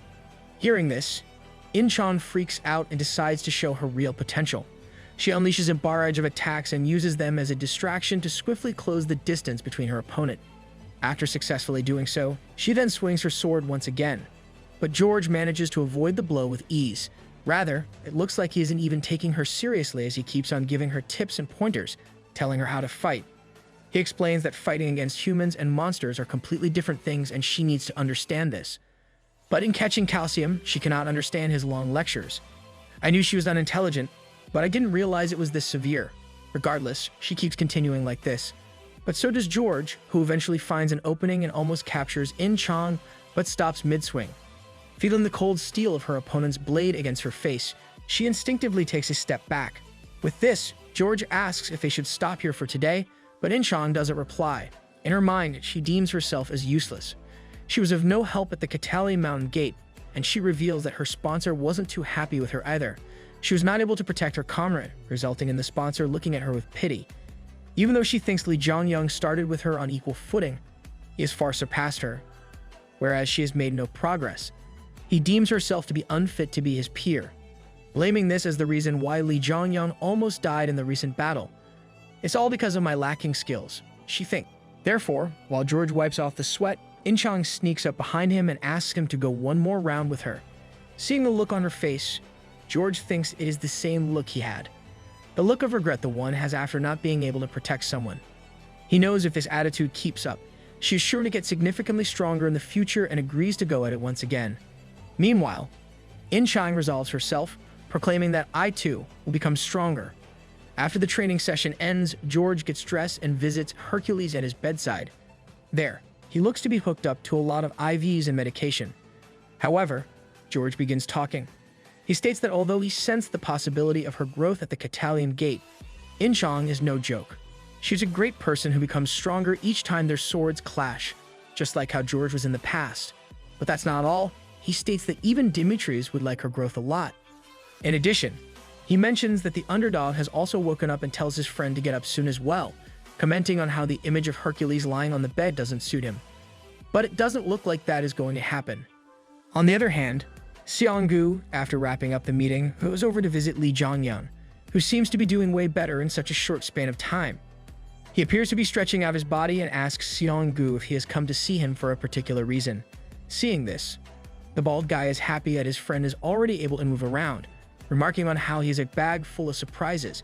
There, Xianggu asks him what he knows about lightning, and Li Zhongyang tells him that it's Olympus's divine item as well as Zeus's authority. With this, Xianggu tells him that he is precisely right. Moreover, as per him, there aren't many other abilities in this world that are on par with Zeus's lightning. These special abilities are highly sought after and examined. As such, Li Zhongyang remarks on how Bifrost, the divine item Xianggu possesses, is the same as Zeus's lightning. However, hearing these words, Xianggu loses his mind. He is left bewildered and questions how Li Zhongyang knows about this. But before he can complete his question, Li Zhongyang interrupts him, telling him that he has something important he needs to talk about. Of course, Xianggu agrees, but this is not the right place for such a conversation. As a result, Xianggu tells Li Zhongyang to follow him and takes him somewhere special. Using a portal gate, they travel to a beautiful mansion. Even Li Zhongyang is left in awe after seeing it, and Xianggu reveals that it is the sphere of his influence, the Bifrost. The mood changes as soon as they arrive. There, Xianggu is still left perplexed after Li Zhongyang's last words and asks him, "Are you a prophet?" Or, he finally figures it out, and Li Zhongyang tells him it is something like that. He claims he has to tell Xianggu about a book he has read, a book about Heimdall and his friend, a book about the Demon King. Hearing this, a chill runs down Xianggu's spine. And with this, Li Zhongyang begins telling him all about his story and about how he was sent here in the past. But Xianggu is refusing to believe this. "Are you telling me to believe that I killed you?" he asks, but Li Zhongyang claims that this is not the case. In the future, it seems like Xianggu already knew these things would happen. All of a sudden, a message pops up informing Xianggu that it's not a lie.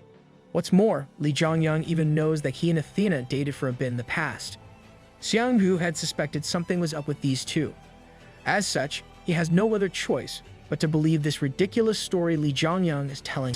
However, there are still some issues. The book isn't complete, and what's mentioned is only the beginning. The rest of the future is what Li Zhongyang has figured out on his own. What he knows is only a small fraction of the entire truth, and there were many things about Xianggu that were lost as well. Once again, Xianggu gets a message from his sponsor, telling him it's not a lie. As such, now having heard him out, Xianggu asks what Li Zhongyang's objective is and learns that his friend wants to change the hellish future that he experienced, vowing that a lot of things will change from here on out. But this time, there is no message to reveal whether what Li Zhongyang says is the truth or not. It is revealed that Bifrost doesn't really differentiate between lies and truth. Rather, it only judges someone when it wants to bring harm to its hunter, aka Seonggu. And all this matters because, in reality, Lee Jong-yeon has still not told Seonggu everything. He has decided to keep some things hidden, remarking on how it is not his part to play to change the future. With this, their conversation comes to an end. Later that night, Inev from the Nile organization sneaks into the Round Table Council to check up on Lee Jong-yeon, being delighted to see that the news of him waking up was really true. There, Lee Jong-yeon asks why Inev is here, keeping in mind that this is a highly guarded place, and Inev begins by apologizing for his lack of courtesy. He claims that he has risked a lot to meet with the underdog and requests something of him. Hearing this, Lee Jong-yeon remembers that Inev was the one who appealed for his protection. But as far as he knows, there shouldn't be any overlaps in the mutual interest between him and Nile. Regardless, he decides to hear him out, and that is when Inev bows his head to Lee Jong-yeon, humbly asking him to please come to the Nile. This scene surprises Lee Jong-yeon, who wonders just why the leader of the Nile is kneeling while requesting something of him.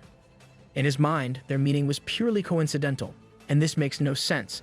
But just as he questions the reason, their secret talk is interrupted by a guard who has caught on to Inev's trail. Not wanting to get captured, Inev promptly books it out of there, blurting out that it is regarding the red ore. This leaves Lee Jong-yeon alone with his thoughts. There, he speculates that Inev wants to talk to him about the madness that the red crystal imparts in the user. He wonders if the crystal has already been discovered in Egypt, but to his knowledge, this was supposed to be not known by hunters as of yet. What's more, after thinking about it a bit, he also realizes that Nile hunters decided to chime in against Hercules when they saw him change. All of a sudden, In Chang comes barging into Lee Jong-yeon's room, asking if he is alright. She feared that the intruder was after his life, but Lee Jong-yeon tells her it was nothing to worry about, at least for now. This statement surprises In Chang, but Lee Jong-yeon just continues, stating that I have just climbed a cliff, but it feels like I'll be approaching an even bigger cliff. Eventually, the Round Table Conference ends. The result? Naturally, since Olympus was the one who broke their agreement, they were made to bear the responsibility for the event and for bringing up war between two underground factions. This was just a bad idea on Athena's part. Finally, the Korean hunters are allowed to go back home and they begin heading back. However, out of nowhere, someone calls out to Lee Jong-yeon. Hearing this voice, In Chang panics, noticing this voice belongs to none other than George. She summons her weapon and tells Lee Jong-yeon to step back, asking George what he wants from them. On the other hand, George is standing on the staircase, menacingly, while staring daggers at them both. His face displays a mix of emotions. As tensions continued to rise, In Chang's growing animosity became palpable. Lee Jong-yeon, sensing the escalating situation, urged her to calm down. He noted that despite George's somewhat hostile demeanor, it appeared that George wanted to engage in a conversation with him. Following Lee Jong-yeon's instructions, In Chang reluctantly decided to stand down for the time being. With a measured approach, Lee Jong-yeon approached George, who wore a discontented expression. George couldn't deny the reality before him. Lee Jong-yeon was now awake and mobile, while Demetrius lay unconscious, a clear indication of Lee Jong-yeon's victory. George acknowledged this outcome and expressed his gratitude to Lee Jong-yeon for the valuable lessons he had learned from their encounter. However, this moment of gratitude was laced with a veiled threat as George asserted, I will not lose next time. In response, Lee Jong-yeon maintained his composure and responded with an air of confidence that some might call audacious. He told George that dwelling on the past wasn't his style. But instead of diffusing the tension, Lee Jong-yeon's words seemed to further irritate George, prompting him to hurl insults and derogatory terms at Lee Jong-yeon, labeling him as a prick. As George's words failed to penetrate Lee Jong-yeon's unwavering demeanor, he resolved to convey his intentions unequivocally. George urged Lee Jong-yeon to relay an important message to In Chang, emphasizing her untapped potential. In George's eyes, she had the capacity to become significantly stronger in the future. He also recognized her aspirations to establish a name for herself and gain recognition. George stressed the importance of not only fame and prestige, but also the necessity for high-ranking hunters to have a profound understanding of their sponsors. He advised her to carefully contemplate the identity of her sponsor.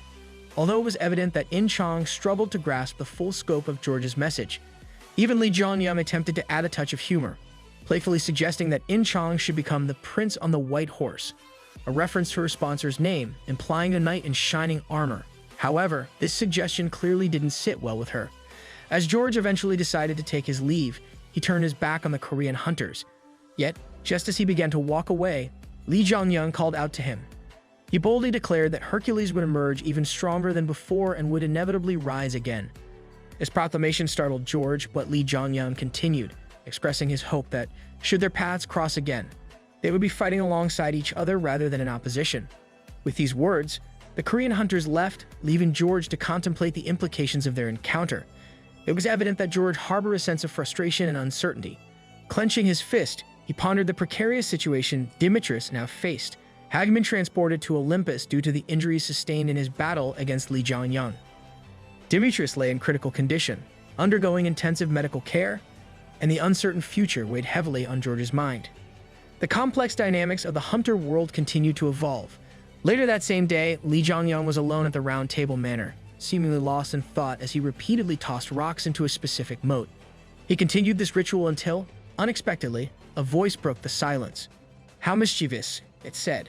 Startled, Lee Jong-yeon looked up to find the source of the voice, and to his amazement, a woman materialized right before his eyes, seemingly conjured from thin air. The woman, now in her human form, chided Lee Jong-yeon for the unconventional way he had sought her out, claiming that she didn't know who had instructed him to find her in this manner, but it was rather impolite.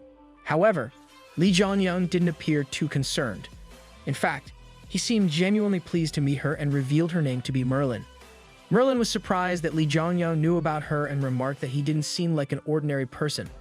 But Lee Jong-yeon didn't stop there. He went on to explain that Merlin was the true master behind the Round Table Council. Intrigued by how much he knew about her, Merlin inquired about his identity. Lee Jong-yeon confidently claimed that there was no way she didn't already know who he was. This response seemed to irk Merlin, and she demanded to know Lee Jong-yeon's intentions for provoking her, especially since he had defeated Hercules, the unrivaled underdog. She emphasized the arrogance of the hunter who had no equal. However, as the conversation continued, Merlin transformed once again, this time taking on the appearance of a young boy. This transformation caught Lee Jong-yeon by surprise, and he couldn't help but express his disappointment. Merlin, or rather, the young boy, stated that if Lee Jong-yeon was privy to so much information, he should also know that no one from the Round Table would have an easy time after getting on his nerves. The sudden shift in appearance left Lee Jong-yeon confused, but Lee Jong-yeon decided to respond with a twisted smile. His eyes began to glow red as he declared that he was someone who knew the whereabouts of Excalibur. Hearing this revelation, Merlin was taken aback, her curiosity piqued by the mention of such a legendary artifact. Later on, Lee Jong-yeon joined In Chang at the airport after concluding his conversation with Merlin. As they reunited, In Chang couldn't help but notice that something about Lee Jong-yeon seemed different. He appeared more stylish than usual, and it raised her suspicions. Her attention was drawn to a necklace he was wearing, and she couldn't ignore the feeling that something was amiss. Intrigued and somewhat concerned, In Chang couldn't resist probing further. She asked Lee Jong-yeon what he had been up to which he responded that he had to meet someone special. However, In Chang's instincts were on high alert. She got a hunch that there was more to the story, especially considering Lee Jong-yeon's unusual attire. She asked if he had just returned from meeting another woman. The mention of again hints that this has happened before. "What have you been up to, Lee Jong-yeon?" Caught off guard, Lee Jong-yeon hesitated in his response, and In Chang took his momentary silence as an admission of guilt. Her suspicions deepened, and she expressed her disappointment, believing that Lee Jong-yeon had been seeing other women during their time apart. This puts Lee Jong-yeon in an uncomfortable position, as he struggles to explain his recent meeting with Merlin, a woman he had encountered earlier. Just when the situation seemed dire for Lee Jong-yeon, they were saved by the unexpected arrival of Seong-gu. He inquired if everyone was prepared for their departure, unaware of the tension that had been brewing between Lee Jong-yeon and In Chang. Lee Jong-yeon seized the opportunity to change the subject, asking Seong-gu if he had wrapped up everything on his end. Seong-gu confirmed that he had, but he also couldn't help but notice Lee Jong-yeon's unusually cheerful demeanor. There was a marked contrast to his usual stoic disposition. With all three of them now present, they began heading toward their designated airplane, seemingly putting the disagreement behind them. However, as they began to walk toward their departure gate, the well-dressed stranger in his suit called out to them from behind. Lee Jong-yeon turned to face the man, and the stranger began speaking to him. He informed Lee Jong-yeon that he had been sent by Merlin and relayed a message. She would be waiting for him. Additionally, he reminded Lee Jong-yeon of a crucial detail. He must return with the promised price for the necklace he had received. And so, just as abruptly as the suited man appears, he leaves after delivering his message. After he leaves, Seonggu asks Lee Jongyang how he knows Merlin, and Lee Jongyang straight up tells him that we made a deal. He even puts emphasis on his newly acquired necklace, piquing Seonggu's curiosity even more. He asks if this necklace belongs to Merlin, and Lee Jongyang tells him yes, although he did almost die trying to get his hands on it. In a flashback, Merlin is seen telling Lee Jongyang to speak, while angrily rushing towards him to attack. Back in the present, Lee Jongyang claims that he absolutely needed to have this necklace, and hence, he pushed himself a bit. Hearing this, Seonggu just lets out a big sigh and puts a smile on his face, and finally, the Korean hunter boards their plane to return back to their country. What's more, it looks like they have the entire plane to themselves. I guess when you are an evil organization, you have money to burn. There, up in the air, In-chang is still a bit confused and asks Lee Jongyang about something she still isn't clear about. This is something regarding George. According to her, even though George's partner was beaten to a pulp and is still out cold, he helped her train and even gave her helpful advice. However, if their positions had been switched, she would hold nothing but extreme resentment towards George. Nonetheless, he still helped In-chang and interacted with Lee Jongyang in a not-too-hostile manner. His actions are still a mystery to her, but Lee Jongyang has an easy answer to all her questions. It must be intuition. He speculates that George already figured out that Lee Jongyang never meant to take Hercules out to begin with. As their conversion continues, soon, the plane begins to head toward the Korean airport and lands. With this, the hunters are welcomed by a barrage of cameras and reporters. They have all gathered to welcome the hunter who defeated the strongest hunter Hercules, Lee Jongyang, the underdog. As the crowd erupts into cheers for Lee Jongyang, the man in question is left a bit taken aback. There, Seonggu explains that the masses are already aware of the events, but only know that Hercules challenged Lee Jongyang to a duel and was overwhelmed. Moreover, he suggests Lee Jongyang shake hands with the crowd, but Lee Jongyang, who is still a bit shocked, asks why he was not told of this beforehand. But Seonggu simply replies that it was a surprise, questioning if gaining fame wasn't what Lee Jongyang wanted all this time. With this, Lee Jongyang then gives his friend a smile and begins working the crowd, waving at the cameras and whatnot. And the reporters gobble all of this up, intently capturing pictures of this new hero. Maybe BTS should give this guy an invite. Regardless, the news of Lee Jongyang's victory against the feared hunter Hercules begins spreading like wildfire. As the curtain rises on the Age of Heroes, the hunter drawing the most attention at the moment is the underdog. After their return, later at night, Lee Jongyang heads to the usual abandoned factory with In-chang, who asks what his next plan is. But there is so much on the list, Lee Jongyang has to get his weapons repaired. In addition, he still has to find a way to dislodge the black marble he felt blocking his mana flow. Furthermore, his avatar, Yeonmu, is still fast asleep, and to top it all off, he has to go conduct some business in the Nile as well. But most importantly, Lee Jongyang first has to move out of his stingy association lodging. Apparently, owning a house has always been high on his bucket list ever since he was a kid. This somewhat confuses In-chang, but she is completely on board with this decision. That's because she has something to say to Lee Jongyang as well, as he won't be needing her assistance for the time being. She announces that she will be acting on her own now. This surprises Lee Jongyang, but she continues, stating that although it was fun raiding with Lee Jongyang, after hearing what George had to say, there is something that she would like to do on her own. Big words for an airhead. Anyways, she leaves the factory and Lee Jongyang watches her walk out, glad that In-chang has finally come to a realization. He claims that In-chang will soon become much stronger. As he smiles from ear to ear, his happiness is soon brought to an end by a mere phone call. As he picks up, he learns it's from the association, and the president, Jang Hyojin, aka Odin, has called for Lee Jongyang. Moreover, an escort will pick him up tomorrow morning. With this, the phone call ends, and so does Lee Jongyang's smile. I was forgetting the most important thing. Odin, he proclaims. On the other hand, back at the Olympus headquarters, George is seen frantically running somewhere in a state of panic. However, when he arrives at his destination, he sees his friend. Hercules has woken up and is completely fine. Yet, George is still fearful that Hercules might feel after getting defeated for the first time in his life, but he appears to be okay. What's more, George also notices that something has changed. In the past, Hercules always exposed his aggression as though he was anxious about something. But now, he almost looks peaceful. Noticing this, he asks what happened, and Hercules tells him that Lee Jongyang never had any intentions of being their enemy from the start. Suddenly, George then sees Hercules' eyes change appearances, similar to when he was engulfed in his madness, and freaks out, but his partner tells him to calm down. stating that there is no need to worry. According to him, he now has complete control over his madness and proclaims that I can even just use its strength. It feels like he's given me a gift. A near-death experience is what he gave you. Stockholm Syndrome much. Hearing this, George remembers the last exchange he had with the underdog, where he was reassured that Hercules would wake up stronger than ever and begin to smile brightly. And so, with things being what they are, time passes by. Later on, at an ogre gate somewhere, In Chong is seen raiding a dungeon gate alone.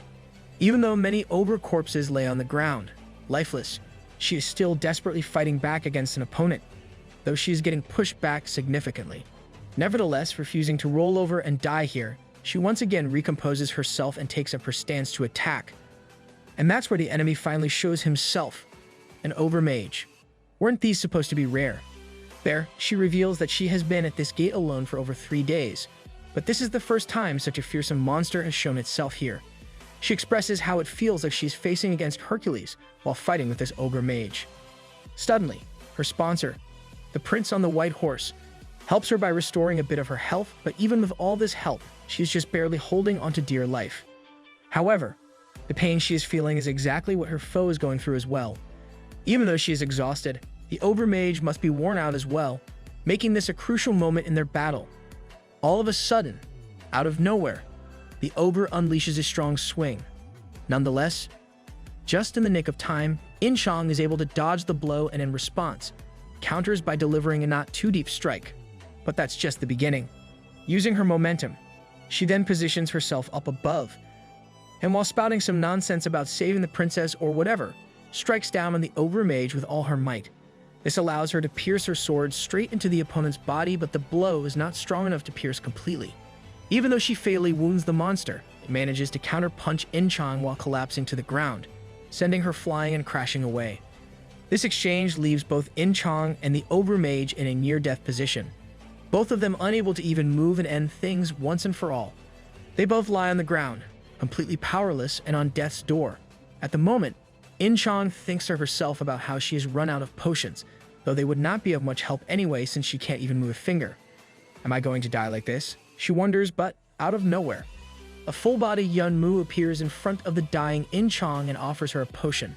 Seeing Yun Mu there, In Chong is surprised but is lucky enough to survive. This marks the end of the battle with In Chong as the victor, seeing as she is the only one able to stand back up. With this, a barrage of messages begins popping up. In Chong's sponsor, delighted by the display his sponsor showed him, at last grants her the alias Siegfried. After a short nap, In Chong wakes up to find that even Li Zhongyang is here. She asks where they are, seemingly still confused by the whole situation. And Li Zhongyang tells her that they are still at the gate, quite obviously. There she expresses how her body feels much better, so much so that it feels a bit weird to her. What did you do, you sus guy? Regardless, Li Zhongyang, while returning Yun Mu to his bracelet, congratulates In Chong on attaining her alias, though she is still not aware that this has happened. On the other hand, she seems to be concerned that her sword is nowhere in sight. With this, Li Zhongyang claims that it did not feel right to steal In Chong's kill, revealing that he left the ogre mage alone and it is still alive. As such, she heads to retrieve her sword, thanking Li Zhongyang for allowing her to earn her alias. However, just as she pulls her sword out from the ogre mage, messages once again begin popping up. For some reason, the ogre prince Siegfried, aka In Chong, sponsors the ogre mage and the monster transforms into a small, mobile, and compact version of itself. While In Chong stands there, confused and speechless at what the heck is going on, Li Zhongyang explains that the ogre is transformed into her avatar, similar to Yun Mu. Once again, he congratulates In Chong for becoming a full-fledged hero, and her new avatar celebrates with a cheer. Hearing this, In Chong immediately starts thinking about how cute her new avatar is, right after it almost killed her ad. Suddenly, Li Zhongyang asks if she has decided on a name for the compact ogre, but, as you might expect, it's hard to come up with names in the heat of the moment. Nonetheless, it looks like the ogre has a name for himself. He blurts out Gongs, which literally translates to princess. Seeing this whole ordeal unfold, the prince on the white horse smiles in satisfaction, whereas the Sky of Apocalypse laughs at the strangeness of the whole situation. Anyway, Li Zhongyang is just over the moon to see his partner is finally able to win against an ogre mage in a head-on battle, all by herself. But finally, In Chong asks the most important question. How did Li Zhongyang even get here? To this, Li Zhongyang reveals that since it usually takes In-chang a day or two to clear a gate, he became worried when she didn't return after the third day. Hearing this, In-chang begins to blush, thinking about just how much Li Zhongyang really cares about her. However, Li Zhongyang has something important to tell her as well. But first, they have to take care of the gate boss, who comes up from behind them menacingly. Seeing as this gate was cleared solely by In-chang, he tells her to take care of the boss as well, and she complies. And so, she begins harnessing the heroic powers one gets after receiving their alias. She comments on how mana is overflowing within her body, and she starts preparing to strike down the boss, a twin-headed ogre. A fitting opponent to test my heroic power, she thinks with a slight grin on her face, ready for the brawl. And eventually, she dashes in to get the first strike. She jumps up high into the air and readies herself for a downward slash. However, before she can enact her plan, her new avatar Gooms decides that he wants a piece of the action. As a result, it goes headfirst into the twin-headed ogre and decapitates both of them with its bare hands. Talk about being overpowered. With this, the gate boss has been defeated, although a bit anticlimactically, and the gate has been cleared. Seeing the raw power Gooms possesses, Li Zhongyang blurts out that this princess doesn't need a prince, and In-chang just awkwardly laughs. Once again, the sponsors show their emotions, whereas In-chang is still taken aback by Goong's incredible strength. Nevertheless, he asks why Li Zhongyang was looking for her, and he reveals that he is heading to China and asks her to tag along with him. Hearing this, In-chang is visually troubled by the statement. It is revealed that after they both arrived back in Korea, Li Zhongyang was summoned by Odin, but there was not much cause for concern as he completed Odin's test without fail and it all went over well. Although Odin did try to pressure Li Zhongyang on why his mental restriction didn't activate, Li Zhongyang was able to somehow fool Odin thanks to the necklace he got from Merlin. And just like that, Li Zhongyang ended up officially joining Asgard, a shadow organization that was manipulating the world from behind the scenes. Our boy climbing the corporate ladder. But that's not all. In the meantime, Yunmu grew stronger, to the point that his entire body was completely restored. Even though Yunmu is still far from the Demon King's undead army, he can now create 7 more skeletons. In addition to all this, another skull appeared on the bracelet as well. What's more, Muspel's spear was remade and refined further by Park Jae-yoon. However, it now has the trait of the demonic spear, which enables the weapon to consume its user's life force. Now, having knocked a couple of things off of his list one by one, Li Zhongyang needs to head to China, the place considered to be the most dangerous region in the world. He explains that the Chinese were unable to stop all the gates that opened all of a sudden, and because of this, China has now become a kingdom of monsters. But regardless, that is the same place where a particular someone resides. Someone who can purify the black marble dislodged in Li Zhongyang's body and correct his mana flow. But there is one more reason why he wants to go there. It is also the center of the cataclysm that was soon approaching the world. This brings us to the northern front line of Korea, where an army of snow orcs is seen dashing towards a group of hunters. Even though the humans are exhausted after 3 hours of continuous battle, they raise their weapons to counter the approaching horde in order to try and live to see another day. However, unbeknownst to them, reinforcements have already arrived.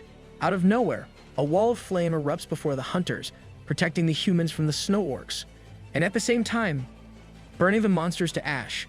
Seeing this wall of fire pop up, the hunters look around frantically to find the one responsible for this, ultimately learning that Li Zhongyang and In-chang are there to help out. What's more, they even have Sinong-gu with them, and together, all 3 of them slowly approach the hunters. There, the leader thanks Li Zhongyang for his help, but seems to be concerned about his plan to head into China. But Li Zhongyang tells them that he should be the one thanking them for fending off such an army of monsters on a daily basis in order to protect Korea. Regardless, he claims that this is something that he needs to do there, and as such, he needs to venture inside China. But the leader of the hunters is on board with the idea, still seemingly to be worried. Even though he knows Li Zhongyang has beaten Hercules, he announces that there's something like a barrier over China, and it is something humans can't get through. But of course, our future boy has already planned and prepared for that in advance, stating that he has already found a way to enter, the way being Seong-gu.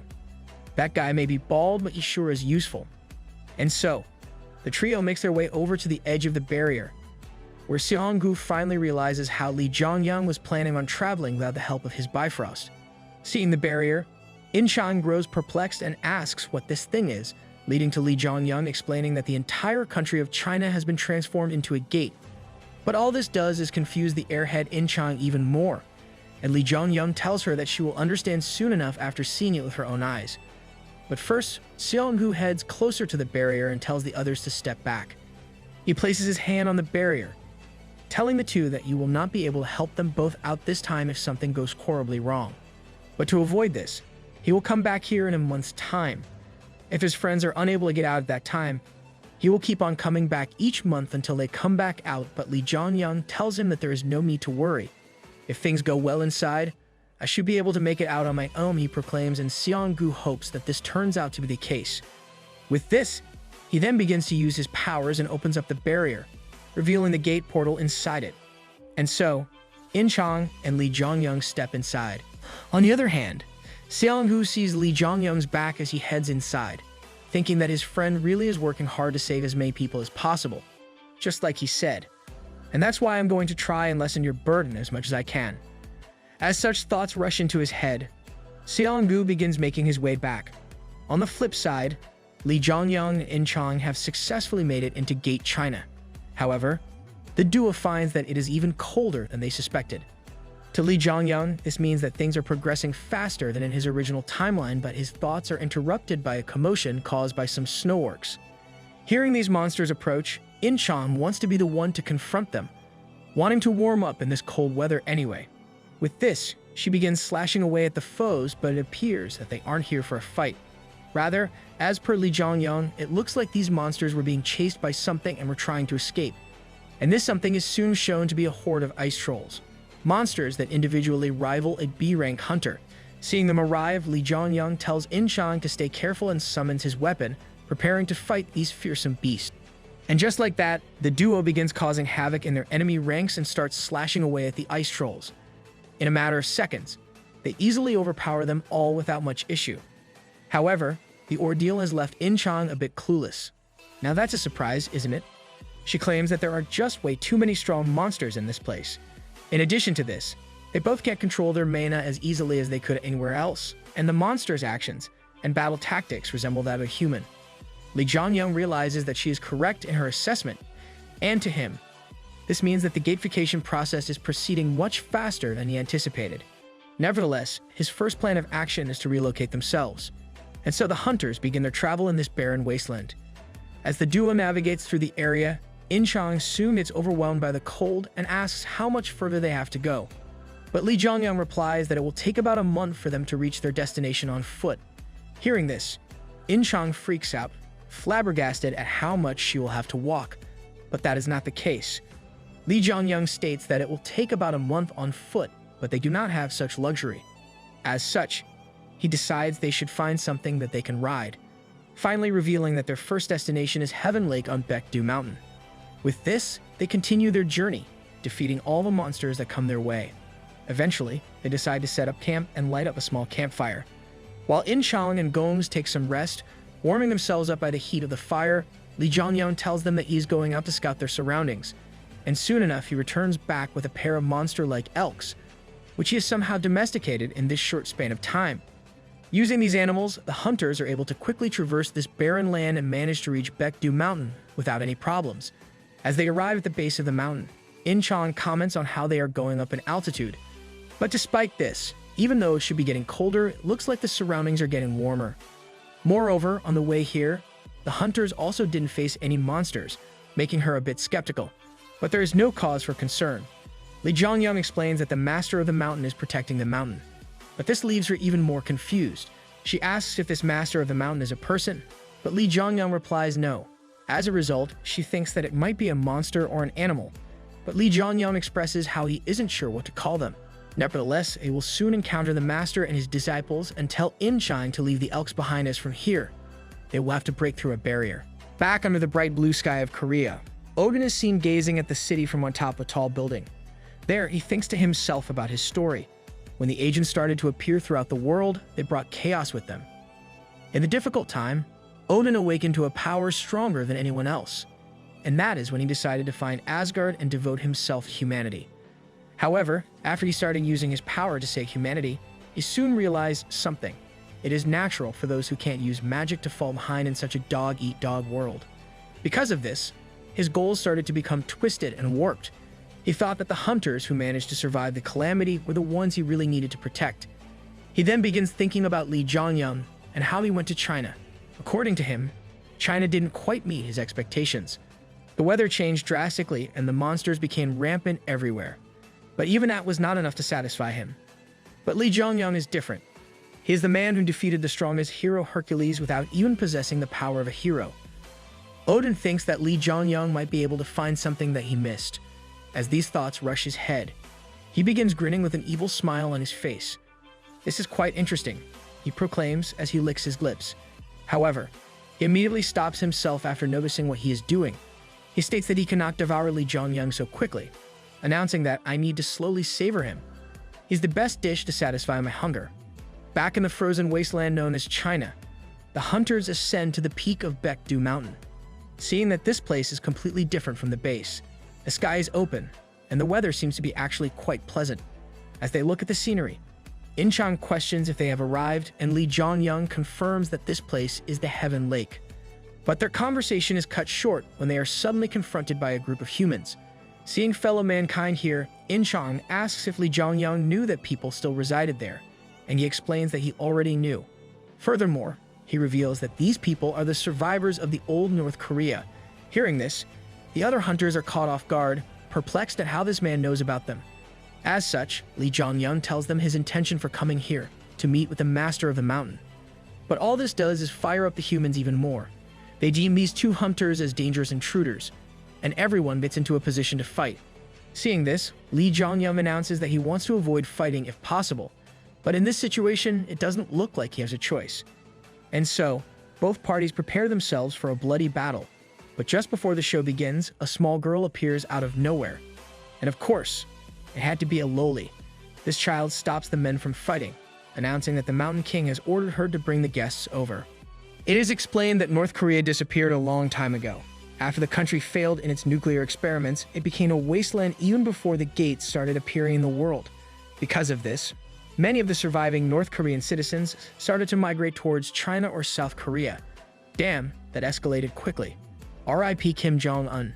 Back on the battlefield, despite the orders from the Mountain King, the North Korean survivors are still skeptical. One of them tries questioning Li Zhongyang about how he knows about them and their leader, which is a very difficult question to answer. Nevertheless, the little girl chimes in once again. She scolds this troubled man, claiming that this is no way to treat the Mountain King, Sangun's guests. Of course, if someone knows about the Mountain King, he is bound to know of their presence as well. But the men are still not convinced. They fear that Li Zhongyang and Inchang might be companions of their enemies and seem to be worried about Sangun. With this, the men discuss amongst themselves what they should do now. Whereas the girl then faces Li Zhongyang, telling him not to take their hostility too personally. She reveals that a long time ago, some bad people came here and tried to kill Sangun. Although the survivors managed to beat them on their own, they all began getting wary of outsiders, and that is why they all fear the arrival of these outsiders right now. However, Li Zhongyang doesn't seem to be interested in the least and stares daggers at the poor child, making her a bit scared. Nevertheless, on the orders of Sangun, they are let into the city of survivors, which looks to resemble a small countryside town. As they roam around the streets, the other survivors watch them from a distance, commenting on how long it has been since visitors have come here. Moreover, from their clothes, the people figure out that these visitors must be from the outside world, left to question their knowledge about the outside world falling and collapsing. On the other hand, Inchang and Li Zhongyang seem to be on their toes. Inchang calculates that there are about 200 people present there, and most of them are hunters who have managed to survive these brutal and harsh conditions. However, as they close in on Sangun's location, someone intervenes and stops them in their path. This man steps in front of the Korean hunters, announcing that you cannot pass here. Looks like someone is a fan of Lord of the Rings. What's more, he even points his spear towards these intruders. Bad move if you ask me. But Li Zhongyang doesn't look amused in the least. He questions if this is how they welcome guests in this place, questioning if the Mountain King himself ordered his disciples to escort these visitors to him. But even so, the man refuses to let them through. With a grim expression on his face, he takes up a stance for a battle. But in the nick of time, the loli comes out and tries to talk with this man. But to no avail. He is still insistent that these visitors cannot meet Sangun, telling the girl that she already knows the current state he is in. Hearing this, Lee Jongyun finally understands that something has happened to Sangun and powers up. He prepares to brawl, stating that the opinion of the man standing in front of him doesn't matter in his eyes. And these are fighting words. Deciding not to take nonsense from this outsider, the man prepares to launch an attack, telling Lee Jongyun to come at him. However, just before the brawl starts, the girl screams aloud. She proclaims that the mayor of Cheonji-chan orders them to step aside. As a strong aura surrounds her, he orders to bring the disagreement to an end. And the man bows down to her, deciding to follow her orders at last. Should have done that since the beginning. With this, she then escorts Lee Jongyun and In-chang to Sangun, and they enter his secret cave system. There, Lee Jongyun asks In-chang if she is aware of the Dangan myth, but she obviously has no idea, being an airhead and all. As such, Lee Jongyun explains that it is a forgotten national myth that states that a deity named Hwanum came down and founded Korea, but this is all going over her head. In-chang asks why her partner is bringing all of this up now, and he replies that maybe the people here are familiar with the myth. At last, they finally reach the Mountain King's chambers and find a majestic white tiger lying there. As Lee Jongyun approaches the beast, he questions if the beast is Sangun. In response, the tiger speaks up, confirming his identity. It proclaims itself as Sangun, the guardian of Baekdu Mountain, and asks what brings these outsiders here. There, In-chang is taken aback by the intimidating aura this white tiger possesses, but Lee Jongyun is acting completely different. What a mess, he announces. He claims that Sangun's powers to guard Baekdu Mountain will disappear soon. In his mind, he reveals that the beast in front of him is currently dying because its source of magic power, aka Baekdu Mountain, is getting destroyed slowly. Hearing his announcement, Sangun questions just who on earth this man is, and Lee Jongyun replies that he is someone who can help. In addition, he claims that he hasn't come all the way here to meet with this white tiger. Rather, he wants to meet the real owner of this mountain. But these words offend and enrage Sangun, who roars as a retort. Despite this, Lee Jongyun continues. He claims that though Sangun managed to successfully confine the intruder, there is no way that a dying cat like Sangun would be the owner of this mountain. In addition, he tells Sangun to bring him to the intruder, and after that, he will save both Sangun and Cheonji-chan. Hearing this, Sangun begins staring daggers at Lee Jongyun. Regardless, they both are allowed to leave, despite Lee Jongyun's insolent words. Outside, In-chang is curious about the real identity of Sangun. As a result, her partner explains that it is not a monster and is much more similar to the elk they rode on the way here.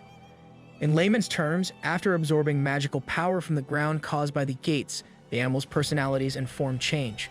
But even so, this shouldn't make it possible for an animal to speak human language and possess such a huge amount of magical power.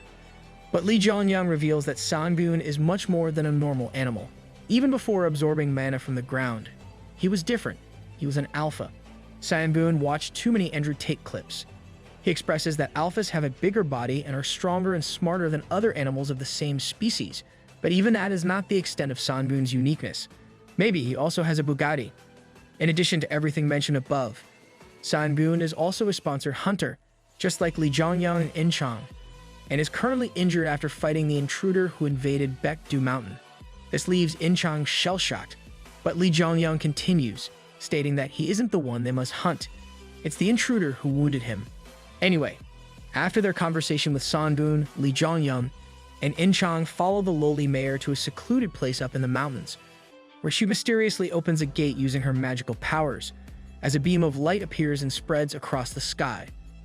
A gate pops up out of nowhere, and the Korean hunters leap into the gate, with Lee Jongyun falling like a diva. As soon as they enter, the chief closes the gate, and the mysterious beam of light disappears.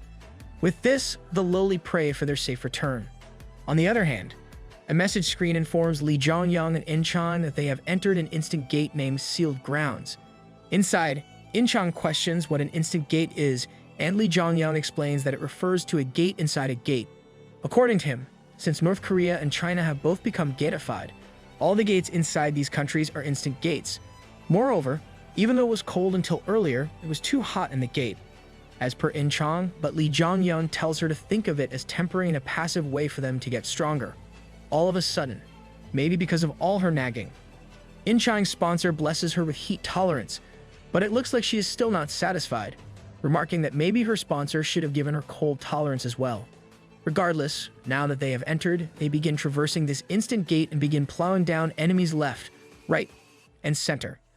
All that is left is a bloody battlefield where the corpses of many monsters lay lifelessly.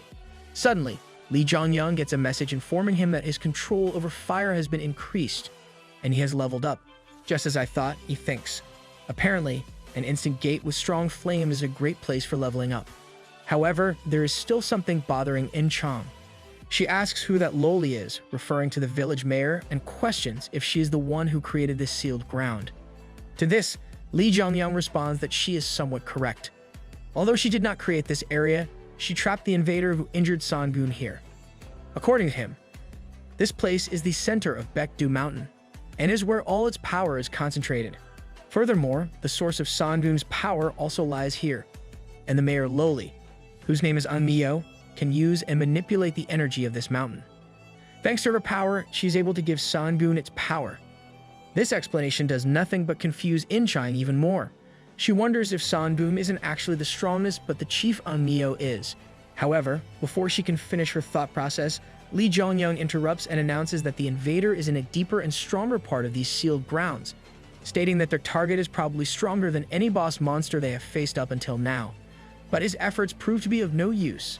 In Chang is still stuck on her pointless questions, remarking on how Unmyo is a really unique and weird name. But Lee Jongyang tells her that it is not her real name, but rather a pseudonym. He reveals that the lowly chief is a hero, making In Chang a bit dubious at the fact that although it was so difficult to attain this title, they seem to be roaming around everywhere. Despite all their chattering, they eventually return back to clearing the gate. Lee Jongyang recalls how the book stated that Qianji-chan was the best place to grow, and that couldn't have been truer. It's hard to find hunting grounds like this, and he thinks that he has to grow his skills and abilities as much as possible in order to prepare for any sudden changes that occur in the future. As he thinks all this, he starts going on his usual rampage, slaying all the monsters in sight, one after the other. Thanks to this, his level increases yet again, in addition to his control over flames. Seeing him level up so much, In Chang comments on how Lee Jongyang's sponsor is amazing because he allows him to get so strong so quickly. But Lee Jongyang replies that, in his opinion, In Chang's sponsor is better, seeing as he is only increasing his level because of the player trait. But his statement seems to have annoyed the Sky of Apocalypse, who grants Lee Jongyang some status points in response to his comment. This leads to a small wholesome back and forth between the two sponsors. In the meantime, back at Sangun's cave, the lowly chief is with the majestic white tiger, seemingly trying to comfort him. She asks how he is doing recently, but Sangun exclaims that he is more or less the same. It is explained that the reason Sangun is dying is because he is using his power to protect Baekdu Mountain and Qianji-chan while simultaneously sealing off the invader. Because of this, his life force is now dwindling with each passing moment. Hearing this, the lowly chief remarks on how it is her responsibility to deal with the crisis facing Baekdu Mountain, but instead, it was Sangun who was injured. As such, she asks if she should take back the power, but Sangun tells her to not think of such things. He claims that even though the Korean hunters are strong, the invader is much stronger. But this leads to the lowly questioning if that is the case. Then why did Sangun send them to the sealed ground? Consequently, Sangun expresses that he did not sense Lee Jongyang's power. Rather, he sensed the force behind him. He explains that the force he saw behind Lee Jongyang resembles what he saw behind the invader as well. Back in the instant gate, the hunters reach their destination, and In Chang is immediately shocked to see the invader to be a rather young and innocent-looking kid. She displays her concerns to Lee Jongyang, but he just tells her not to be mistaken. He proclaims, "That's no human. We shouldn't judge a book by its cover." All of a sudden, as Lee Jongyang's words linger in Chang's mind, the spirit of a wolf appears behind the child. This spirit has an immense aura, sending a chill down her spine as she wonders if they will be able to defeat it. However, the child seems raring to go, showing extreme hostility to the ones who have come into his territory. This looks like a toothpaste ad, not going to lie. Without a moment's delay, this demonic child pounces on Lee Jongyang and In Chang, looking to get the first strike. However, before either of them can react, Gongs decides that he wants a piece of the action and dashes forward beforehand. Using his immense strength, Gongs manages to stop the incoming blow, but alas, even he is not enough to stop it fully. The pressure behind the attack is so fearsome that Gongs is forced to be pinned to the ground and is left helpless. Seeing her avatar getting bullied, In Chang chimes in as well, although she powers up and begins gathering mana in her weapon before finally going in. Her attack is easily dodged and parried by this demonic child, who sends In Chang flying away with his incredible power. Even she is left to wonder just what kind of strength this is. But with a wasted second, Li Jianyang jumps in from a blind spot. Using his powerful weapon and authority, rule over fire, he delivers a vertical slash to his foe, who manages to evade the attack. Not only that, the child then decides to counter and begins preparing for a barrage of attacks. Seeing his opponent get serious, Li Jianyang also braces for impact and parries all the strikes. As the battle goes on, the Sky of Apocalypse begins watching his sponsored hunter with sunken eyes. Meanwhile, the fighters' clashes kick up huge explosions that rattle the entirety of Baekdu Mountain. So much so that the secret village experiences an earthquake. As a result, the lowly chief issues the order to evacuate all the children and the ones who are powerless to resist to a safe place. Heeding her orders, the soldiers head out to fulfill them. All of a sudden, Gao, the guy who tried to fight Li Jianyang before, shows up as well. He asks the town leader if everything will really be alright. To this, the chief tells his subordinate not to worry. Apparently, even if things go south and Li Jianyang ends up meeting his demise, she and Sanbun will go and take care of things once and for all. Consequently, she tells Gao to hurry up and help with the evacuation, and he too complies and scurries off. However, what the lowly said is far from the truth. She understands that if the Korean hunters lose, then she and Sangun will not be enough to stop the demon child on their own. Because of this very reason, the fate of their beloved Cheonji-chan village lies in the hands of a person they met hours ago. Seems like a good plan. Hence, she once again prays for the hunters' safe return. Not for their well-being, but rather for hers. On the other hand, back inside the instant gate, Gongs has been taken down. In Chang is visibly on her limit, and Li Jianyang is currently being choked alive. Seeing this dire situation, In Chang tries to bring attention to her by screaming and making a fuss, but it proves to be useless. The child is fully focused on killing Li Jianyang at the moment and is furiously trying to grab a good hold of his neck. In the meantime, Li Jianyang is desperately trying to keep himself alive. However, soon enough, he begins running out of steam, and the child's claws inch closer and closer. In these circumstances, Li Jianyang is left literally unable to do anything. But, all of a sudden, something begins replaying in Li Jianyang's mind. He recalls the time before the battle when he found out that his growth for magic power had already been blocked, even though it grew rapidly from the mana stream skill. The skill itself is still only at level 1, and it looks like his authority will not be growing anymore here as well. But there is still a solution to all this. Suddenly, back in the present, a message pops up, stating that mana stream has leveled up. With this, Li Jianyang's eyes begin glowing red, and he begins to overpower the child's claws. Ultimately, he is able to free himself, surprising his opponent. That was close, he states. Apparently, whenever you are in a life-threatening combat situation, mana stream activates. But for someone of Li Jianyang's level, feeling any threat from the monsters he has faced recently has not been worthwhile. But despite this, he figured that it might be possible if he fought with this foe. Although a bit late, his body feels like mana has completely wrapped around it, making him significantly stronger. He remarks on how it feels like he's reborn, but it doesn't look like his enemy is too amused by this turn of events. The child takes up a rather savage-like stance, prepared to go in at a moment's notice. In response, the powered-up Li Jianyang picks up his weapon and aims it toward his target. Using his authority, he engulfs his weapon with flames and unleashes a special technique called Sunflare. As he does so, a barrage of messages begins popping up, revealing that Li Jianyang has obtained this skill without the help of his sponsor, and because of this, his stats increase even more. In Chang, who is watching all of this unfold, is left speechless at what she is witnessing. Li Jianyang has condensed the mana so much that the space around him has started to become distorted. At last, Li Jianyang is finally ready and throws his spear toward his foe, who is ready to take the attack head-on. With this, the strongest of techniques collide with each other, resulting in a huge explosion out of which the demon child emerges in tatters. This sends Li Jianyang's authority to level 10, and he obtains the achievement Fire Monarch. However, even before the aftermath of the clash dies down, an image of the child's wolf spirit appears in the sea of flames, as it menacingly looks down towards Li Jianyang. In Chang is left on the edge of her seat after seeing such a sight. Regardless, Li Jianyang simply walks closer to his injured foe, who begins growling at him. But there is nothing else it can do. As per the Demon King's book, Li Jianyang already knows that this beast will not be able to disobey him because of the beast's origins. As the wolf continues staring at Li Jianyang, its eyes which were filled with anger and pain turn into eyes full of sadness. Eventually, with the two of them intensely staring at each other, the wolf at last shows obedience to Li Zhongyang.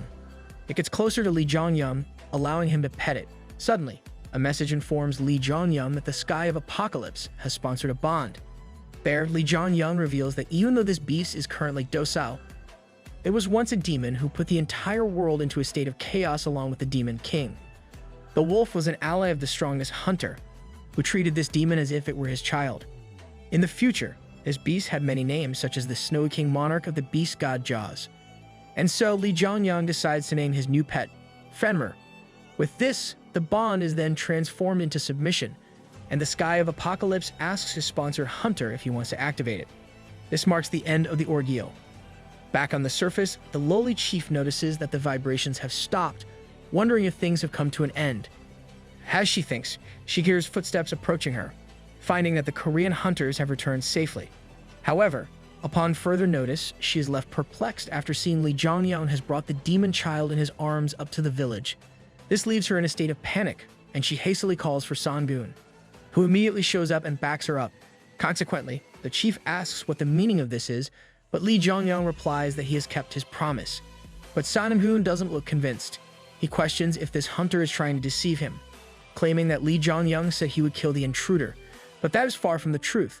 Li Zhongyang never said he would kill the intruder. Rather, he said that he would save Sanbun and Qianji-chan. He announces that this guy is no longer dangerous. All of a sudden, the child, who was sleeping up until now, opens its eyes and leaves his owner's arms. With this, he then begins menacingly staring at Sanbun and the chief, harnessing his power as he does so. This scares both of the Qianji-chan leaders. However, after getting permission from his owner, the child unexpectedly bows to them as a sign of apology. This leaves the chief even more confused, but proves that the child's hostility has come to an end, along with the whole arc of madness. And so, after things settle down, Li Zhongyang teaches his new pet how to pronounce his name, but he keeps messing up, calling him Jugyo, which literally means kill. That isn't too far off, to be honest. But this confirms that the child in front of him is not even able to talk yet. Suddenly, In-chang comes up from behind them and calls out to her partner. However, it looks like Fenrir is not too happy about her interrupting his time with his owner. He begins showing aggression towards In-chang, who obviously doesn't want her avatar to meet an unfortunate demise. In Li Zhongyang's eyes, though, this is just kids being kids, although I don't think In-chang would agree. The sponsors watch these things happening and share a wholesome interaction with each other. Later on, Li Zhongyang calls out to the chief to the edge of the barrier. There, she asks why he called her out here. As such, Li Zhongyang reveals that he made a promise with Sanbun. If he is able to take care of the intruder and help in his recovery, Sanbun claims he could take the chief. This leaves her confused and looks toward Li Zhongyang for an explanation. However, he claims that this is not the correct time.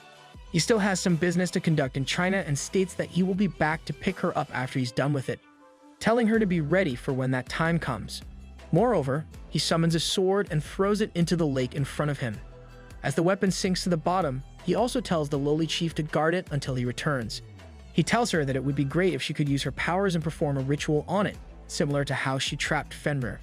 This confuses her even more, but Li Zhongyang explains that this weapon is something important and he has to gift it to someone later on. The following day, the Korean hunters get prepared to leave and continue their journey. As they leave, the people of Qianji-chan surround them, apologizing for their harsh treatment toward them.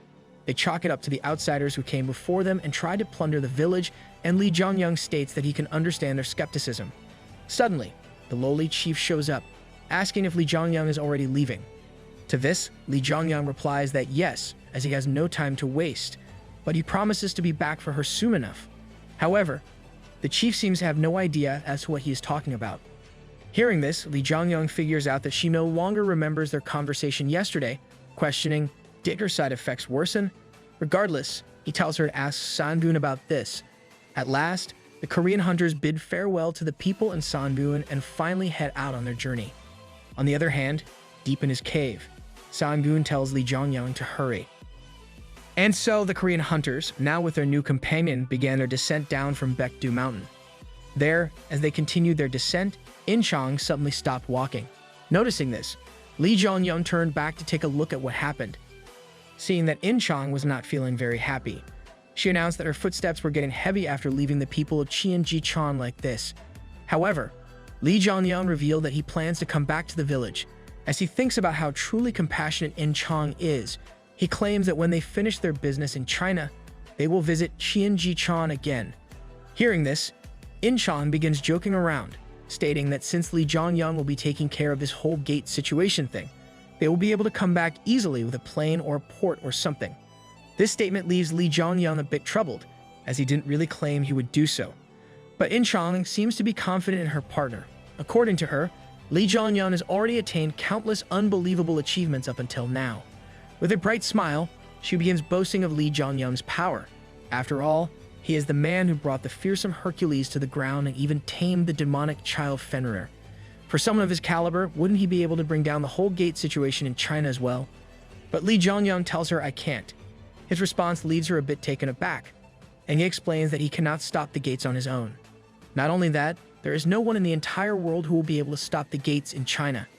His revelation brings down the entire mood, and even Inchang gets a bit sad. Nevertheless, in an attempt to change the direction of the conversation, she asks Li Zhongyang if they are just going to continue on foot, stating that she is getting fond of the warmth Baekdu Mountain gave her. But this is not the case. Li Zhongyang claims that the very reason he went to Qianjiquan in the first place was to find something to make their journey easier. But Inchang comments on how the elk they rode on the way over here have already long since left and are nowhere to be seen. But who said anything about riding an elk? Li Zhongyang simply commands his new pet Fenrir to give us a ride, and he complies. As such, he takes on his wolf form and both of the Korean hunters get on top of him. With this, Fenrir begins dashing at full speed. Thanks to this, they are able to cover quite some distance until they reach a small battlefield. There, the hunters notice that some snow orcs are currently fighting with ice trolls. Seeing this, Li Zhongyang realizes why Fenrir decided to stop there. As a result, he orders Fenrir to eat them. And, not wasting a single moment, that is what he does. Fenrir jumps into the mosh pit and begins slaughtering and devouring the monsters. Seeing this, Inchang is left in awe, whereas Li Zhongyang claims that Fenrir must have been hungry for quite some time. In the meantime, he has something he wants to teach Inchang. Hearing this, the anticipation inside Inchang grows. She wonders if she will finally learn the truth behind Li Zhongyang's insane speed of growth and the unusual power he holds. She was curious about how it worked all this time but didn't ask because she thought Li Zhongyang would tell her at the correct time. And much to her delight, the correct time has finally come. Li Zhongyang announces that he will teach her about the mana stream, stating that with the help of this skill, she will be able to become a self-growing hunter. Hearing this, Inchang is left perplexed. A self-growing hunter who can grow without the help of their sponsor? Is that even possible? She wonders. But of course, it is. Not only is it possible, but it also happens to be the secret behind Li Zhongyang's strength. Consequently, she gets pumped up, thinking that she too will become stronger as well. On the other hand, as these thoughts rush into her head, Li Zhongyang reveals that she has already acquired a part of the mana stream skill. To prove this, he begins gathering some of his mana in his hand and asks Inchang if she can see what he is doing. After watching intently and putting her powers to use, Inchang is able to clearly make out the gathered mana in his partner's hand. Hearing her response, Li Zhongyang is over the moon, proclaiming that he knew Inchang had a talent for such things. She states that she can see mana if she focuses, asking if this is also the reason Li Zhongyang regularly meditates. But rather than replying, Li Zhongyang corrects her. He claims that to be precise, they are looking and feeling the flow of mana, similar to how one senses mana in their body. But this is all too much for an airhead like Inchang to grasp so quickly. However, that is not the point. Li Zhongyang states that she doesn't really have to understand it, as it is not something you learn with your mind. Rather, you can only get accustomed to it by practicing in real time. As a result, Li Zhongyang wants to forcibly imprint the flow of mana on her, warning her in advance that it will hurt like hell. But Inchang is not a mere pushover. She readily accepts the offer, claiming, "That's all right. I want to become stronger." In her mind, she refuses to keep being a burden on Li Zhongyang and wants to be able to keep up with her partner. With this, day turns into night. The hunters are seen taking a rest, and Inchang is seen out cold. There, in a flashback, Li Zhongyang recalls how incredibly resilient Inchang really is to be able to endure the extremely painful process of imprinting mana without moaning out loud even once. But even for her, it is enough to exhaust her. All of a sudden, he notices Fenrir intently staring at something. Consequently, he goes over to his side. curious as to what he is looking at. Lo and behold, right behind the cliff they are on is a gigantic monster lizard called Drake, a high-level predator that appears as a boss of A-rank gates. Seeing this fearsome monster, Fenrir's mouth begins to water, and he begins licking his lips in anticipation of dinner. Seeing this, Lee Jongyang questions if his pets want to hunt the Drake, and Fenrir confirms this. As per the Demon King's autobiography, Fenrir's favorite meal is a Drake, and hence, he is watering at the mouth. But in reality, Lee Jongyang explains that Fenrir is not at his full power. Even on Baekdu Mountain, he was not at his peak. And now that he is in submission, Fenrir is even weaker as of now. This sends a wave of doubt in Lee Jongyang's mind as he wonders if his new pet will really be able to hunt such a fearsome foe. However, there is no other choice. Lee Jongyang has to find out the current power level of his pet in order to ensure things keep running smoothly in the future. As such, he makes up his mind and tells Fenrir, "Let's go Drake hunting." And just like that, the hunt begins. Fenrir jumps down from the cliff onto the unsuspecting Drake with all his might and at the last possible moment, transforms into his wolf form. However, it looks like Drake is not so unsuspecting. It manages to catch onto Fenrir's movements and is able to counterattack before his attacker gets too close. Nevertheless, it is all futile.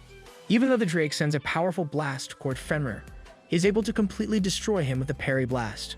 What's more, his attack is significantly stronger than the attacks that clashed amongst themselves, but still, Fenrir's strike manages to end the Drake in a single shot. As a result, the hungry wolf then begins munching on the Drake's flesh, enjoying his meal. In the meantime, Lee Jongyang is left speechless at what he has just witnessed. He thought that the battle might be more equal and would take a while, but it seemed like his pet was way stronger than he imagined. He wonders if Fenrir really did get weaker, as defeating a Drake with such ease is not a common sight. Regardless, now that he has seen a glimpse of his new companion's power, he has completed all the preparation Lee Jongyang would need. The following day, the hunters continue on their journey and sometime later happen upon a rather disturbing sight. In this barren wasteland, they find a number of human corpses that have been frozen solid in an instant. Seeing such a horrendous sight, Incheon begins to shed tears at the pitiful humans and asks Lee Jongyang if the calamity he was talking about will result in the entire world ending up in such a way. And Lee Jongyang confirms this. Although he claims they should not be comparing the events, he claims that the calamity will be less miserable than this. What's more, with the help of their newfound strength and companions, they should be able to save many more people now. He announces there are more hunters and heroes outside, as well as organizations like Asgard. They will do their best to defend and survive the upcoming catastrophe, and Lee Jongyang claims that he too will do his best. As such, there is no need to worry too much. Hearing his announcement, Incheon begins to feel a bit better. She wipes off her tears, stating that she feels a little bit more comforted now. In addition, she too promises to do her best and help as many people as she possibly can. Anyway, seeing as they have reached a frozen river, Lee Jongyang suggests that they cross it as it is completely solid. According to him, they will arrive at their destination after they successfully cross this river. There, Incheon realizes that she doesn't even know what their destination is and asks about it, learning that they have to find a particular someone in the Guangdong province. However, Incheon still has some doubts. She wonders if there will really be any survivors in such a harsh climate, but Lee Jongyang tells her that he is confident there will be. Inside his mind, he could not be more desperate at this stage. Even though he has managed to press down on the black marble using his Manga stream skill, he can feel the power of his foreign object inside his body getting stronger, leading him to question if he is already on his limit. Consequently, the hunter decides to cross the river as fast as they can, wanting to find this someone fast. And so, they quickly get over the lake thanks to Fenrir. However, soon after crossing the frozen river, they disembark from Fenrir. Lee Jongyang gathers the group and explains that moving forward, it's best to avoid riding Fenrir, as they need to maintain a low profile and avoid drawing unnecessary attention. The barren landscape around them seems to have thawed slightly, and Incheon notes how the temperature has risen. She also observes that there are no signs of monsters in the vicinity. Lee Jongyang smiles and replies, "That's a good sign, it means we are heading in the right direction." As they continue their journey, the conversation takes an abrupt turn when Fenrir starts pointing towards something ahead. Lee Jongyang follows Fenrir's gaze and spots a humanoid figure in the distance. Incheon's face lights up with hope at the sight of what seems to be a fellow human being, but Lee Jongyang's expression remains cautious. He swiftly instructs Incheon to ready her weapon, emphasizing that their naked eyes can't be trusted in these extraordinary circumstances. As they draw closer to the figure, it becomes evident that the supposed human is, in fact, a giant. The ensuing confrontation with the giant unfolds quickly, with In-Chang's combat skills proving effective against their towering adversary. However, the victory leaves In-Chang feeling conflicted. She can't help but remark on how the giant, despite its outward appearance, exhibited behavior reminiscent of a desperate and starving beast. In response, Li Zhongyang offers an insightful explanation, suggesting that the giant may have been cast out from his group due to illness or weakness. Such exiles are often left to fend for themselves, resulting in solitary giants displaying erratic behavior and aggression. Li Zhongyang adds that this particular giant was likely weaker than its counterparts. Despite their victory over the lone giant, there's little time for respite. Before they can catch their breath, more giants appear on the horizon, riding atop ice drakes. The sight of these colossal creatures and their intimidating riders leaves In-Chang paralyzed with fear, overwhelmed by the sheer scale of their presence. One of the giants, seemingly the leader of the group, demands to know who these humans are and why they are encroaching on their territory.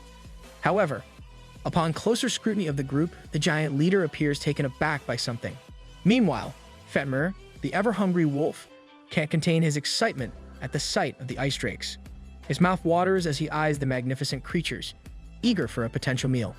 But it becomes apparent that Fenrir's hopes for a feast may be dashed when, out of nowhere, the giant leader hurls a net in their direction. In-Chang instinctively prepares to counter the threat, but before she can act, Li Zhongyang intervenes. He explains that he senses no hostile or murderous intent from the giants and believes it might be wiser to allow themselves to be captured, at least for the time being. With this, the group of giants caged up the hunters and began heading back to their hideout. On the way, the giant who caught them asks if the humans are from this place, but Li Zhongyang tells him that they are from distant lands. Regardless, the giant tells them that they don't need to be too worried since they have been captured along with someone special. From their interactions so far, Li Zhongyang realizes that the giants are different from the stories he has heard about them. As per legends, they are described as monsters, but in reality, they are more akin to humans and possess intelligence. As such, Li Zhongyang asks the giant leader if they are headed towards Utgard. The giant replies to this, acknowledging that they are indeed built, but is surprised that an outsider knows about their cities. However, he also reassures the human that they, as of now, have no intention of harming them. With this, he introduces himself as Saki, a proud warrior of the great frost giant tribe. As a result, Li Zhongyang also introduces himself, and the group begins to move once again.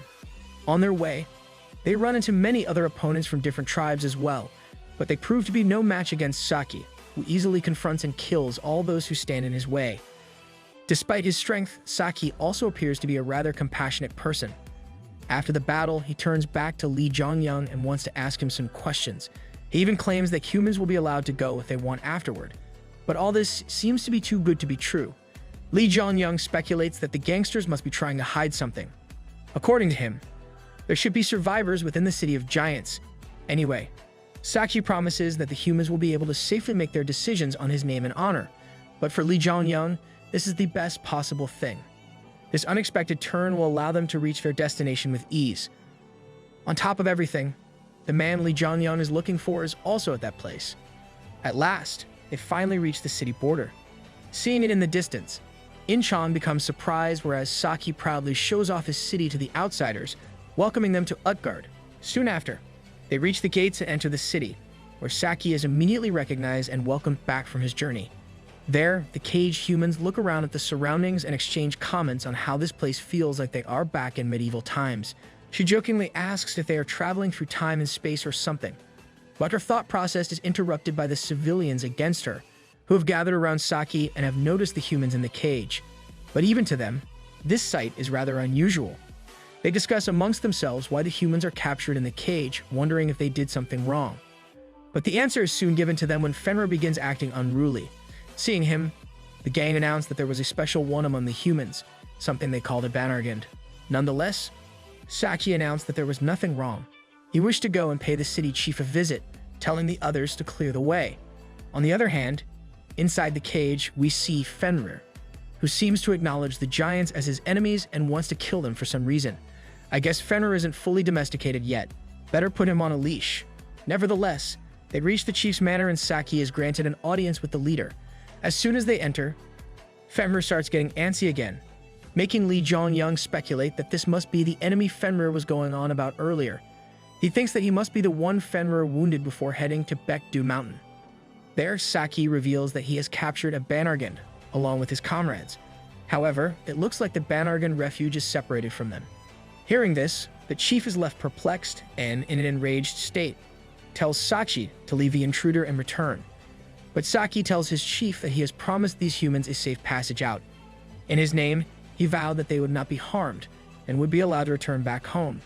He asks the chief to honor his name as a warrior and then leaves quietly. After the whole audience, the hams are put into a rather fancy Loki prison. Why do the giants have a normal-sized cell? There, In-chong checks if they have been locked in, and it appears that this is the case. Even though she could cut open the iron bars with her sword if she wanted to, Lee Jong-yeon advises against it. No matter what you think, you are still in the middle of the giants' territory, resulting in them having to fight everyone if they want to escape. As a result, In-chong wonders if they are in trouble, remarking on how the chief doesn't look like he has good intentions for them, especially when the chief looked at Fenrir. He appeared troubled and pressured, prompting her to ask what they should do in such a situation. But Lee Jong-yeon tells her not to worry. As per him, they should think of this ordeal as a break, which they haven't had in a long time. He claimed that they could just leave at any point if they wanted to, but it would be best for them to take the time to relax, stating that it looks like we'll have to spend quite some time here. Inside the place, they are forced to call home for now. Lee Jong-yeon recalls how, in the Demon King's autobiography, the giant war was said to be the worst war of all, but everything he has seen so far has proved otherwise. In his mind, things are not adding up. He claims that even though the Giant King has unfathomable strength, the other giant's offensive strength is lower than that of a human. And if this is the truth, how did they manage to drive mankind into a corner? As he ponders over the possibilities, there is a knock on their cell door, and in walks a little girl who has brought tea for the hunters. There, as the girl serves the tea, Lee Jong-yeon decides to use this time to investigate some things. He asks if everyone who is captured is treated like they are, but the girl reveals that this is not the case. However, when Lee Jong-yeon tries to push further, she looks a bit hesitant. Seeing this, Lee Jong-yeon announces that there is no need to worry as nobody is watching. This takes the girl by surprise and she turns back to take a look. In the corner of the cell, a magic tool is seen. As per Lee Jong-yeon, this is used to monitor this room, stating that if he didn't have Merlin's necklace, he would never have been able to discover it. And so, he gets closer to the little girl, who is now introduced as Sian, and tells her that she can speak here freely. Consequently, Sian then explains that she has been here for around a year, whereas most of the others have been here for a year and a half. From this, Lee Jong-yeon speculates that Utbird must have been founded at the same time the giants began capturing humans. Nevertheless, he then asks why his team is given special treatment. To this, Sian expresses that it is because they are strong and are with someone special. She goes on to narrate the story of when the giants were fighting off against Fenrir. At that moment, Fenrir transformed into his wolf form and killed many giants. As a result, the king, with the aid of many other warrior giants, confronted Fenrir, resulting in him running away. And that is why Fenrir was pushed back to Baekdu Mountain. After analyzing everything he has heard, Lee Jong-yeon has already come up with a plan. He asks Sian if she could do him a favor, trying to bribe her with candy and chocolate. However, Sian doesn't seem to be interested in that at all. Instead, she asks for iron. She claims that she needs to sell some iron, which will enable her to buy some medicine for her mother, and Lee Jong-yeon agrees. In exchange, he wants Sian to find someone named Manhua. Hearing this, the little girl is surprised and chimes in even before Lee Jong-yeon can finish his sentence, wondering if he means Hwada, and Lee Jong-yeon agrees. With this, several days have passed since the hunters arrived at the castle. During this time, the hunters didn't do much. Meals arrived in a timely manner, and they were even allowed to walk around in the castle from time to time. But this has all left In-chong in an awful mood. She announces that if there's nothing for them to do, they should just be allowed to leave. Even in such a situation, Lee Jong-yeon finds some positives, stating that at least this has given them time to train. Regardless, In-chong is still bored out of her mind, but her partner has something up his sleeve. He wonders if they should conduct a demonstration of power inside the castle and begins summoning his weapon.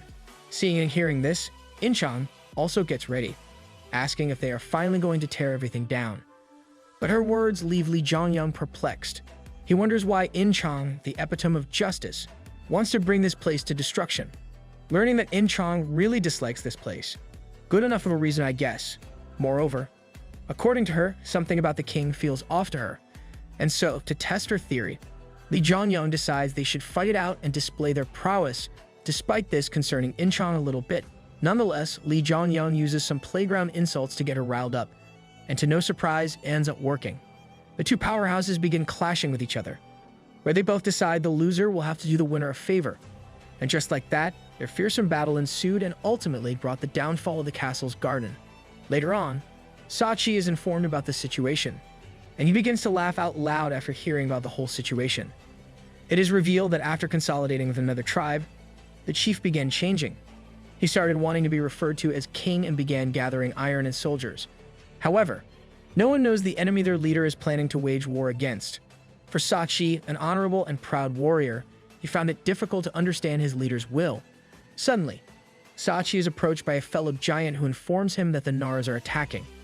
Hearing this, the giants prepare to head out and confront the troublemakers. On the other hand, somewhere in the castle, In-chong meets with an administrative giant who proclaims how it is a great sin to damage the garden of the castle. However, it looks like she has somehow managed to convince the giants that they hold some responsibility for not learning more about them and their laws. There, In-chong apologizes for the destruction she and her partner have caused, but comments on how it is a tradition for them to go around running in forests, training. Yeah, like we all are ninjas or something. While the giant tries to empathize with her, In-chong continues, stating that despite everything, she feels regret for what she has done, and as such, wants to make up for it. Consequently, she asks about what the giant would want from her in compensation, and the giant, after some thought, wishes to know more about her people, as there are many things they do not know, and In-chong agrees to tell him. Back during the fight against Li Zhongyang, In-chong is seen getting pushed back. Despite her immense power, she cannot find any openings to attack and decides to turn things up a notch. Seeing this, Li Zhongyang also responds in kind. As things get heated, In-chong finally finds an opening, but alas, it is a lie. Li Zhongyang purposely showed her an opening and used it to sneak up behind her and ultimately win. And so, as the victor of the duel, Li Zhongyang orders In-chong to gather information while pretending to be cooperative with the giants. What's more, he has something else in mind as well. Regardless, sensing the commotion, the guard giants hurried to see what was going on and saw In-chong looming over a heavily injured Li Zhongyang. Therefore, the guards call for a medic, and Li Zhongyang is taken to get treated. There, Li Zhongyang is seen lying on a bed while a human doctor is looking over his injuries. However, the doctor immediately notices that Li Zhongyang isn't seriously injured at all. Although he is bleeding, things aren't serious. This surprises Li Zhongyang, who is taken aback that even though the giants fell for it, a trained professional will not buy his schemes. Anyway, he asks the doctor to heal him, and the doctor begins working his magic. As he waves his hands over Li Zhongyang's injuries, they instantly begin healing, and moments after, Li Zhongyang rises completely fine. As a result, he thanks the doctor for his aid and proceeds to state how it's an honor to meet with Hwada. Hearing this, the doctor is taken aback and, with a terrifying expression, questions if Li Zhongyang knows him. However, the hunter refuses. As such, the doctor wonders if maybe Cian told him about his identity, but once again, our hero refuses. But this time, Li Zhongyang questions if it wouldn't be nice to get acquainted with each other. Nevertheless, the doctor announces that he's a rather unusual man and leaves, telling Cian to come with him. But as he turns his back, Li Zhongyang begins to speak once again. He claims that the healing isn't done yet and asks if a doctor means to leave behind a patient who is still injured. But in the eyes of this renowned healer, Li Zhongyang seems to be perfectly fine. In response, Li Zhongyang claims that his injuries aren't external, asking how someone can just assume such a thing without even checking his vitals. With this, he extends his hand forward, and Hwada complies and begins checking his heartbeat. But even then, he finds that nothing is wrong and promptly leaves. Guess that was a bust. But this whole situation leaves Li Zhongyang perplexed. As per him, he definitely felt some magical power from Hwada, ensuring he is a hunter. But since he was unable to locate the black marble, he wonders if Hwada is yet to earn his ability. And so, he begins freaking out as he thinks that there's no way this is true. According to the Demon King's autobiography, Hwada is one of the few surviving Chinese hunters and the one who healed many heroes, including the Demon King. What's more, the Demon King learned the mana stream skill in the Giant's land. During that time, the Demon King experienced an upcurrent of mana at the beginning of the mana stream, having similar effects as the dragon's bloodstone. Nevertheless, the only reason the Demon King was able to hold out through the experience was with the help of none other than Hwada, a man good enough to be regarded as a god in the future. Back in the present, Li Zhongyang questions whether he has arrived here too early, thinking has he not grown much because of the lack of time. Suddenly, These thoughts are interrupted by Inchang, who comes up behind him. Seeing her, he asks how things went. In his mind, he thought that Inchang was going to have a hard time because of the garden incident, but her quick return shows that nothing major happened. To his question, Inchang exclaims, "It went well. They want me to be a warrior." Inchang reveals that the frost giants called the Nars are building a city nearby and are constantly on the lookout for a chance to attack Utgard. Because of this, in order to protect their beloved city from being attacked by these Nars and other monsters, they need the help of Korean hunters, as they don't have enough warriors on hand to fend off the invaders. Hearing all of this, Lee Jong-young is a bit surprised. The number of the giants is far fewer than what he expected. This is apparently because of the Nars, but because of this, it should be difficult for them to harm humanity. Regardless, Inchang continues.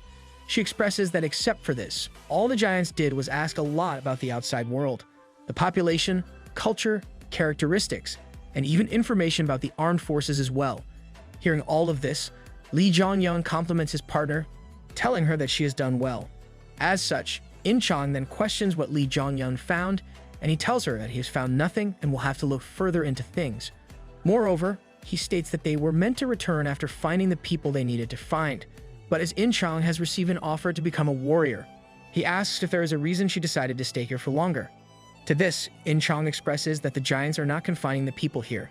However, if the humans decide to leave Utgard, they will, for sure, meet their end. Hence, they can't leave this place. Because of this reason, she wants to find a way to help them out. Hearing her reason, Lee Jong-young is shocked. He claims that all this plan entailed was to take a few of the useful ones after he has found Hwada and escape Utgard. However, Inchang has the betterment of the majority in mind. He tells Inchang that she is a better person than he is, announcing that "I almost did the thing I hate the most." And so, after signing a contract to act as a mercenary warrior, the Korean hunters were allowed to live in the region where the other humans live.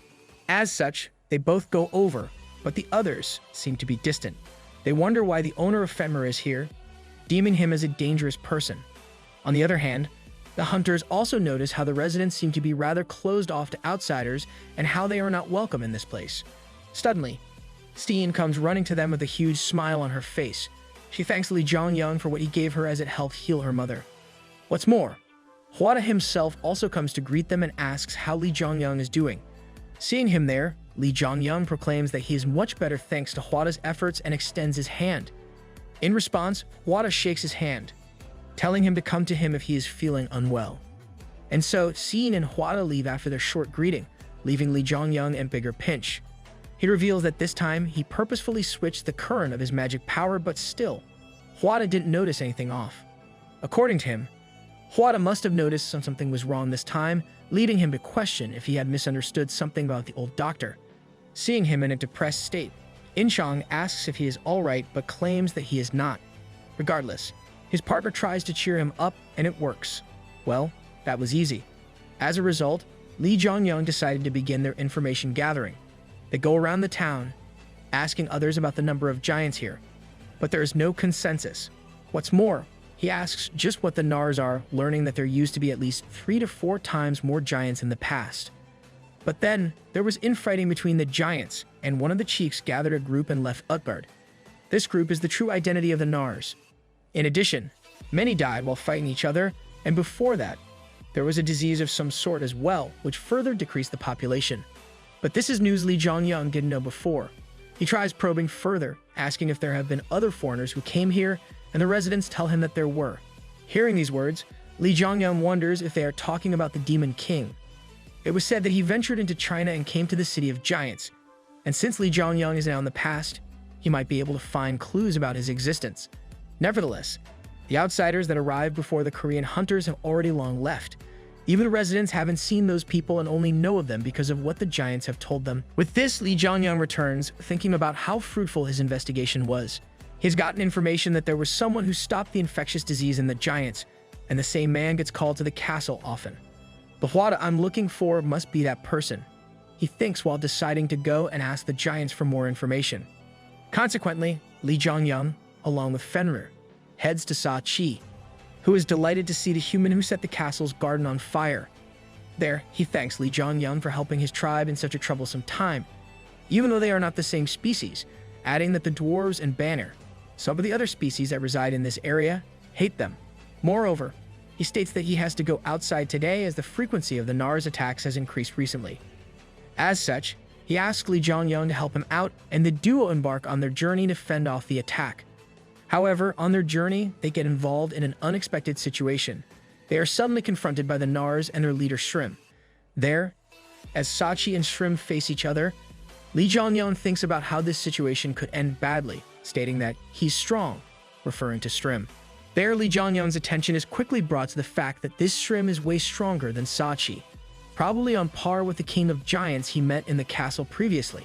However, Li Jiangyang has no idea what on earth they are talking about. Apparently, he cannot understand their language, but in a fortunate turn of events, his sponsor, a Sky of Apocalypse, sponsors his hunter with the language of the giants, Jotun. Thanks to this, he is finally able to understand what Sachi and Shrim are discussing. On the other hand, at the forefront of all the tension, Shrim is seen asking Sachi to rethink his decision. However, the giant warrior refuses. He announces that there is no reason for him to listen to a word of an apostate. Nevertheless, Shrim remains composed and calm, questioning if Sachi still intends to continue obeying his foolish king. How disappointing that your tribe has fallen so far, Shrim remarks. He claims that Sachi is shaming the names of warriors. Not only that, he proclaims himself as not an apostate. Rather, they are just not the owners of Utgard. But Sachi has already had enough. He screams aloud and begins to power up, preparing to rush in and begin wreaking havoc. In response, Shrim also gets serious. This is the way giants resolve things, using brute force. However, all of a sudden, Shrim notices the two unusual characters with Sachi. After paying close attention, he notices that one of these is a special one. Even more interestingly, the special one seems to be under the control of a human. Fenrir and Li Jiangyang quickly pique Shrim's interest and claim that he will see them next time. But Sachi is not having any of it. He questions Shrim, asking, "What are you talking about?" as he delivers a furious strike toward his foe. Nevertheless, Shrim simply dodges the blow with ease. What's more, using the delay in Sachi's attack, Shrim decides to go in as well and, using all his might, unleashes a powerful punch. Seeing this attack coming towards him, Sachi is left in a dangerous ordeal. However, just before the attack makes contact, Shrim stops himself from killing his former comrade and becoming this world's one-punch man. Despite this, the immense pressure behind his blow is scattered into the surroundings as a shockwave. With this, Shrim decides to head back with his group, telling Sachi, Fenrir, and Li Jiangyang that they will meet again soon. As the Nars turn back, the troops of Utgard ask Sachi why they are allowing their enemies to go freely. Like the dumbasses didn't see their leader get completely overpowered, but Sachi just tells them that Shrim is with them. If they engage in a battle right now, Utgard will surely lose some of their warriors, which they are already short on. In addition to this, the chief has ordered Sachi to avoid fighting Shrim.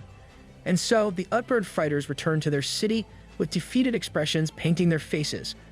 On the way, Li Jiangyang notices this but claims that Sachi is right. Even though the giants may be hostile and enjoyed battles, there was a clear power gap between the generals of the troops.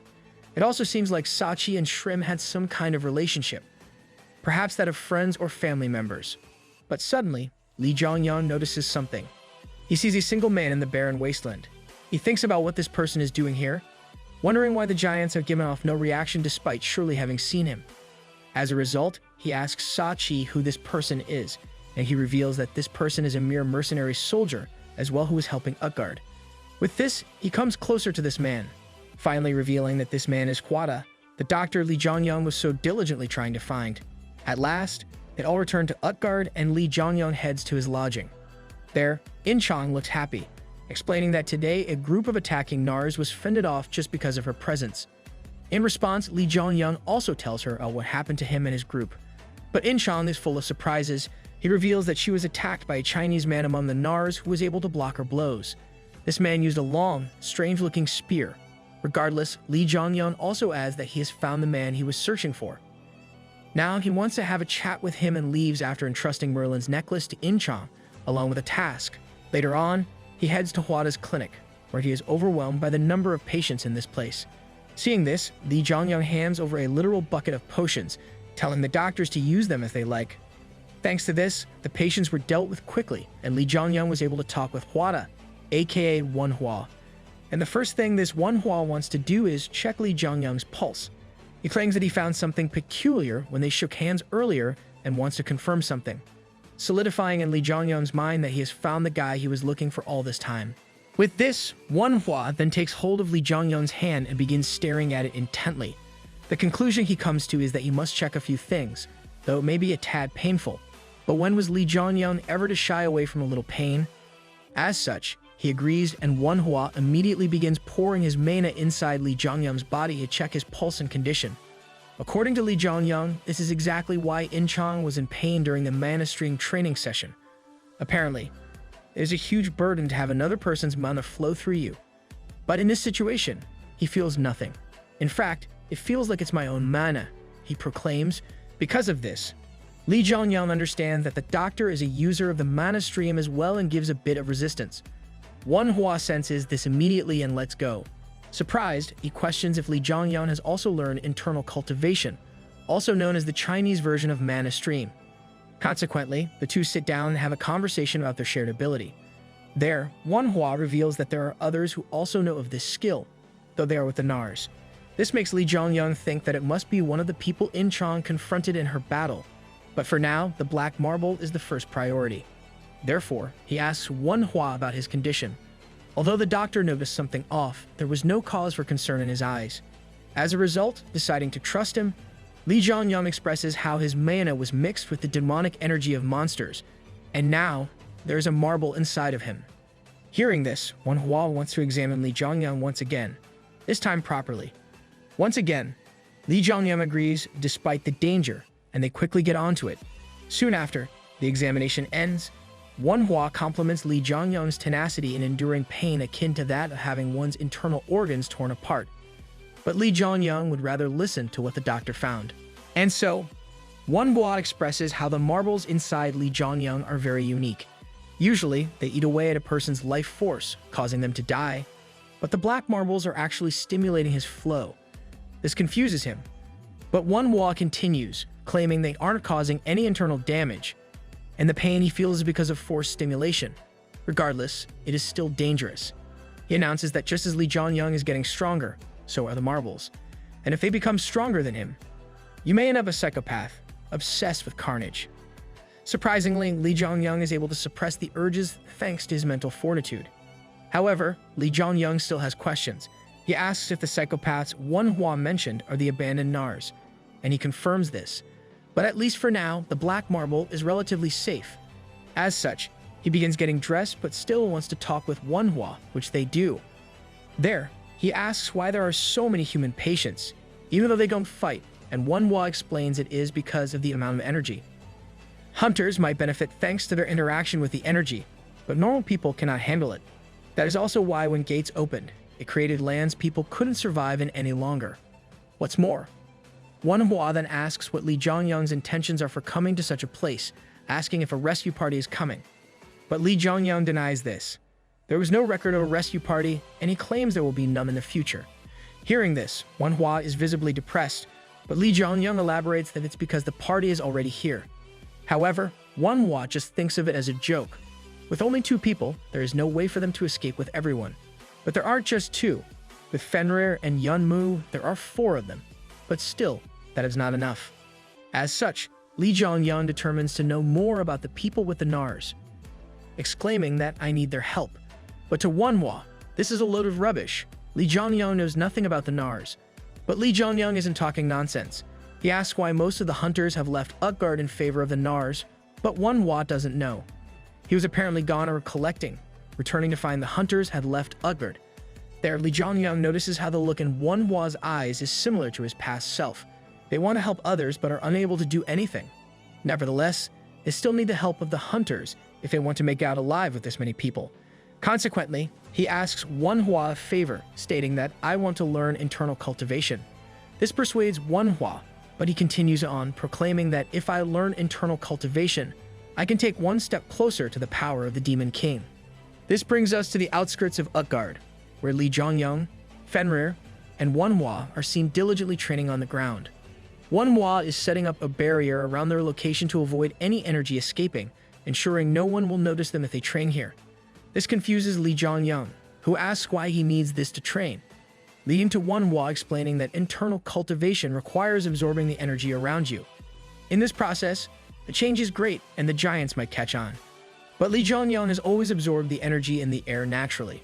This shocks Manhua, who is taken aback at how this man is able to gather energy without proper technique. To him, it looks like Li Zhongyang has a great aptitude for internal cultivation, so much so that it has surpassed his expectations. All of this is a relief to him, who has finally figured out a way to solve their problems after listening to Li Zhongyang. On the other hand, at the Nars hunter camp, 3 humans are seen discussing their recent clash. The leader learns that the hunter he fought earlier, In-chan, is really a skilled hunter. This makes them wonder if a rescue party is coming, but to the others, that doesn't seem to be the case. If it was, the Nars would have noticed them, leaving them entirely clueless. The leader claims that he was just being merciful at that time, but now, he has no clue how things are going to turn out. Regardless, the leader asks how their troops are faring, learning that they are quickly getting stronger and are also acquiring funds now. There, the leader proclaims that you need to get stronger for the cause. This riles up the other 2 hunters, and they scream alongside their leader, raising their words. Meanwhile, back at the barrier that Manhua created, the duo is seen training. While Manhua flows his mana into the shirtless Li Zhongyang's body, the person in question is surprised at how the flow of another man's mana could feel this warm. That is so sus. Dude, get a room. But I guess you already have a barrier, so that works. Apparently, when creating the mana stream, Li Zhongyang used to feel intense pain, like something was piercing him. Suddenly, Manhua tells his patient to follow his pace since they are almost there, though it might be painful and not make any noise. Oh my god, how can they say such things with a straight face? At last, Manhua is able to reach the marble and finally begins to extract it from Li Zhongyang's body. However, things aren't as easy as they seem to be. The black marble is something unlike anything the doctor has experienced before. Ah, I didn't think it would be this great, he thinks. The demonic energy inside the marble is much stronger than he thought. Not only is it consuming Li Zhongyang's mana, but is also eating his body from the inside out. Suddenly, the pain intensifies. Veins begin popping out from Li Zhongyang and Manhua's bodies. Nevertheless, it is already too late. I can't stop now. Manhua proclaims. He was the one who started this whole ordeal, and as a result, he will have to take responsibility and finish it. However, despite their best efforts, the barrier is not able to hold in all the energy they elude. The energy begins to escape, shining like a beam of light. Even Fenrir, who casually feasts on ice drakes, is left perplexed by the incredible power. That's not all. The energy shockwave reaches Utgard as well, grabbing Sachi's attention. Even though the energy he senses is something familiar to him, he concludes that even Manhua and Li Zhongyang aren't capable of generating this energy. As a result, this leaves only Shrim who could be the culprit. Remembering his humiliation in the last meeting, he grinds his teeth. Nonetheless, being the proud warrior he is, he gets back up on his feet and issues an order to all the warriors of Utgard to get ready for battle. Hearing this, the soldiers are a bit troubled, stating that their clan leader will not approve of this. But Sachi doesn't take no for an answer. He asks just how long they will continue to stay like this while worrying about the enemy attacking due to the orders of the chief. He invokes pride in the giants, announcing that he will take responsibility for everything. This finally makes the soldiers willing to fight, and the warriors quickly get prepared and leave towards the ice land from where the energy is coming from. On the other hand, even Shrim takes notice of the intense energy. He wonders who the one generating it might be, speculating that it can be no one other than the leader of Utgard. Even though he is supposed to be preoccupied with other things, why is the king out on the barren Iceland doing this stuff? This might be a trap, Shrim thinks. However, though that may be the case, this is also their best opportunity. Deciding to take the chance, he also orders all his troops to gather, announcing that today, they will take over Utgard. And so, not long after, both the Utgard and the Nars gather at the barrier, where Fenrir is seen guarding the area. There, both parties look to be prepared for combat, and Sachi steps forth. Seeing Shrim here has solidified in his mind that he is the one responsible for all this. However, the same thing happens with Shrim, who thinks Sachi is the one responsible. He asks, is the king inside? But before they can talk with each other, they sense an immense bloodlust. This is given off by none other than Fenrir, who begins growling at the two commanders. All the while, In-chan is also at the scene. She figures out that if Fenrir is defending the barrier, it must mean that Li Zhongyang is inside. Nevertheless, Shrim begins to power up. He announces that he does not trust Sachi anymore. In addition, he has given up on reconciliation and wants to see things through to the end today. In his mind, this is a good opportunity, although the king isn't here at the moment. Of course, Sachi is not afraid and refuses to go down without a fight. With this, both commanders order their troops into action, and all hell breaks loose. The two armies go at each other with full force. Even Shrim and Sachi get involved and begin clashing with each other. On the other hand, inside the barrier, all the commotion forces Li Zhongyang to open his eyes while honoring his inner cultivation. As he does so, he looks around to find a dark, demonic energy floating around in the air. What's more, he finds manhua, who looks as though his life is being drained away from his body. He has grown visibly older and weaker, but despite being in such a state, he is still ready to continue with the procedure. He tells Li Zhongyang that this isn't over yet. He still needs to subdue this rage energy and technique in the air. But that cannot be. Before he can even finish his sentence, the old man Wanhua loses consciousness and collapses to the ground. Seeing this, Li Zhongyang frantically rushes to his side and checks his vitals, learning that he is still alive. There, he remembers the part in the Demon King's autobiography where it was mentioned that Wanhua sacrificed his youth to save the Demon King. At that time, the Demon King saved the doctor's life by using the elixir he had, but Li Zhongyang didn't have one. Regardless, he is not willing to let Wanhua die here like this. That is why he summons a golden apple from his inventory, explaining that this apple is called Asgard's elixir. He asked Odin for it, just in case, and it looks like it did end up becoming useful. With this, he then tells Wanhua to consume this elixir, whereas he promises to consume all the energy within the barrier using his technique. With this, he then begins using the mana stream, and slowly but surely, the energy in the air begins to move. Outside, the bloody battle is still ongoing. The giants engage in brutal fighting, and even In-chang is getting some of the action. But the giants are no match for her. However, all of a sudden, out of nowhere, a spear comes flying at her. Even though the force behind the weapon is strong, she manages to block the strike and takes a step back, finding that the user of the weapon is none other than the hunter she met earlier. Realizing that this human is far stronger than the giants, she calls out for Gongs, ordering him to keep the other giant out as she wants to fight with this hunter. And Gongs gladly complies before rubbing off. This leaves the two hunters alone, where In-chang powers up, telling her, "Well then, let's fight." Seeing her brimming with power and confidence, the hunter begins laughing aloud, amused. In the meantime, both Shrim and Sachi seem to be going all out as well. They both attack each other in full force. There, Shrim remarks on how Sachi has gotten stronger, but his foe replies that Shrim is still the same. With this, the battle continues, and their fearsome blows kick up a huge dust cloud. Once it settles, Sachi appears from the smoke gravely injured. His shoulder has been sliced open, but despite this, he gets back on his feet. He realizes that even though he has gotten far stronger since they had their last fight, there still seems to be a huge difference in strength. The power gap between him and his foe is too large. As expected of the strongest warrior giant, he thinks. As all these thoughts rush into his head, Sachi questions Shrim about why such an honorable warrior like his opponent would betray his own kind. As rage overcomes him, he jumps in once again to attack, asking why Shrim abandoned Utgard. But Shrim just launches an attack and pushes him. He then responds that he could not bear any longer to watch the king play around as their leader. He announces that Sachi may not be aware of the facts, but the reality is that the king ruined everything. However, Sachi doesn't seem to be interested in the least.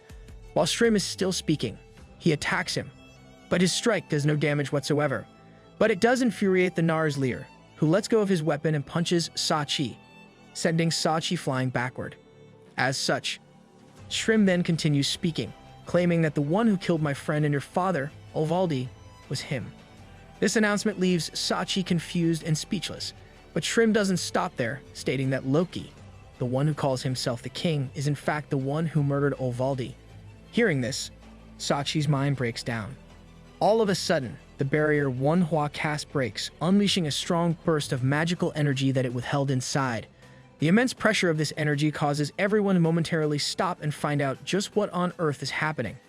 As the energy dissipates into the air, Li Zhongyang emerges from within. There, he notices that Wanhua's condition has improved, but not as much as it should have. Despite Eden's apple being considered a treasure superior to an elixir, it seems like it has just barely kept the doctor from dying. Li Zhongyang remarks on how it doesn't look like the doctor's mana has increased, leading him to speculate that he might be the reason. He thinks that he might have consumed the apple's effects when consuming the energy inside the barrier. thinking this is the reason he feels a surge of mana flow. "I think that right now I can even beat Hercules," he proclaims. Suddenly, he then takes notice of his surroundings, learning that he is surrounded by thousands of attackers. Not knowing what is happening, he freaks out, but In-chan comes to his side, delighted that her partner is alright. However, it looks like the Sky of Apocalypse isn't too happy with its hunter. The sponsor shows its contempt, but the messages show a different side of the story. Apparently, thanks to Manhwa's efforts, he has managed to level up mana stream, harmony, purification, and demonic energy resistance.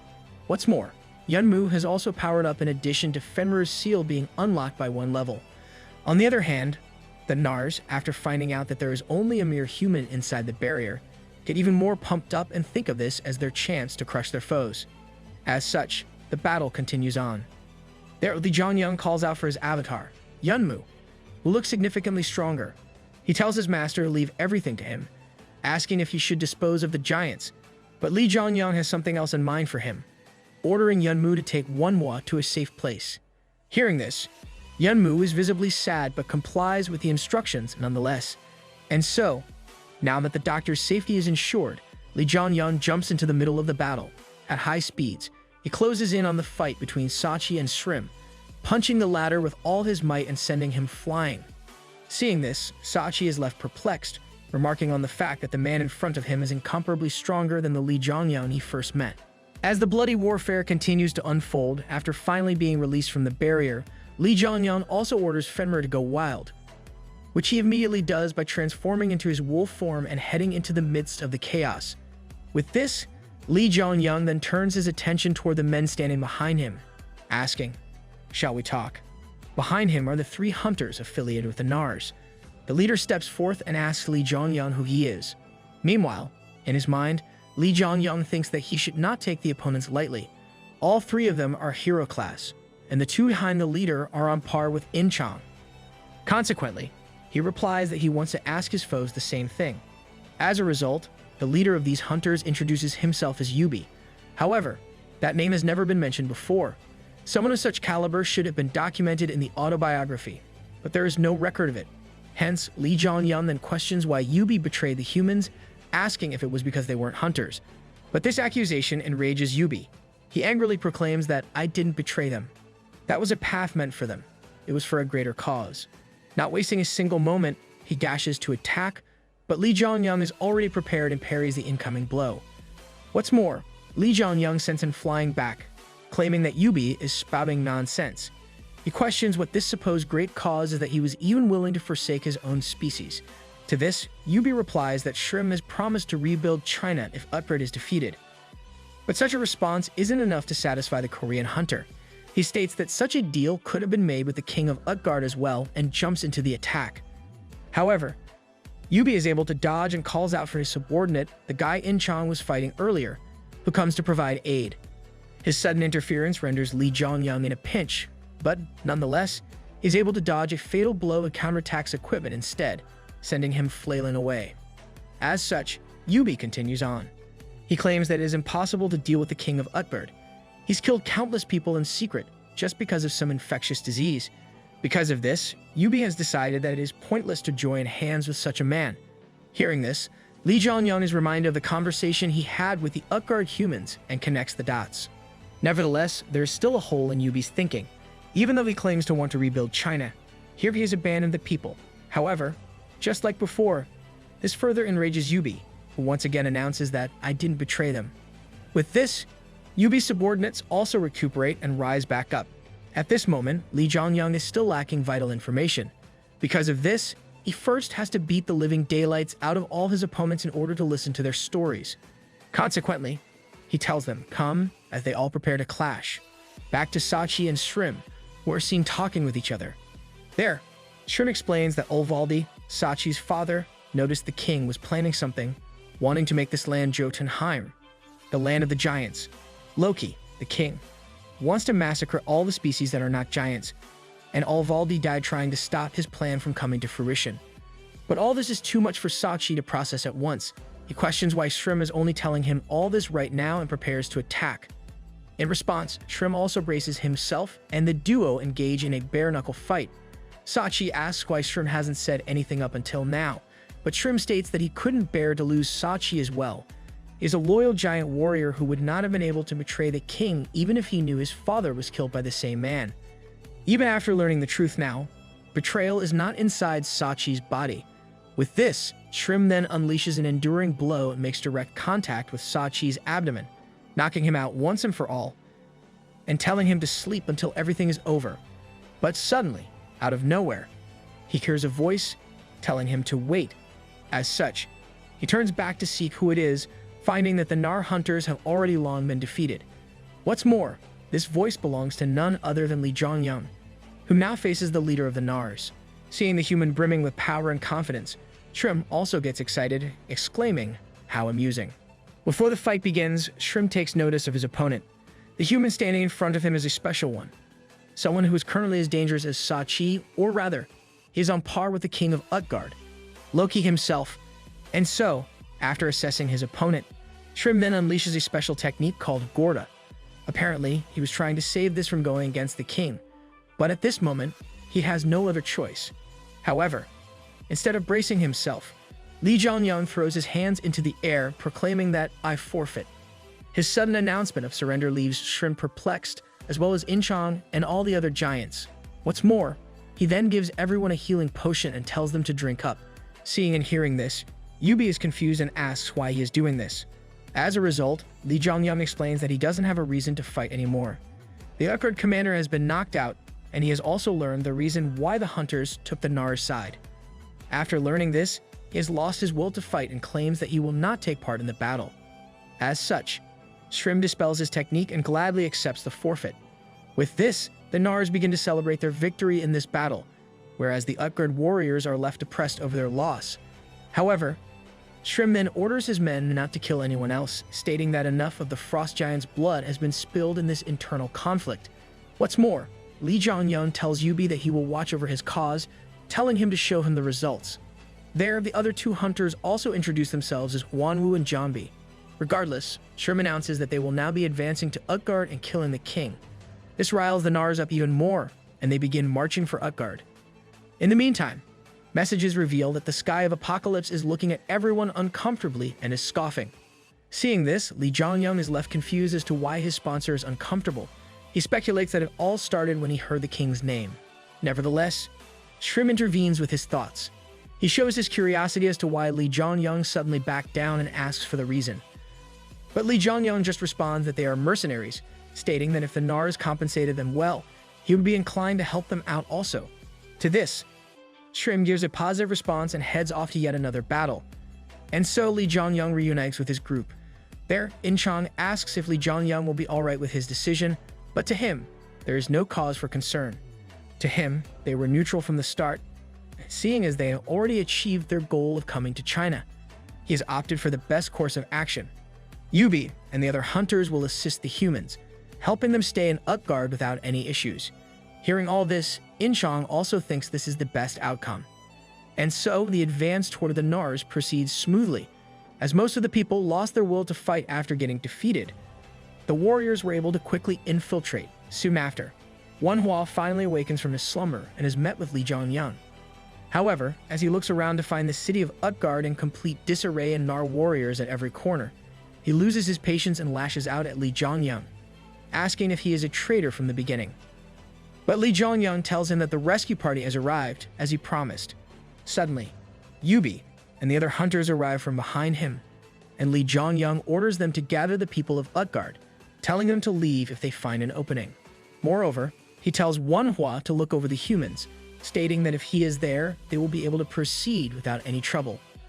Although confused as to what is going on, Manhua agrees and Li Zhongyang excuses himself to deal with his mercenary duties. Before he goes, Manhua asks Li Zhongyang about his condition, and Li Zhongyang reveals that he is doing better than ever. Thanks to the doctor, all of a sudden, a message appears out of nowhere, informing Li Zhongyang that a mission has just been created to dispose of the impersonator. Not only that, the time limit to complete this mission is a mere 15 minutes. Anyway, the hunters and Manhua guide the normal civilian humans outside the burning city of Utgard. There, Manhua shows his concern towards his new acquaintance, hoping he stays careful as the king is very strong. On the other hand, the king of giants, Loki, is confronted by Nar's troops inside the castle's throne room. Loki questions how a dirty apostate set foot within his castle. However, Shrym is unafraid, claiming that it is now Loki's turn to face the music. Hearing this, Loki stands up, announcing that he should have just killed Shrym when he had the chance. Meanwhile, In Chang and Lee Jongyang are watching the ordeal unfold.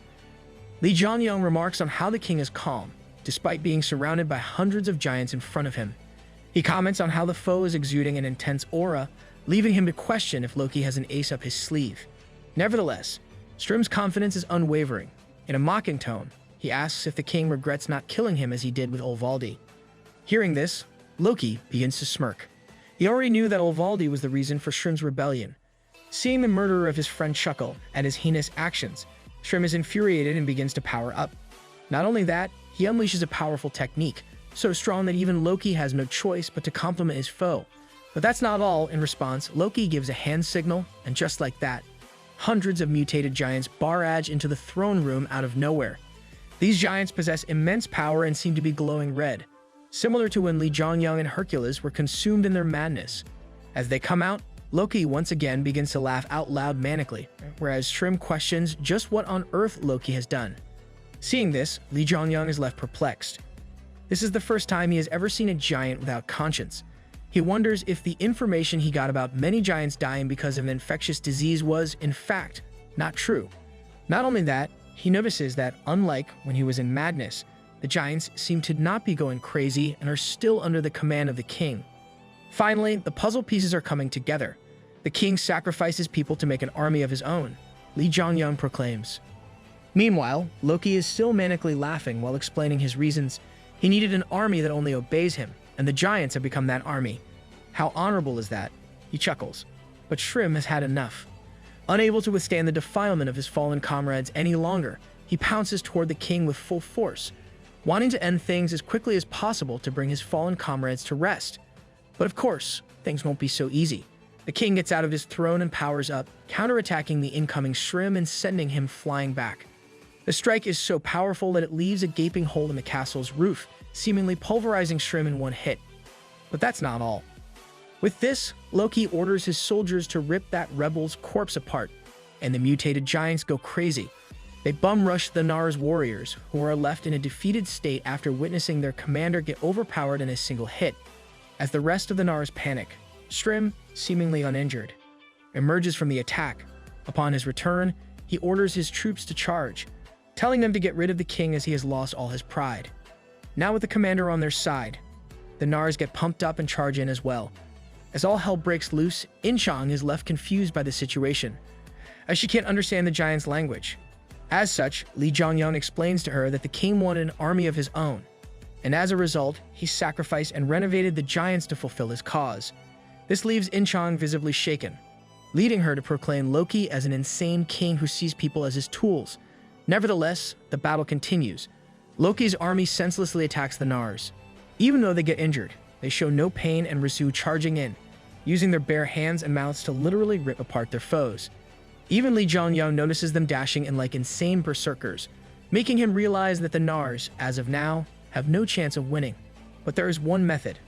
Back towards Loki, who is now once again mocking his enemies. He claims that he will get rid of all of them. However, Lee Jongyang has something else in mind. He fully charges up Muspel's spear with his mana and prepares to defeat the king himself. As such, he leaps onto the king from above, trying to deliver the ending strike, but Loki is no mere pushover. He notices the incoming Lee Jongyang and acknowledges his blow. Nevertheless, Lee Jongyang's attack fails to be useful. After noticing the blow, Loki sets up a barrier and protects himself from any damage. Rather, he manages to use his strength and sends Lee Jongyang flailing backward, announcing that "I have been watching you." In his eyes, Lee Jongyang, who has the strongest mana in the room, is the biggest threat, and as such, the best course of action for him would be to end things quickly. Consequently, Loki unleashes yet another powerful technique, sending a blast toward Lee Jongyang. The speed of the blast catches Lee Jongyang off guard, and he is left unable to dodge it. As he panics, thinking about what he can do in this situation, something grabs Lee Jongyang's attention. This something is another blast, which collides head-on with Loki's blow and offsets it. Seeing this, Loki is left perplexed, wondering just who on earth was able to accomplish such a thing. and lo and behold, it is none other than Sachi himself. Although visibly at his limit, he has managed to protect Li Jianyang from certain doom. But it looks like this is all he is capable of. After protecting Li Jianyang, Sachi leaves the giants in his care and collapses onto the ground. Seeing this, even Shrim is distressed, but the king looks extremely displeased.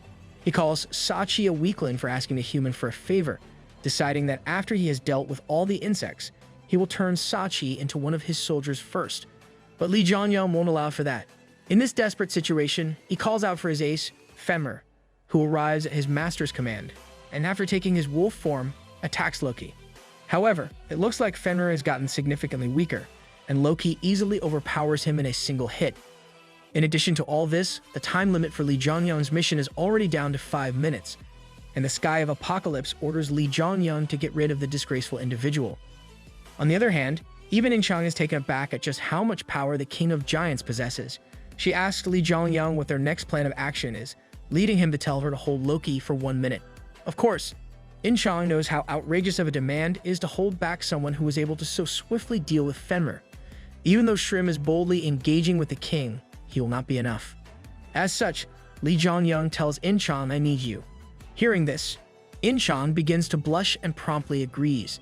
Now, that's manipulation 101. She immediately heads into battle while Li Jianyang begins to pour mana into his weapon yet again. But soon enough, the spear reaches its maximum input limit. Despite this, Li Jianyang is still not satisfied. He knows that this amount of mana will be insufficient to end things, and he needs more. Consequently, he continues his antics, eventually going over the limit. Meanwhile, Shrim and In-chang are boldly fighting with Loki, but even the two of them combined seem to be having a tough time. All of a sudden, a message pops up, telling Li Jianyang that his spear has leveled up from the immense heat Li Jianyang is pouring into it. But even so, this is not sufficient. A bit more. I need to end this in one hit, but his plan seems to have a major flaw. As Muspel's spear reaches the limit of flames it can contain, it starts to break in the middle of the confrontation. However, just in the nick of time, Li Jianyang is able to get his spear fully charged up and launches it toward Loki with all his might. The shockwave of the attack shakes the entire city of Utgard. Suddenly, yet another message pops up. Mission accomplished. The Sky of Apocalypse is satisfied. And what is left on the battlefield is Loki's body with a huge gaping hole in it. All of a sudden, outside the castle, the humans see a sight they never thought they would see again. They see sunlight in China, a place that's fallen into the glacial period. What's more, Li Jianyang acquires the achievement, the one who raises the sun, and his stats are greatly increased. This marks the end of this great war with Loki's demise. The king, along with the castle, was burned into ashes and disappeared without a trace. The mutated giants were killed by the Nara's warriors. And now, the 4 chiefs have gathered at the spot where the castle fell into ruin. However, the fight is not over yet. There, Shrim tells Yubi that he will keep his promise and tells Sachi to kill him. In his mind, whatever the reason might be, he still betrayed his kind, and he deserves his punishment. However, he asks his friend to spare the Nars that followed him. As such, Sachi agrees and summons his axe. Later on, Sachi and Li Jianyang are seen on top of the ruined castle. There, Li Jianyang asks Sachi if he despises him. However, Sachi claims there is no reason for him to do so. Because of Li Jianyang, he was able to make the right decision, and because of this, he is rather thankful. Slowly but surely, the reconstruction of Utgard commences, and everything is proceeding smoothly. Yubi thanks Li Jianyang for his efforts in achieving this. What's more, Yubi asks Li Jianyang a favor. He claims that, although they might try, normal humans cannot survive in this place, and so, he plans on going over the wall, asking if Li Jianyang could help them with this. As such, Li Jianyang states that although he wouldn't mind, Yubi's decision is not a good one as many things are about to change. He explains that going over the wall could be a bad decision and suggests they all rather try settling down here because the whole world is about to become a gate. But even then, the Utgard humans will have to struggle with the cold and rations. Consequently, Li Jianyang hands Yubi a monster called Piramora. Apparently, these monsters can be used as a food source, and although they don't taste great, can quickly grow in any environment. This will help them not starve. Moreover, Li Jianyang also might have a way to deal with the cold as well. Hearing this, Yubi is extremely grateful, promising to repay Li Jianyang the next time they meet. After this, Li Jianyang then meets with Shrim, who is apparently alive. It is revealed that during that time, Sachi didn't kill Shrim. Rather, he asked him to become the new chieftain. But someone with the blood of the giants on his hands cannot become chief. Hence, Shrim refuses and decides to lead the Nars. In addition, Shrim explains that frost giants are aggressive and combative, only able to get stronger through battles with enemies. But to giants, monsters are just prey. And this makes the only possible enemy in the state the human species. Therefore, Shrim has decided to start his new clan as a consideration for the species who saved the giants from certain doom. For Shrim, it is a way of showing respect. But that's not all. Li Jianyang also wants to ask Shrim a favor, wanting to learn the technique level out the one Loki deployed. Hearing this, Shrim is perplexed. He agrees to teach it, although he is not sure it would be possible. Even though level out brings out dormant abilities within the user, it requires an absurd amount of mana. Without the giant's physique, one can't learn the technique. But this is no matter for a prodigy like Li Jianyang. He shows off his insane mana storage. The strong aura catches Shrim's attention, as well as Sachi's and Inchang's. With his ability on display, Li Jianyang claims that I am confident that I have more mana than you. As such, Shrim agrees to teach Li Jianyang. Later on, Li Jianyang is seen gazing at the city of Utgard from afar. There, he goes over the events of the ordeal. Loki, the foolish king who tried to use his people as experiments to make an army, who turned the giant warriors into senseless killing machines for his own gain. But the question is, how was he able to make it so the giants only listened to his orders and gained control over them? Even though Loki was a great warrior, he was not capable of such a thing, leading to Li Jianyang speculating that someone must have assisted him from the shadows. Hence, he recalls the conversation he had with the human residents of Utgard earlier, where he learned that some people came into the giant's fortress but left without doing anything. In Li Jianyang's mind, this someone must have been the Demon King, but if it isn't him, then could it have been the Black Hood? But that is where Li Jianyang runs out of information. Just go on earth is he, and what could he be scheming? All of a sudden, he hears a voice behind him, calling out his name. Upon turning back, he finds that Inchang has come looking for him. With a bright smile on her face, she tells Li Jianyang that a festival is being held and suggests that they both go as well. But before he can even answer, Inchang grabs his arm and dashes him to Utgard, telling him to hurry. Everyone is waiting.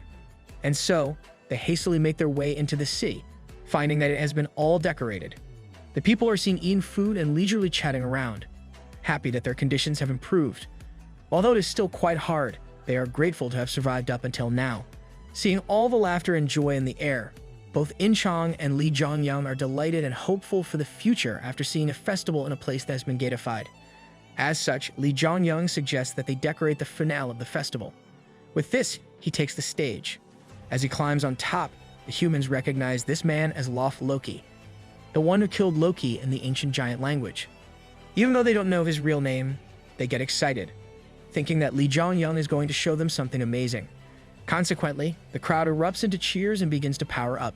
He fortifies his mana stream and increases the level and amount of mana inside his body. At last, he unleashes level out, the same technique the King of Giants possessed. This surprises all those watching, Yubi's crew, Inchang, and even Shrim, who is far away somewhere but still senses the immense power. But the show doesn't stop there. Li Jianyang then begins to concentrate mana in an attempt to create a core. This core resembles the appearance of a sun, baffling the humans watching this unfold. Moreover, as per the messages, because of the Dragon Bloodstone's influence, a weak dragon heart begins to form due to this core. Soon after, the festival comes to an end. Later on, Li Jianyang meets with Yudi in private where he is asked if he plans on leaving now. And that is his plan. He reveals that he has injected heat into the metal structures using the technique he learned from Park Jae-yoon. Furthermore, using Merlin's necklace, he has cast a barrier that ensures the heat doesn't escape. There, Yubi asks if Li Jianyang is really leaving, claiming that he wants to repay the debt he has accrued. But Li Jianyang tells him, we'll see each other again. With this, he regroups with his team as well as manhwa, where Inchang makes a joke about Li Jianyang's new title. Anyway, she again asks the same thing Yubi asked, and Li Jianyang explains the situation to her. With this, he then orders Fenrir to transform and bids his farewell to Yubi. And just like that, the team quickly makes their return. At night, they rest for a while, and Inchang and Li Jianyang discuss their trip. There, Li Jianyang also inquires about Inchang's progress in the mana stream, learning that she is gradually improving. But that's not good enough. You need to hurry. There shouldn't be much time left, he proclaims in his mind. He reminds himself that the black marble inside him is charging even now, increasing mana and growth. But such is the case for everyone. Even monsters are getting significantly stronger, and the entire world's about to change. The China crisis is just the beginning of the end. All of a sudden, In Chang notices something and begins to panic. Visibly shaken, she points towards something, and Li Zhongyang turns back to take a look, finding that Baekdu Mountain is on fire. On the mountain, it appears Shidamji Chan is currently under attack by a horde of orcs. The orcs, after setting the city on fire, jump in to begin their rampage, whereas the powerless humans run frantically, trying to survive this ordeal. There, Gao, bet you remember this guy. He's a crucial part of this story, helps the civilians, and lures them to a safe place so that the hunters can begin their counterattack. As such, Gao, along with his fellow comrade, strikes down the incoming orcs, finally being successful in evacuating everyone. As a result, the other hunter remarks on how they can escape as well after descending the mountain. However, it looks like fate isn't on their side. Out of nowhere, a mutated giant arrives on the battlefield. Seeing this, the hunters are left perplexed but still have to defend themselves. Even though they have to risk their lives, it's necessary for their survival. But in a twist of events, out of nowhere, a blue light appears. The giant quickly turns back, only to witness Fenrir coming at him with full force. In a single strike, he chops off the giant's head. Witnessing these events unfold, Gao thinks if this wolf is who he thinks he is. Suddenly, Li Zhongyang, In Chang, and manhua also arrive at the site. Li Zhongyang asks if the hunters are alright, and they thank him for the help. Nevertheless, there is a more pressing matter.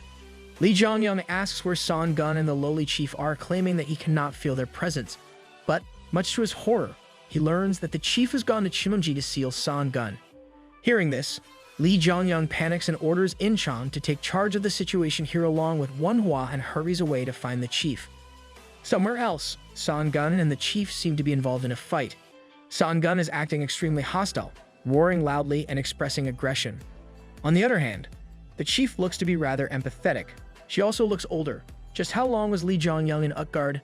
Nonetheless, San Gun begins attacking. In response, the chief blocks his blows while telling him to stop. I can't keep doing this any longer. With tears in her eyes, the chief launches herself toward the fearsome tiger and delivers a sharp strike. However, at the last moment, she seems to be incapable of bringing harm to her city's protector. As a result, she gets hit with a counterattack and gets sent flying. Despite vomiting blood, she gets back up. He announces that to an orphan like her, San Gun was like a father, and how can she kill someone so important to her? But it appears San Gun isn't in the right state of mind. He doesn't listen to a single word of hers and simply closes the distance. And so, rather than keeping up this resistance, the chief gives up. She'd rather be killed instead of killing San Gun, willingly discarding her life. Even though she expresses her deep emotion, the crazed San Gun doesn't care one bit and just prepares to attack. But just before the hit connects, Li Zhongyang arrives out of nowhere and saves her from meeting her end. Seeing Li Zhongyang there, the chief is left speechless, but San Gun doesn't let up. He continues his attack, and Li Zhongyang takes the chief to a safe spot. There, he notices the chief's change of appearance and asks about what happened. Consequently, she reveals that a man in black clothes got into contact with San Gun and caused this catastrophe. Hearing these words, Li Zhongyang is left distressed. Frantically, Li Zhongyang asks what happened to that man, but the not-so-lowly chief explains that it has been a few days since he disappeared, remarking on how she is certain San Gun changed because of his actions.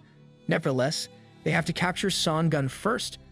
As a result, Li Zhongyang powers up and turns back to confront the white tiger. However, the chief stops him. She announces that they have tried everything, from sealing to permanently extracting his demonic energy, but they have all proved to be useless. San Gun's energy is just too strong, and he refuses to go down.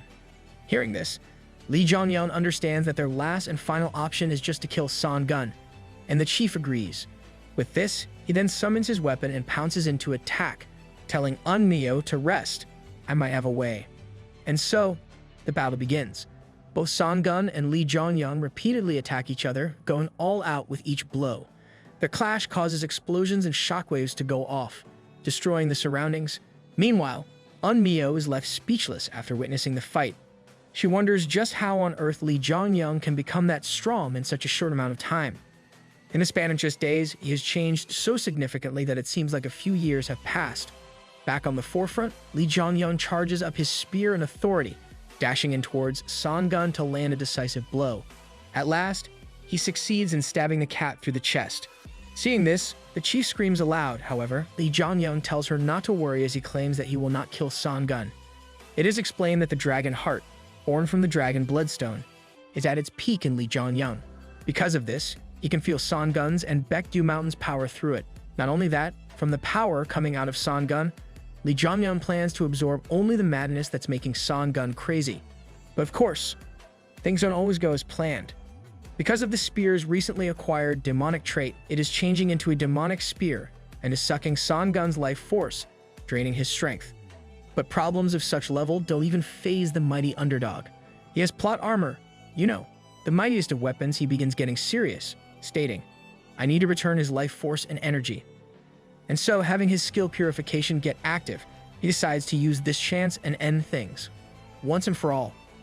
As a result, the red, devilish glow in Son-gun's eyes gradually begins to disappear, and moments later, Son-gun comes back to his senses. Seeing this, Lee Jong-young is delighted that he managed to pull it off, but there is no time to show joy. As soon as Son-gun gets into his right state of mind, he collapses onto the ground. Witnessing this, the chief rushes to his side and immediately starts to treat him, telling Son-gun to hang in there. She begins healing him, but it doesn't seem to be working. Despite this, Eun-meo refuses to give up and continues. With tears running down her face, she does all she can, but to no avail. Eventually, she gives up after all her efforts, slowly coming to terms with reality. However, in a miraculous twist of events, she turns back to see Fenmer, along with the miracle Dr. Manhua present there. "I'm glad I'm not too late," Manhua proclaims. With this arrival, the treatment begins promptly and Son-gun recovers soon. Upon opening his eyes, he is met with Lee Jong-young, who asks if the tiger has regained his senses. To this, Son-gun replies that he has. However, Lee Jong-young notices something is still wrong. Even though he did absorb the madness, it looks like Son-gun's condition hasn't really improved and is still inching closer to death. As a result, he asks who the man dressed in black is, the same man who made Son-gun like that. Moreover, why did Son-gun even meet him in the first place?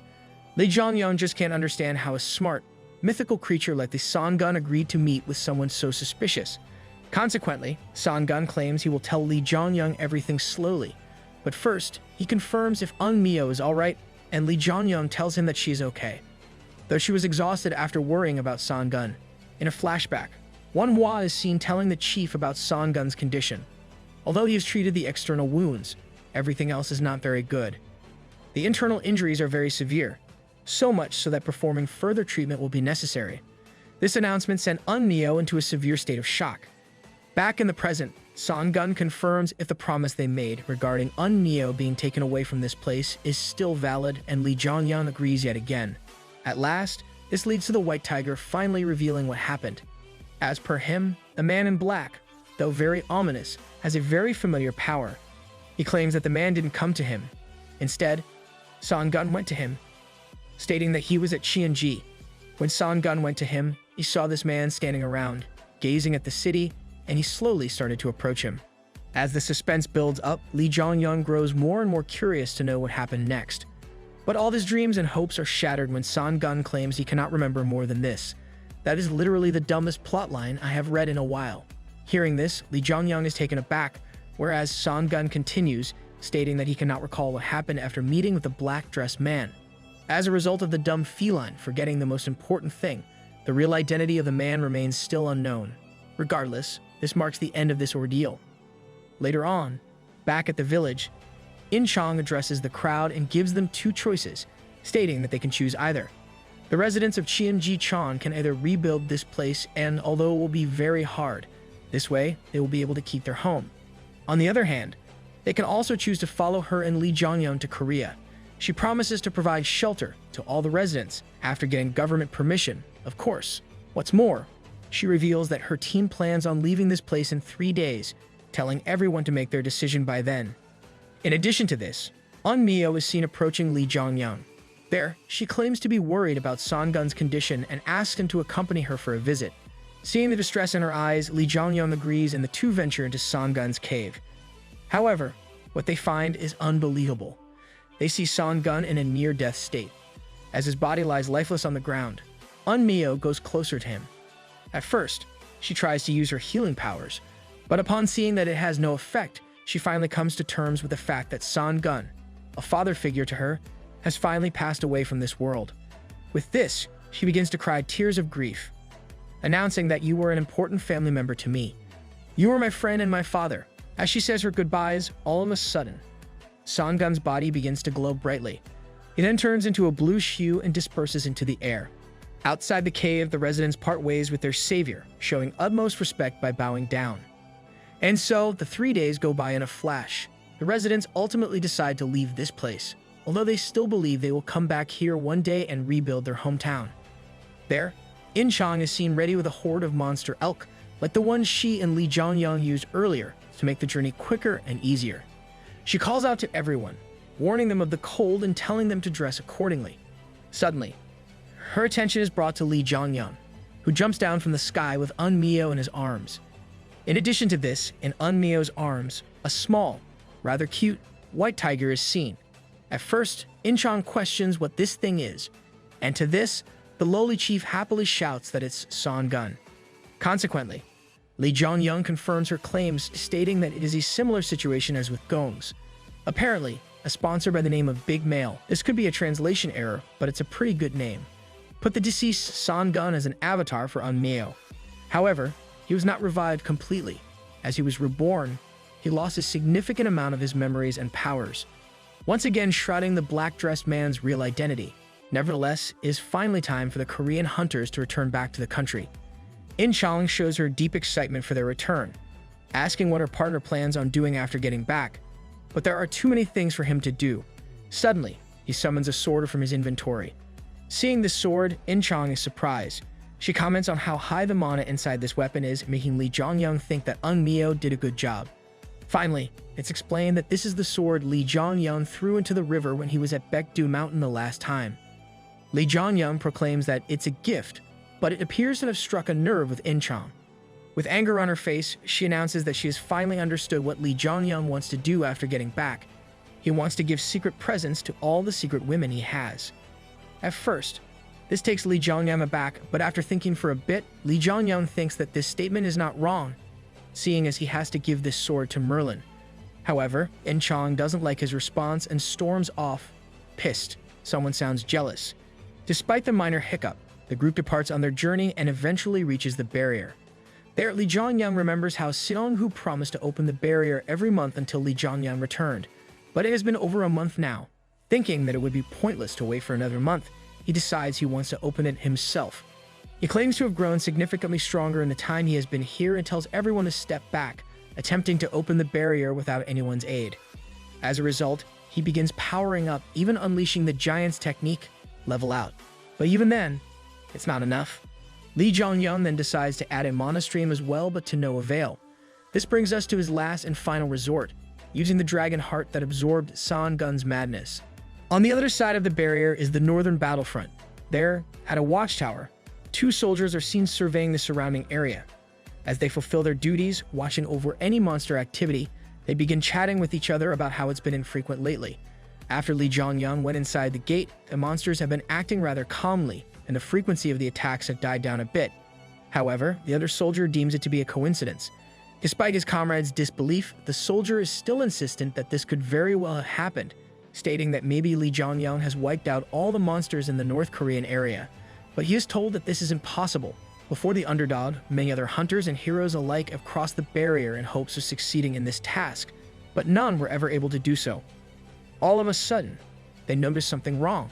The barrier begins to change color and glows a reddish hue. As the reddish glow continues to take over the barrier, the soldiers are left stunned at what they are witnessing. And so, this officially marks the return of the Korean hunters. Later on, Li Zhongyang and In-chang, along with the rest of the people, are taken in by the northern soldiers and are welcomed. Li Zhongyang, over a cup of coffee, explains that the people with him are North Korean citizens. What's more, they are all hunters on top of that. Meanwhile, at the auditorium where the North Koreans are stationed, Mio and Gal address the crowd. The chief tells everyone to remain patient, stating that things will start getting more comfortable now. There, Li Zhongyang is seen staring at Mio, delighted to see that her curse has been undone. At last, The curse which gave her power but forced her to remain in the form of a child has been broken. Consequently, after Eunmyo is done with her speech, Lee Jong-young goes over to her and asks for a bit of her time. Hearing this, she begins to blush, whereas Lee Jong-young just drags her off somewhere while the crowd cheers those two on. On the flip side, this does concern Gao, who is left wondering why the residents are excited about their chief getting swooped away by someone. Seems like In-chang isn't the only jealous type around. Anyway, somewhere else, Lee Jong-young inquires about her curse, learning that it has been banished, but still not fully convinced. He wants to check her body using mana steam. Therefore, he forcibly grabs her hand and inserts his mana into her body. However, immediately, Eunmyo distances herself from him, asking what he thinks he is doing. A normal response to someone suddenly grabbing your arm. To this, all Lee Jong-young replies is, "You became weaker." This statement leaves even Eunmyo shocked, leading her to check this information for herself. And so she does, ultimately reaching the same conclusion Lee Jong-young did.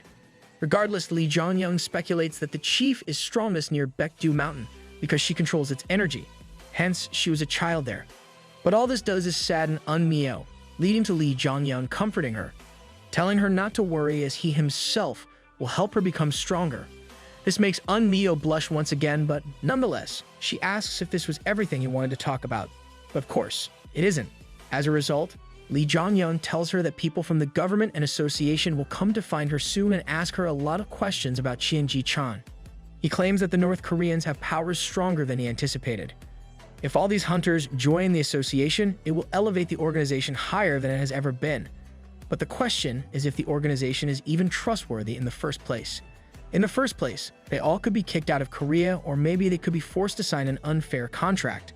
However, there is also one more outcome, the worst of the worst, Jang Hyojin, the hero known as Odin and the leader of Asgard and the president of the association, himself might come seeking out Eunmyo, thirsty for the power people hold.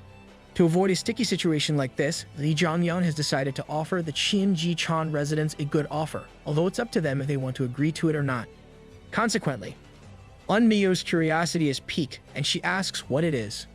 Later on, Lee Jong-young meets up with Bae Sang-soo, the guy who was his instructor in the tutorial. They both exchange pleasantries, and Bae Sang-soo compliments his student who has just returned after completing a dangerous mission. What's more, he even brought back survivors, and all hunters to boot, but the question is if these fighters are trustworthy. And so, he claims that the president has presented an offer. The association is already aware that all the North Korean survivors are hunters, and hence, the president wants to sign a contract with all of them. Specifically, he wants to form a mana contract. It is explained that a mana contract is a contract that allows one to use people like slaves by enforcing penalties they make up in the contract. Obviously, this will leave the North Koreans in a vulnerable position. But nevertheless, Lee Jong-young has already thought of a plan. He reveals that it won't be possible as they already made mana contracts with him. Seeing as he brought them on his own will, he didn't want any unwanted trouble and thus made mana contracts with all the North Koreans. What's more, he reminds Bae Sang-soo that only one contract can be made per person. This leaves Bae Sang-soo in thought, and he decides to discuss the matter with Jang Hyojin himself. As he pulls out his phone, Lee Jong-young is seen waiting in anticipation, thinking how Odin will react after hearing this news. Back at the auditorium, the survivors are given some clothes and beds. In addition, they are given delicious food. All of this leaves them delighted. They comment about how they could only eat potatoes in Cheonji-chan, but now they can eat such tasty food, leading them to wonder if this is heaven. Yoon In-chang and Lee Jong-young are seen eating with them. There, over their meal, they both talk with each other a bit, and In-chang claims that even though it's nice to relax, her body is already itching to go. Hearing this, Lee Jong-young compliments her tenacity, claiming that they will soon return back to their dreadful training program, like the one they did to face Hercules. However, this leaves In-chang distressed, and she quickly eats her own words. As the saying goes, be careful what you wish for. Later on, Lee Jong-young heads out to think for a while. He knows that this world is soon going to turn into hell, and so he should enjoy himself before things go south.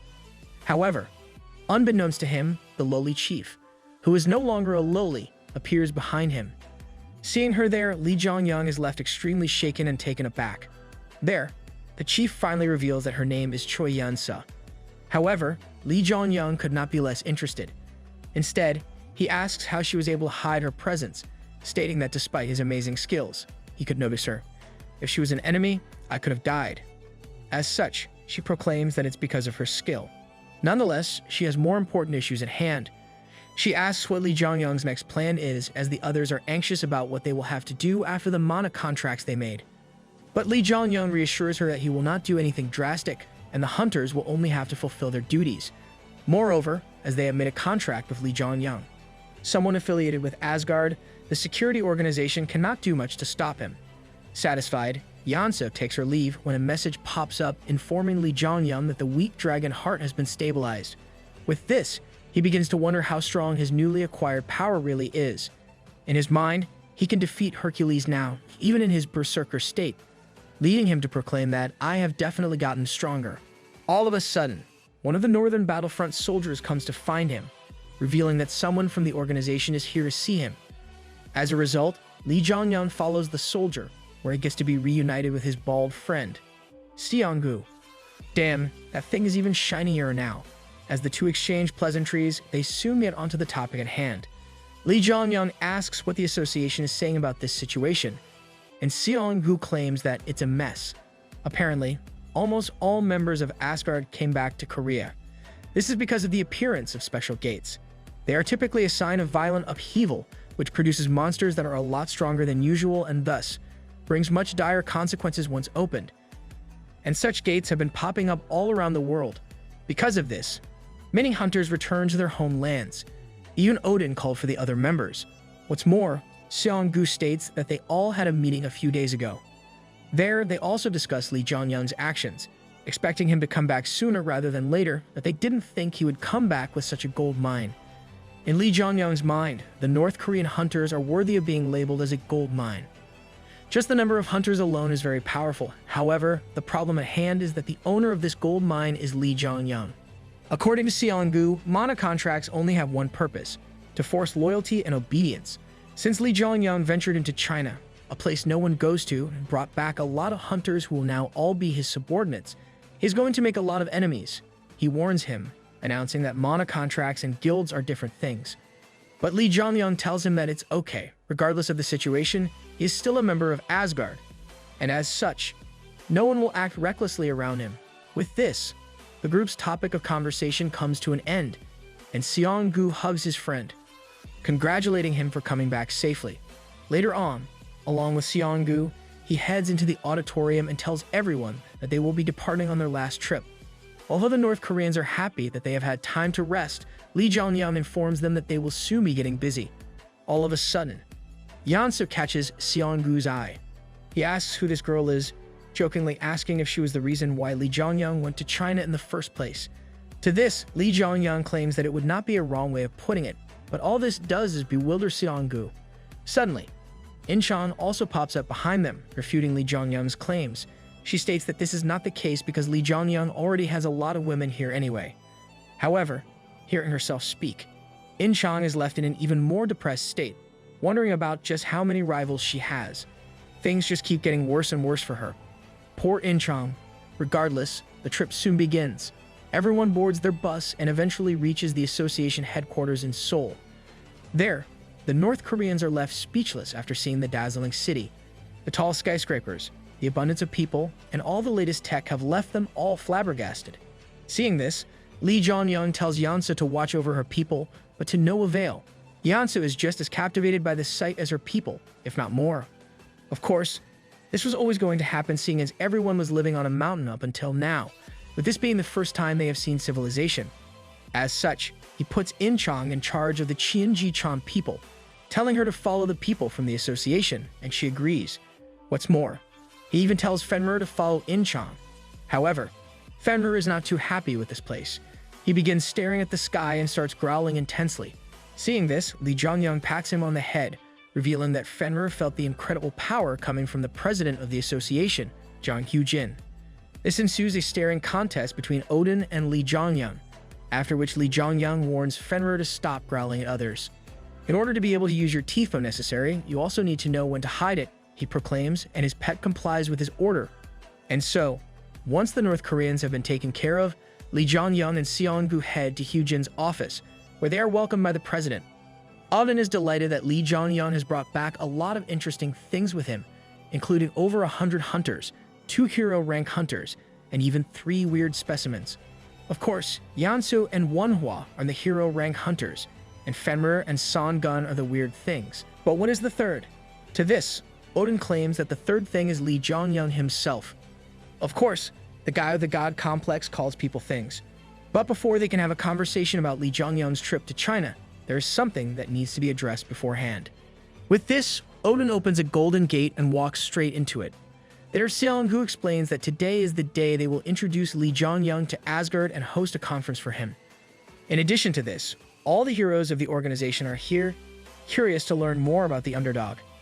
Inside the gate is a mansion of gold, inside which many hunters are seen chatting amongst each other. Apparently, not everyone is very happy about Li Zhongyang's entry into Asgard, and they all discuss him. Suddenly, one by one, they begin sensing the arrival of the newbie, along with Seong-gu and Heimdall. However, unlike how they were chatting before, as soon as they sense Li Zhongyang's power, they begin to get nervous. These so-called strongest hunters of Korea start trembling at the mere presence of Li Zhongyang. At last, the underdog makes his first appearance, announcing, "Nice to meet you all, I'm the underdog, Li Zhongyang." Now that's a badass introduction. After their arrival in Seoul, the North Koreans are immediately put to work. Under Kim's supervision, they are all ordered to clear a gate, and they venture inside without any hesitation. What's more, they also come back in a timely manner with no casualties. As the group exits the gate, it disappears, and Kim congratulates everyone in the White Tiger group on their return. There, Gal thanks Kim for waiting for them, and he is delighted that the citizens will now feel more at ease. Kim also notices how everyone from the White Tiger group is very well-mannered and has high-quality skills. Nevertheless, Yansu, raring to go, wants to head to the next gate right away. Although Kim is on board with that idea, he reveals that a small break can be taken, as there is no need to take care of everything today. However, Yansu claims that they are all fine, asking Kim to please guide them to the next gate. Taken aback by her feminine charm, Kim begins to blush and happily agrees. On the other hand, in a special gate, In-chang, Manhua, and Li Zhongyang are seen leveling up as well. Even Gongs and Yunmu are joining in on the battle, and with all their powers combined, even a special gate stands no chance. Nonetheless, despite leveling up, it looks like the Sky of Apocalypse is not too happy with his sponsor. Regardless, they easily clear the gate on their own and make their way outside. There, In-chang comments on how the sponsors are definitely taking more interest in them, maybe because they were fighting a special gate with stronger monsters. But to Li Zhongyang, this is not all fun and games. To him, the stronger they get, the more special gates will appear, resulting in the world being filled with magic power. Soon, the cataclysm will begin, he proclaims. His announcement, coupled with the intense look on his face, sends a chill down Manhua and In-chang's spine. As a result, Li Zhongyang compliments them on their efforts up until now, claiming they will have to work even harder going forward. With this, he turns back, but In-chang stops him, asking what he means by that to her. It sounded like Li Zhongyang is going somewhere, and he revealed that he plans on going on a short trip around the world. Hearing this, something feels a bit wrong to In-chang, but she ultimately decides that resting is important too and agrees with the trip. In Li Zhongyang's mind, however, this is all but a trick. If he were to reveal his plans in more detail, it would only worry In-chang more that he's going to meet with other women. But in this situation, he simply tells Manhua and In-chang to join up with the White Tiger group, also deciding to leave behind Fenrir. Although he has told everyone he is going on a trip, it is his responsibility as someone from the future. He knows what the future holds, and as such, this makes it his problem to change history. "I need to meet with Odin," he claims. A few days go by, and Li Zhongyang then borrows the right to use Bifrost from Seong-gu. Although he happily hands it over to Li Zhongyang, Seong-gu is perplexed as Odin doesn't allow anyone this right. However, Li Zhongyang explains that Odin was forced into this because of the deal he made with him. Apparently, after returning from China, Li Zhongyang told Odin a piece of information that the others didn't, one that was separate from the survivors, information about the black-clothed man. A few days prior, Li Zhongyang met with Odin and told him about this black-clothed man who was making evil moves. He is the same man who turned China into a barren wasteland and even destroyed Baekdu Mountain. His information was enough to intrigue Odin, who willingly orders Li Zhongyang to figure out the identity of this man. claiming that Asgard will fully support him on this mission without any reservations. Manipulation 101. Because of this, all members of Asgard would cooperate with the underdog as much as possible. And so, using the Bifrost, Lee Jong-young makes his way to the Round Table Council's headquarters. Once there, he is greeted by a man in shining armor. Seeing him there, Lee Jong-young exclaims how he didn't expect to meet this man here. The one standing before him is Lancelot, one of the Knights of the Round Table. The Round Table Council is a hidden British organization that has a different point of view than the other world organizations. Unlike the others, which manipulate humanity under the guise to save them, the Round Table Council are complete bystanders, those who hold power yet stand quietly, acting neither in good nor evil. Even though the Round Table is a powerhouse because of their leader, Merlin, even without her, they would still be very powerful. And the reason for that is the Round Table's Order of Knights. Apparently, this order consists of hunters who are stronger than regular heroes, and they always play a major role in any crises that take place in England. There, Lancelot claims that since Merlin is interested in Lee Jong-young, everyone else is curious about him as well, including Lancelot himself. However, Lee Jong-young notices how the man in front of him has a lot of animosity in his eyes. As per Lee Jong-young, this is because Lancelot was famously known for being in love with Merlin. Despite this, Merlin didn't reciprocate his feelings, and hence, the relationship between them was ruined. This wasn't because Lancelot was a traitor or anything. Rather, he was just too much. His obsession over her was just too much for her to handle.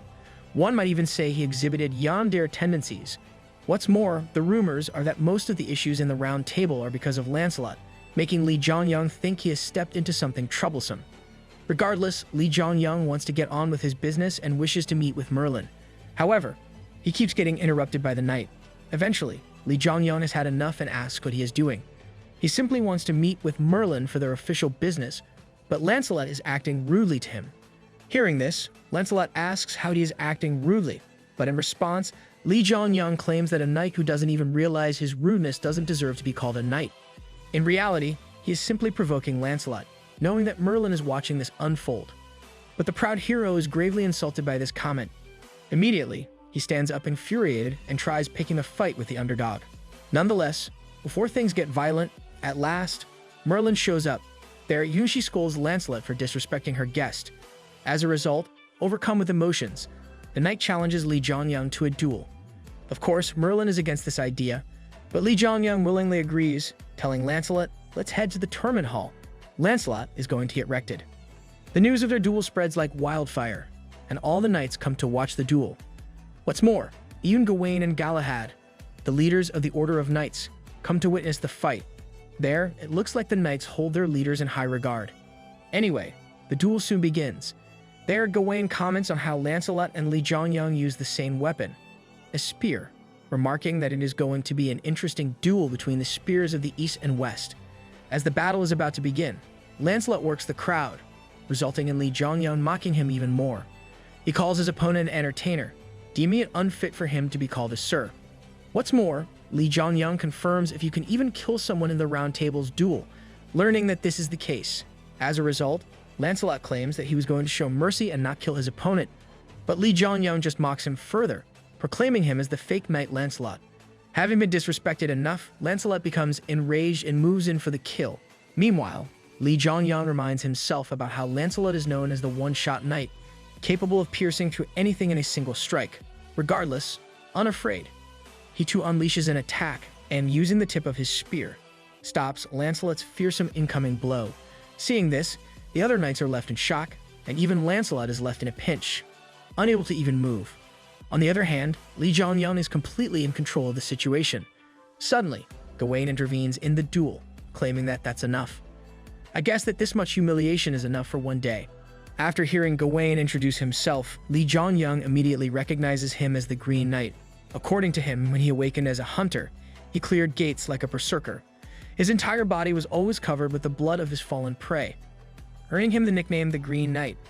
Hearing him stop the duel, Lee Jong-young complies and ceases his pressure on Lancelot's spear, thinking there shouldn't be any reason for me to fight against him. With this, Lancelot falls to the ground in defeat. As a result, Gawain tells his subordinate to learn to gauge the difference between this strength and his foes. What's more, he orders Galahad and Lancelot to clean up the duel ground, and they both agree. As these events unfold, Lee Jong-young understands that Gawain is someone who cannot be taken lightly and has been assessing his strength all this time. On the other hand, Gawain is also highly impressed with Lee Jong-young's skills, remarking that the rumors that Lee Jong-young defeated Hercules weren't a lie. Good thing it only cost you a commander-level knight's honor to find out. Later on, after the ordeal comes to a swift end, Lee Jong-young once again meets with Merlin. However, this is the only time. He claims that this time, he agreed to fight because he wanted to, and there will not be a second time. According to him, Merlin completely controls the Round Table Council, including the heads of the Order of the Knights, forcing everyone to completely obey all her orders. Because of this, if she wished, she could have made it so that Lancelot and he never even fought in the first place. Nevertheless, Merlin did want those two to clash, and hence, Lee Jong-young agreed in order to pay off his debt to her. Hearing this, Merlin calls him blunt, asking, "Wasn't the reason you participated because you wanted to?" However, Lee Jong-young claims that he is just too prideful. In reality, he wanted to see just how much he had grown in China, and either way, he got what he wanted. In addition to this, even Merlin's goal has been accomplished. She knew that Lancelot was going to taste defeat but still willingly allowed the duel. As a result, Merlin explains that although Lancelot has incredible potential, he is too arrogant, and his obsession over Merlin is unhealthy. Because of this, he needs an opportunity to grow, an opportunity that would only come after tasting a horrendous loss. And since he has done this, she considered the debts to be paid off. However, there is still the debt from when you made a promise with me. With this, Merlin then changes form into the kid Arthur, who wants his beloved Excalibur at this very moment. As a result, Lee Jong-young summons the sword he had Yansu watch over in Baekdu Mountain and presents it to Arthur. But this simply enrages Arthur. Furious, he asks if the underdog is joking, but that doesn't seem to be the case. He tells Arthur to take the sword first before getting mad, but despite this, he is still pissed. This decorative sword that's full of magic power is supposed to be Excalibur, he questions. Dude found out it was fake in a millisecond, thinking Lee Jong-young has betrayed him. Arthur moves in to attack his foe. However, Merlin appears behind him, stopping him.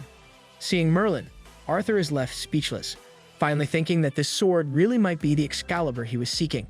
Both Arthur and Merlin seem to be happy that their curse has been lifted, and they are now in separate bodies. Unfortunately, Lee Jong-young reveals that this is but a fake to trick their sponsor, the Lady of the Lake. Hearing this, Merlin understands that Lee Jong-young knew what Excalibur was and therefore was able to create a fake. Apparently, the real Excalibur is in a lake full of magic power and has been left there for centuries. Because of this, the weapon has taken an immense magical power, and knowing this, Lee Jong-young was able to partially recreate such a weapon.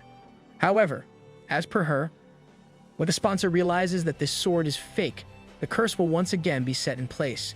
Hearing this, Arthur grows infuriated once again, but Merlin calms him down. Even though it's a fake, it will last a while, he proclaims, and Lee Jong-young backs her words up. Lee Jong-young states that this will not happen unless Arthur and Merlin leave the Round Table estate. In action to this, he mentions that sponsors are very arrogant. They only find what they want to, and as such, even if their sponsor does find out this sword is a fake, it will not act for the time being.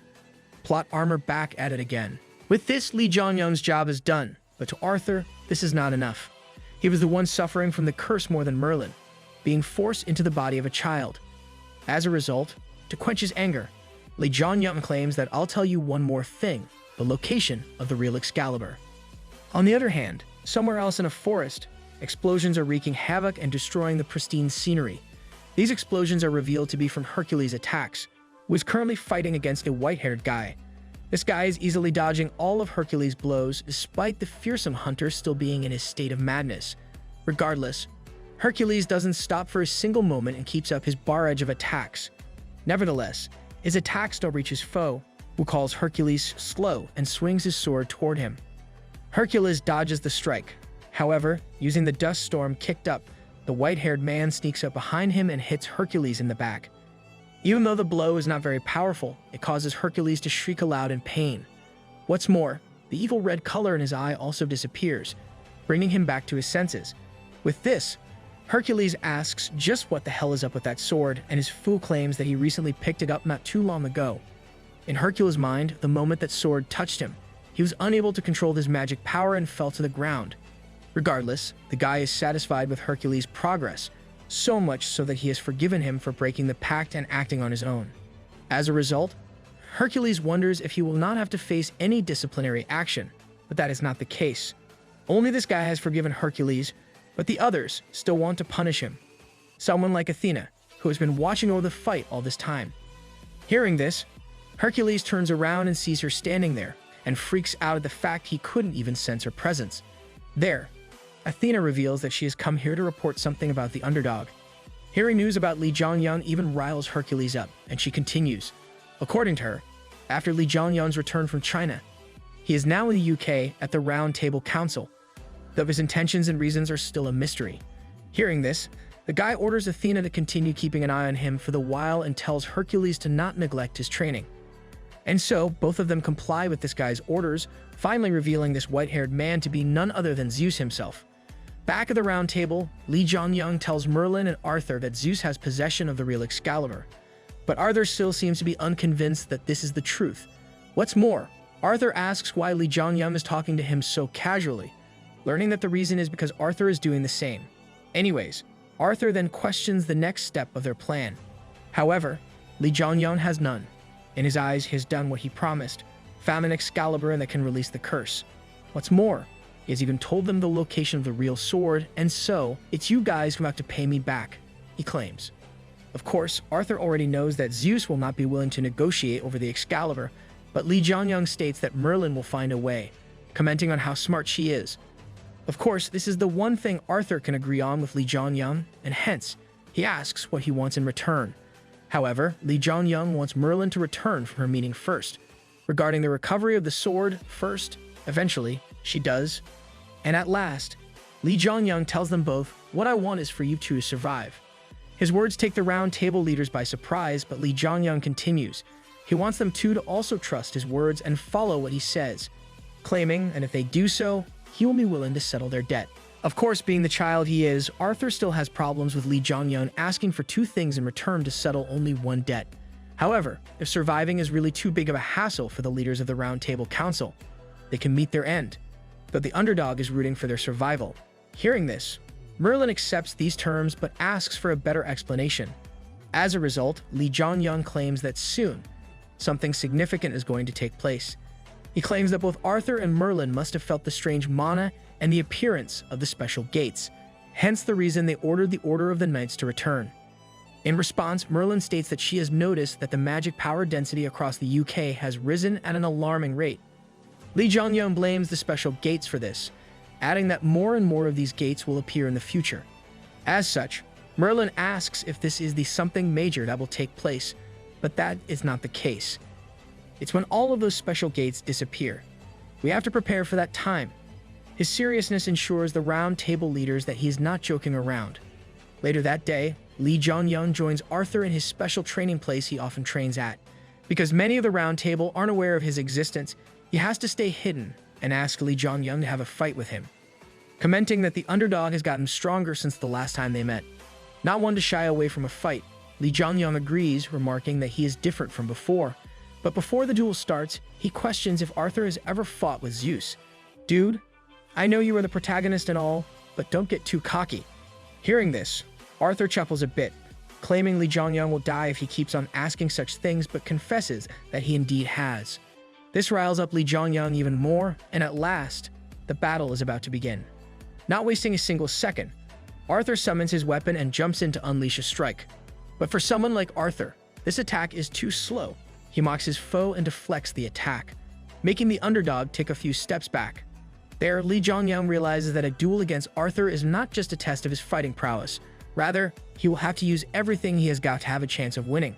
As such, he begins using his authority, rule over fire, and combined with his Flame Monarch title, grows incredibly more powerful. Seeing this, even Arthur is impressed, and the two continue their barrage of attacks on each other. Arthur, at high speeds, clashes again and again with his opponent and is even able to land a ranged attack, sending Li Zhongyang flying into the air. With this, he then mocks the underdog once again, asking if, "Is that it?" Understanding that he is in a pinch, Li Zhongyang refuses to back down even in such a situation. He proclaims that, "I'm going to land at least one shot on that guy," and begins absorbing the magic power in the area using his dragon heart. Seeing this, Arthur is taken aback at this technique, and at last, Li Jianyang finally unleashes his ultimate attack. This causes a huge steam cloud to be kicked up, and from it, Arthur emerges with a small wound on his cheek. Having tasted this technique, he asks what this blow was, and Li Jianyang claims he calls this technique Sun Flare. This leads to Arthur complimenting his opponent, but before long, the damage Arthur delivered during the attack takes control. Li Jianyang, who was standing completely fine until a moment ago, gets engulfed in a blue hue and begins vomiting blood before collapsing on the ground. To this, Arthur apologizes, stating that he couldn't control his strength properly as it has been a long time. In addition, he claims that although it is impossible for Li Jianyang to fight Zeus right now, he might be able to defeat him in the future. And so, this brings us to the lodging in the Round Table manor, where Li Jianyang is already up and awake thanks to Merlin's abilities. Even though he lost, he is happy that he was able to land a blow on Arthur. Delighted at this feat, "I've really gotten stronger," he proclaims. All of a sudden, there is a knock on his door and Gawain walks inside. Once there, Gawain wants to have a chat with Li Jianyang, and so the two relocate to somewhere more private. There, Gawain claims that he has heard from Merlin that Li Jianyang has warned them about a major crisis that will take place in England. He apologizes to him for the rudeness his subordinate, Lancelot, showed him and thanks him for his righteous attitude he has shown. Hearing this, Li Jianyang tells him that it is all right, but asks for the real reason Gawain showed up. Therefore, Gawain finally lets out his real intentions. He announces that he is aware Arthur and Li Jianyang dueled with each other yesterday, stating that he too would like to face him one day. Despite his desire, he has yet to get a chance to do so and asks Li Jianyang if he would like to duel with him instead. With this, Gawain begins emitting a strong aura and summons his weapon. Of course, Li Jianyang has already predicted that this was the case and immediately agrees, claiming that "I was also curious about your skills." And so, the duel begins and ends, and we get to see absolutely none of it. In addition to this, while Li Jianyang remained at the Round Table Council, Gawain, Galahad, and even Lancelot fought him again. This ordeal leaves Li Jianyang exhausted. He came here just to deliver his fake Excalibur, but it has been duels, and at last, he's finally about to depart from the manor. As he heads back, Merlin gives him yet another necklace, claiming it will increase his stats, and Li Jianyang gratefully accepts it. However, Merlin also has another request. She asks Li Jianyang to go and visit the Nile if he has time, stating that Inev, the same guy who helped Li Jianyang survive from Athena's attack, begged Li Jianyang to do so. Hearing his name, Li Jianyang remembers Inev as the guy who saved him and even came to meet him in the dead of night. What's more, because of his intervention during the Great War, Inev was even punished, and his disciplinary actions have just been finished. Hearing all this, Li Jianyang knows that the Round Table will warn all other organizations of the Cataclysm as well. This marks the end of everything he wanted to do at the Round Table, but he still has something he needs to do in England. As such, he tells Merlin that he will think about it and leaves the manor. As he exits, even Arthur bids him farewell. This brings Li Jianyang to Park Eugen's shop. However, he is left puzzled when he learns she is not there. Instead of her, a blonde woman is manning the register, and he asks if Park Eugen isn't at the store. Nevertheless, the woman begins speculating on her own. In her eyes, it doesn't look like he's a loan shark, nor does he look like an unsatisfied customer, making her think he must be here to buy something. Is this chick a detective or something? But that is not the case. Li Jianyang simply wants to meet with Eugen and ask her whereabouts. However, the blonde claims Eugen is not here as she's been asked to take care of the store. As a result, Li Jianyang states that he is here because of Eugen's brother, Jae-yun, and asks when she will be back. Because of this, the blonde finally remembers Li Jianyang. Apparently, Eugen told her about him, and hence Eugen has left a message for him. She has joined Olympus. Hearing this, Li Jianyang is left paralyzed in fear. The past changed again, he claims. To his knowledge, this event was still somewhere away, leading him to question what happened to make her go there so quickly. Nevertheless, with this, Li Jianyang then makes his way to Egypt.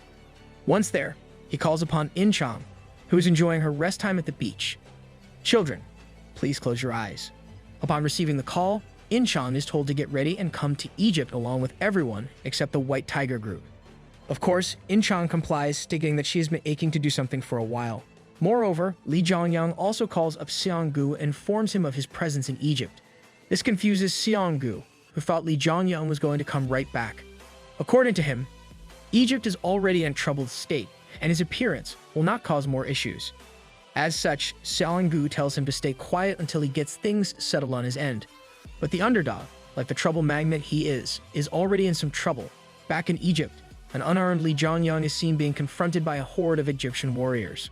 As things unfold, Lee Jongyang is now being held in a room. The Egyptian warriors chat amongst themselves, wondering why the underdog came here. But regardless, they first need an interpreter. All of a sudden, two men with strange marks on their eyes arrive at the place. They announce that they are going to take Lee Jongyang with them, whereas the warriors reveal these two men are from the executive branch, meaning the Nile is making a move. With this, the men confirm if Lee Jongyang is the underdog and then take him somewhere else. There, he meets with Young-tae, a member of the Egyptian branch of the Korean Association. Young-tae claims that he was contacted by the headquarters and was told others will be arriving here soon. Hearing this, Lee Jongyang thinks that it must be In-chong and the rest, remarking at how quick they are. As such, he asks about the situation in Egypt.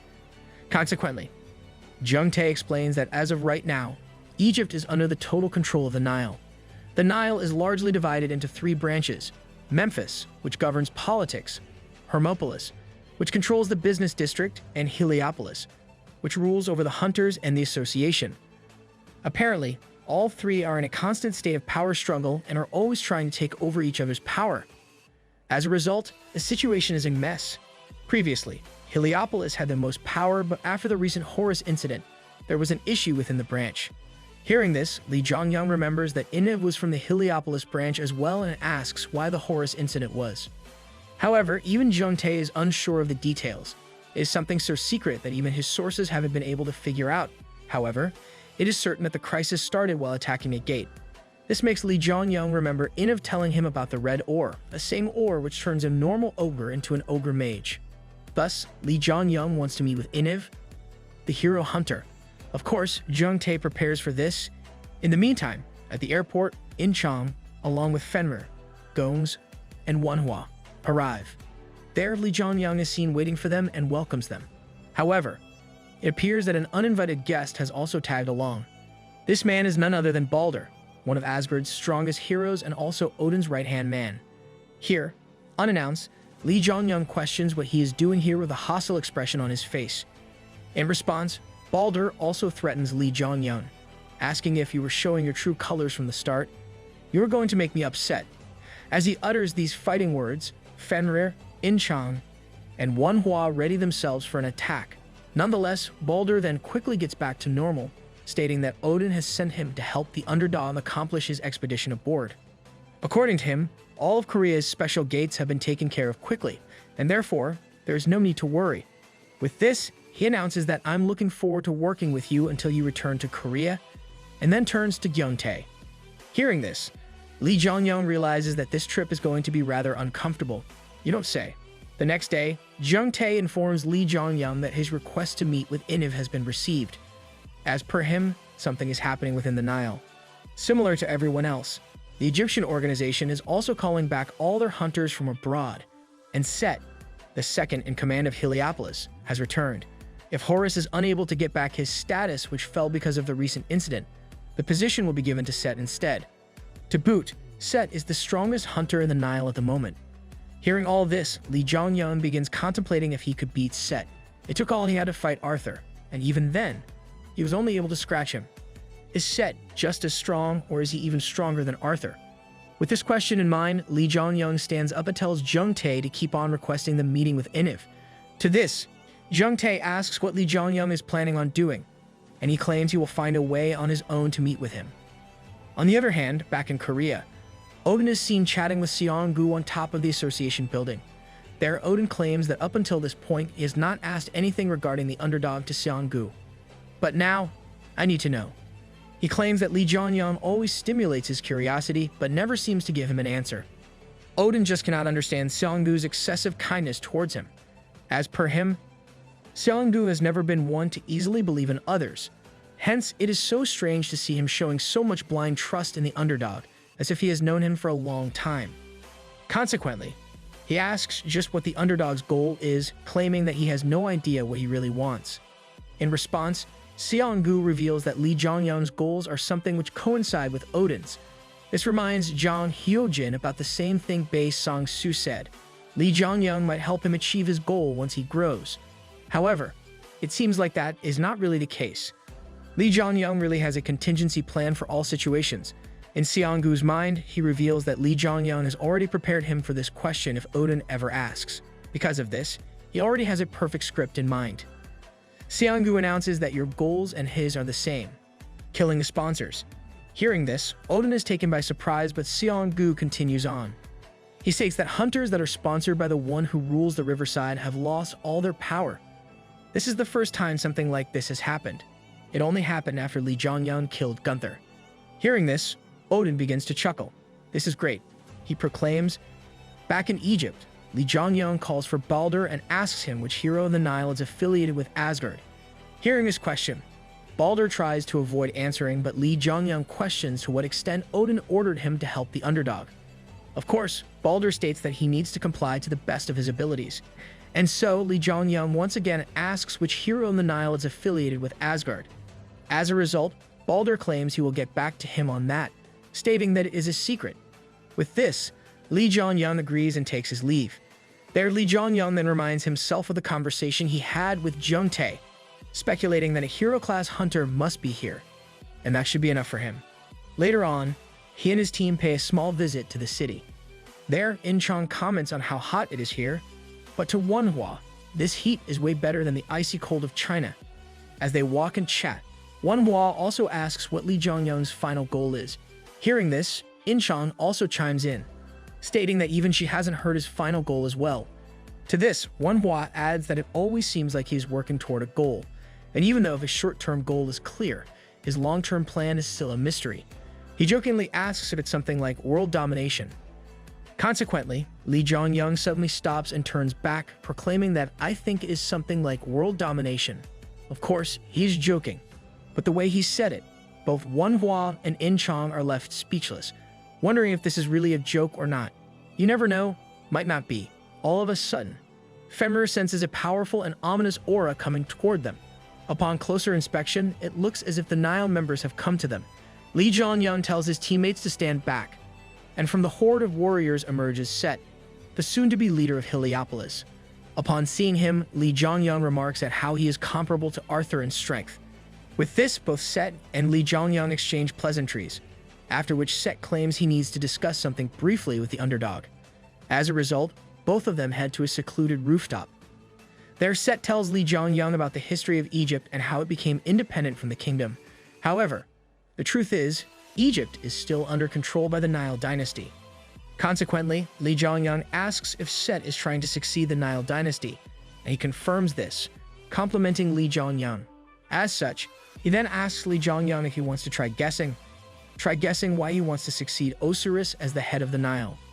Moreover, he asks what he needs to do after becoming the ruler. Having been asked these questions, Lee Jongyang claims that he thought Set was the one who caused the Horus incident to take over the throne. However, if he didn't just do it for power, what else could be his motivation? As he thinks, he questions himself. Is he trying to become a king? Eventually, their conversation ends and Lee Jongyang makes his way back to his teammates. There, In-chong asks how his talk with Set went. In response, Lee Jongyang tells her that he asked him to guess his goal. However, Lee Jongyang wasn't even able to do so. He thought that Set was simply trying to become a king for power, but that is not the case. In reality, Set is a dangerous person. That being said, he is not evil as well. In the world of black and white, he is neither, he is gray. But of course, all this would go over In-chong's head, so Lee Jongyang tells her that he couldn't give him an answer. All of a sudden, they hear footsteps behind them. As such, they frantically turn back to look at who it is and find Balder standing there, asking where Lee Jongyang went.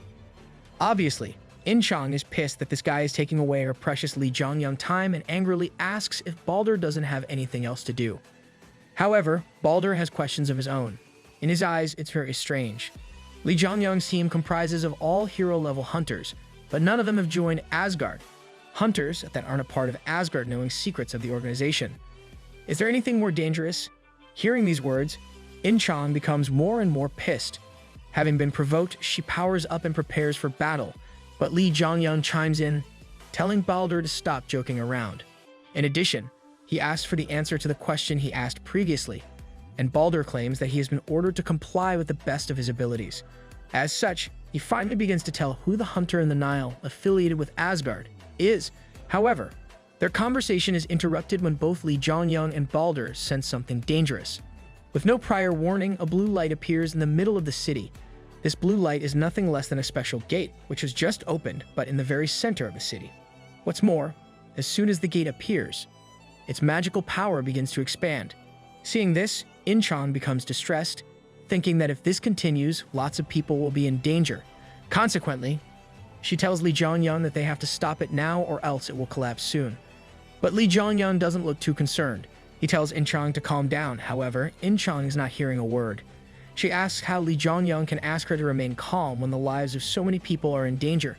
But Lee Jong-young claims, "It's okay. This isn't Korea." Despite this, Incheon doesn't care. Even if this isn't her country, she has an obligation to help the weak. As such, she summons her weapon and prepares to go in alone, if need be. Nonetheless, it looks like all her emotional outburst was unneeded. Up in the air, she sees the Nile hunters heading toward the gate at high speeds, including Set himself. With this, Lee Jong-young reminds Incheon that this isn't Korea and the Nile has their own way of doing things. At last, she finally listens, but Lee Jong-young remarks at how unexpected it is to see Set venture into the gate himself. Soon enough, the hunters clear the special gate. Of course, this much is expected when the second-in-command himself jumps into action. Even though the gate is special, it would cause no harm. With this, he turns back to Incheon, who asks him not to make fun of her, stating that she is already embarrassed as it is. But in Lee Jong-young's eyes, this is nothing to be embarrassed about. Incheon only acted in such a manner because she thought the lives of others were at stake.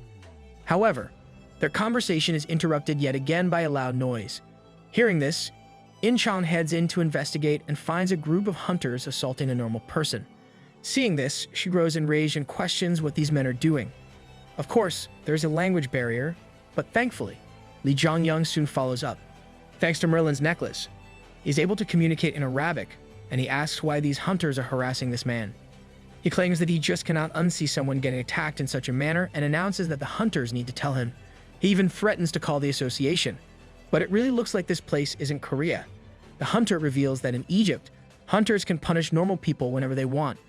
Consequently, the hunters begin laughing out loud manically, but this doesn't last for long.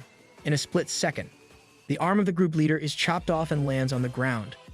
As the hunter shrieks in pain, Set shows himself. He announces that though this is the case, Egypt also has its own laws. Hunters from the Nile have the right to punish other hunters. Now that's an oxymoron. In a matter of moments, Lee Jong-young and Incheon are left watching the aftermath of a horrendous fight.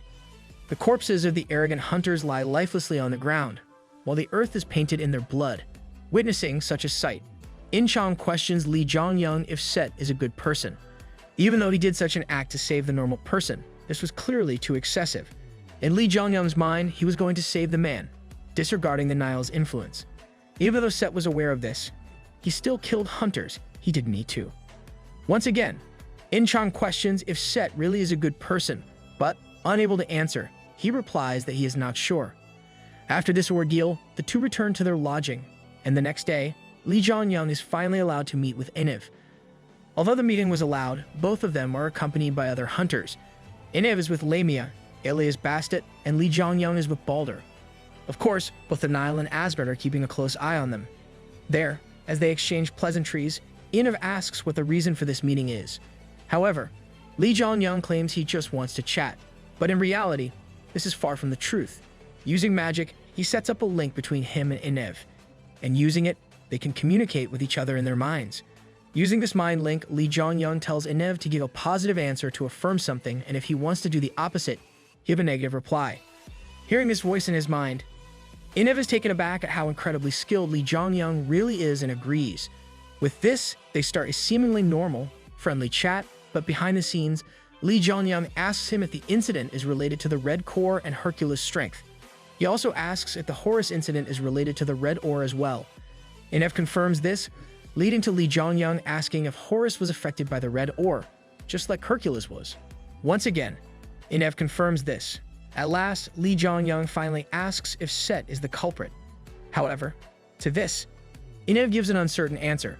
This makes Lee Jong-young think that even Inev is unaware of the true culprit, and they decide to meet with each other sometime else in private. Later on, after the meeting, Balder is pissed off. He scolds Lee Jong-young for wasting his time and effort, stating that if he continues to use Asgard like this, it will not look good for Odin either. But Lee Jong-young tells him not to worry, reassuring him that Odin will be pleased later on as well. To this, Balder threatening tells him to make sure to bring forward such results, but Lee Jong-young simply tells him to get ready as he is almost done with his business here. He wants to head back in 3 days, stating that he hasn't finished sightseeing yet. This pisses Balder off even more, but he is unable to retaliate. Furthermore, Lee Jong-young asks who the man who infiltrated Nile really is. However, wanting to keep his secret, Balder doesn't give a proper reply. He claims, "You have already met with them." This piques Lee Jong-young's curiosity, but he leaves it at that for the time being. Later that night, Lee Jong-young is seen gazing at the ocean from the seashore. There, he is met by Inev, who apologizes for his tardiness. However, in his defense, there have been a lot of eyes on him, as well as on Lee Jong-young, suggesting that they relocate from this place. Nonetheless, Lee Jong-young has set up a barrier to ensure that no one will be able to watch them from outside. Seeing this, Inev is left even more impressed by Lee Jong-young's magical powers. However, in his eyes, even this will not be enough. "There is nowhere that the Osiris I can't see," he proclaims. Hearing this, even Lee Jong-young is left in a state of confusion, wondering if even Merlin's necklace is not able to defend off against the eye. As a result, he decides to get straight to the point and asks why Inev wanted Lee Jong-young to come to Nile. Consequently, since explanation that because of the red ore, Horus is currently unconscious. As per him, it all started when Set brought back the red ore. Hearing this, Lee Jong-young is left perplexed. Had they already found the red ore? As expected, the past has really changed, he thinks.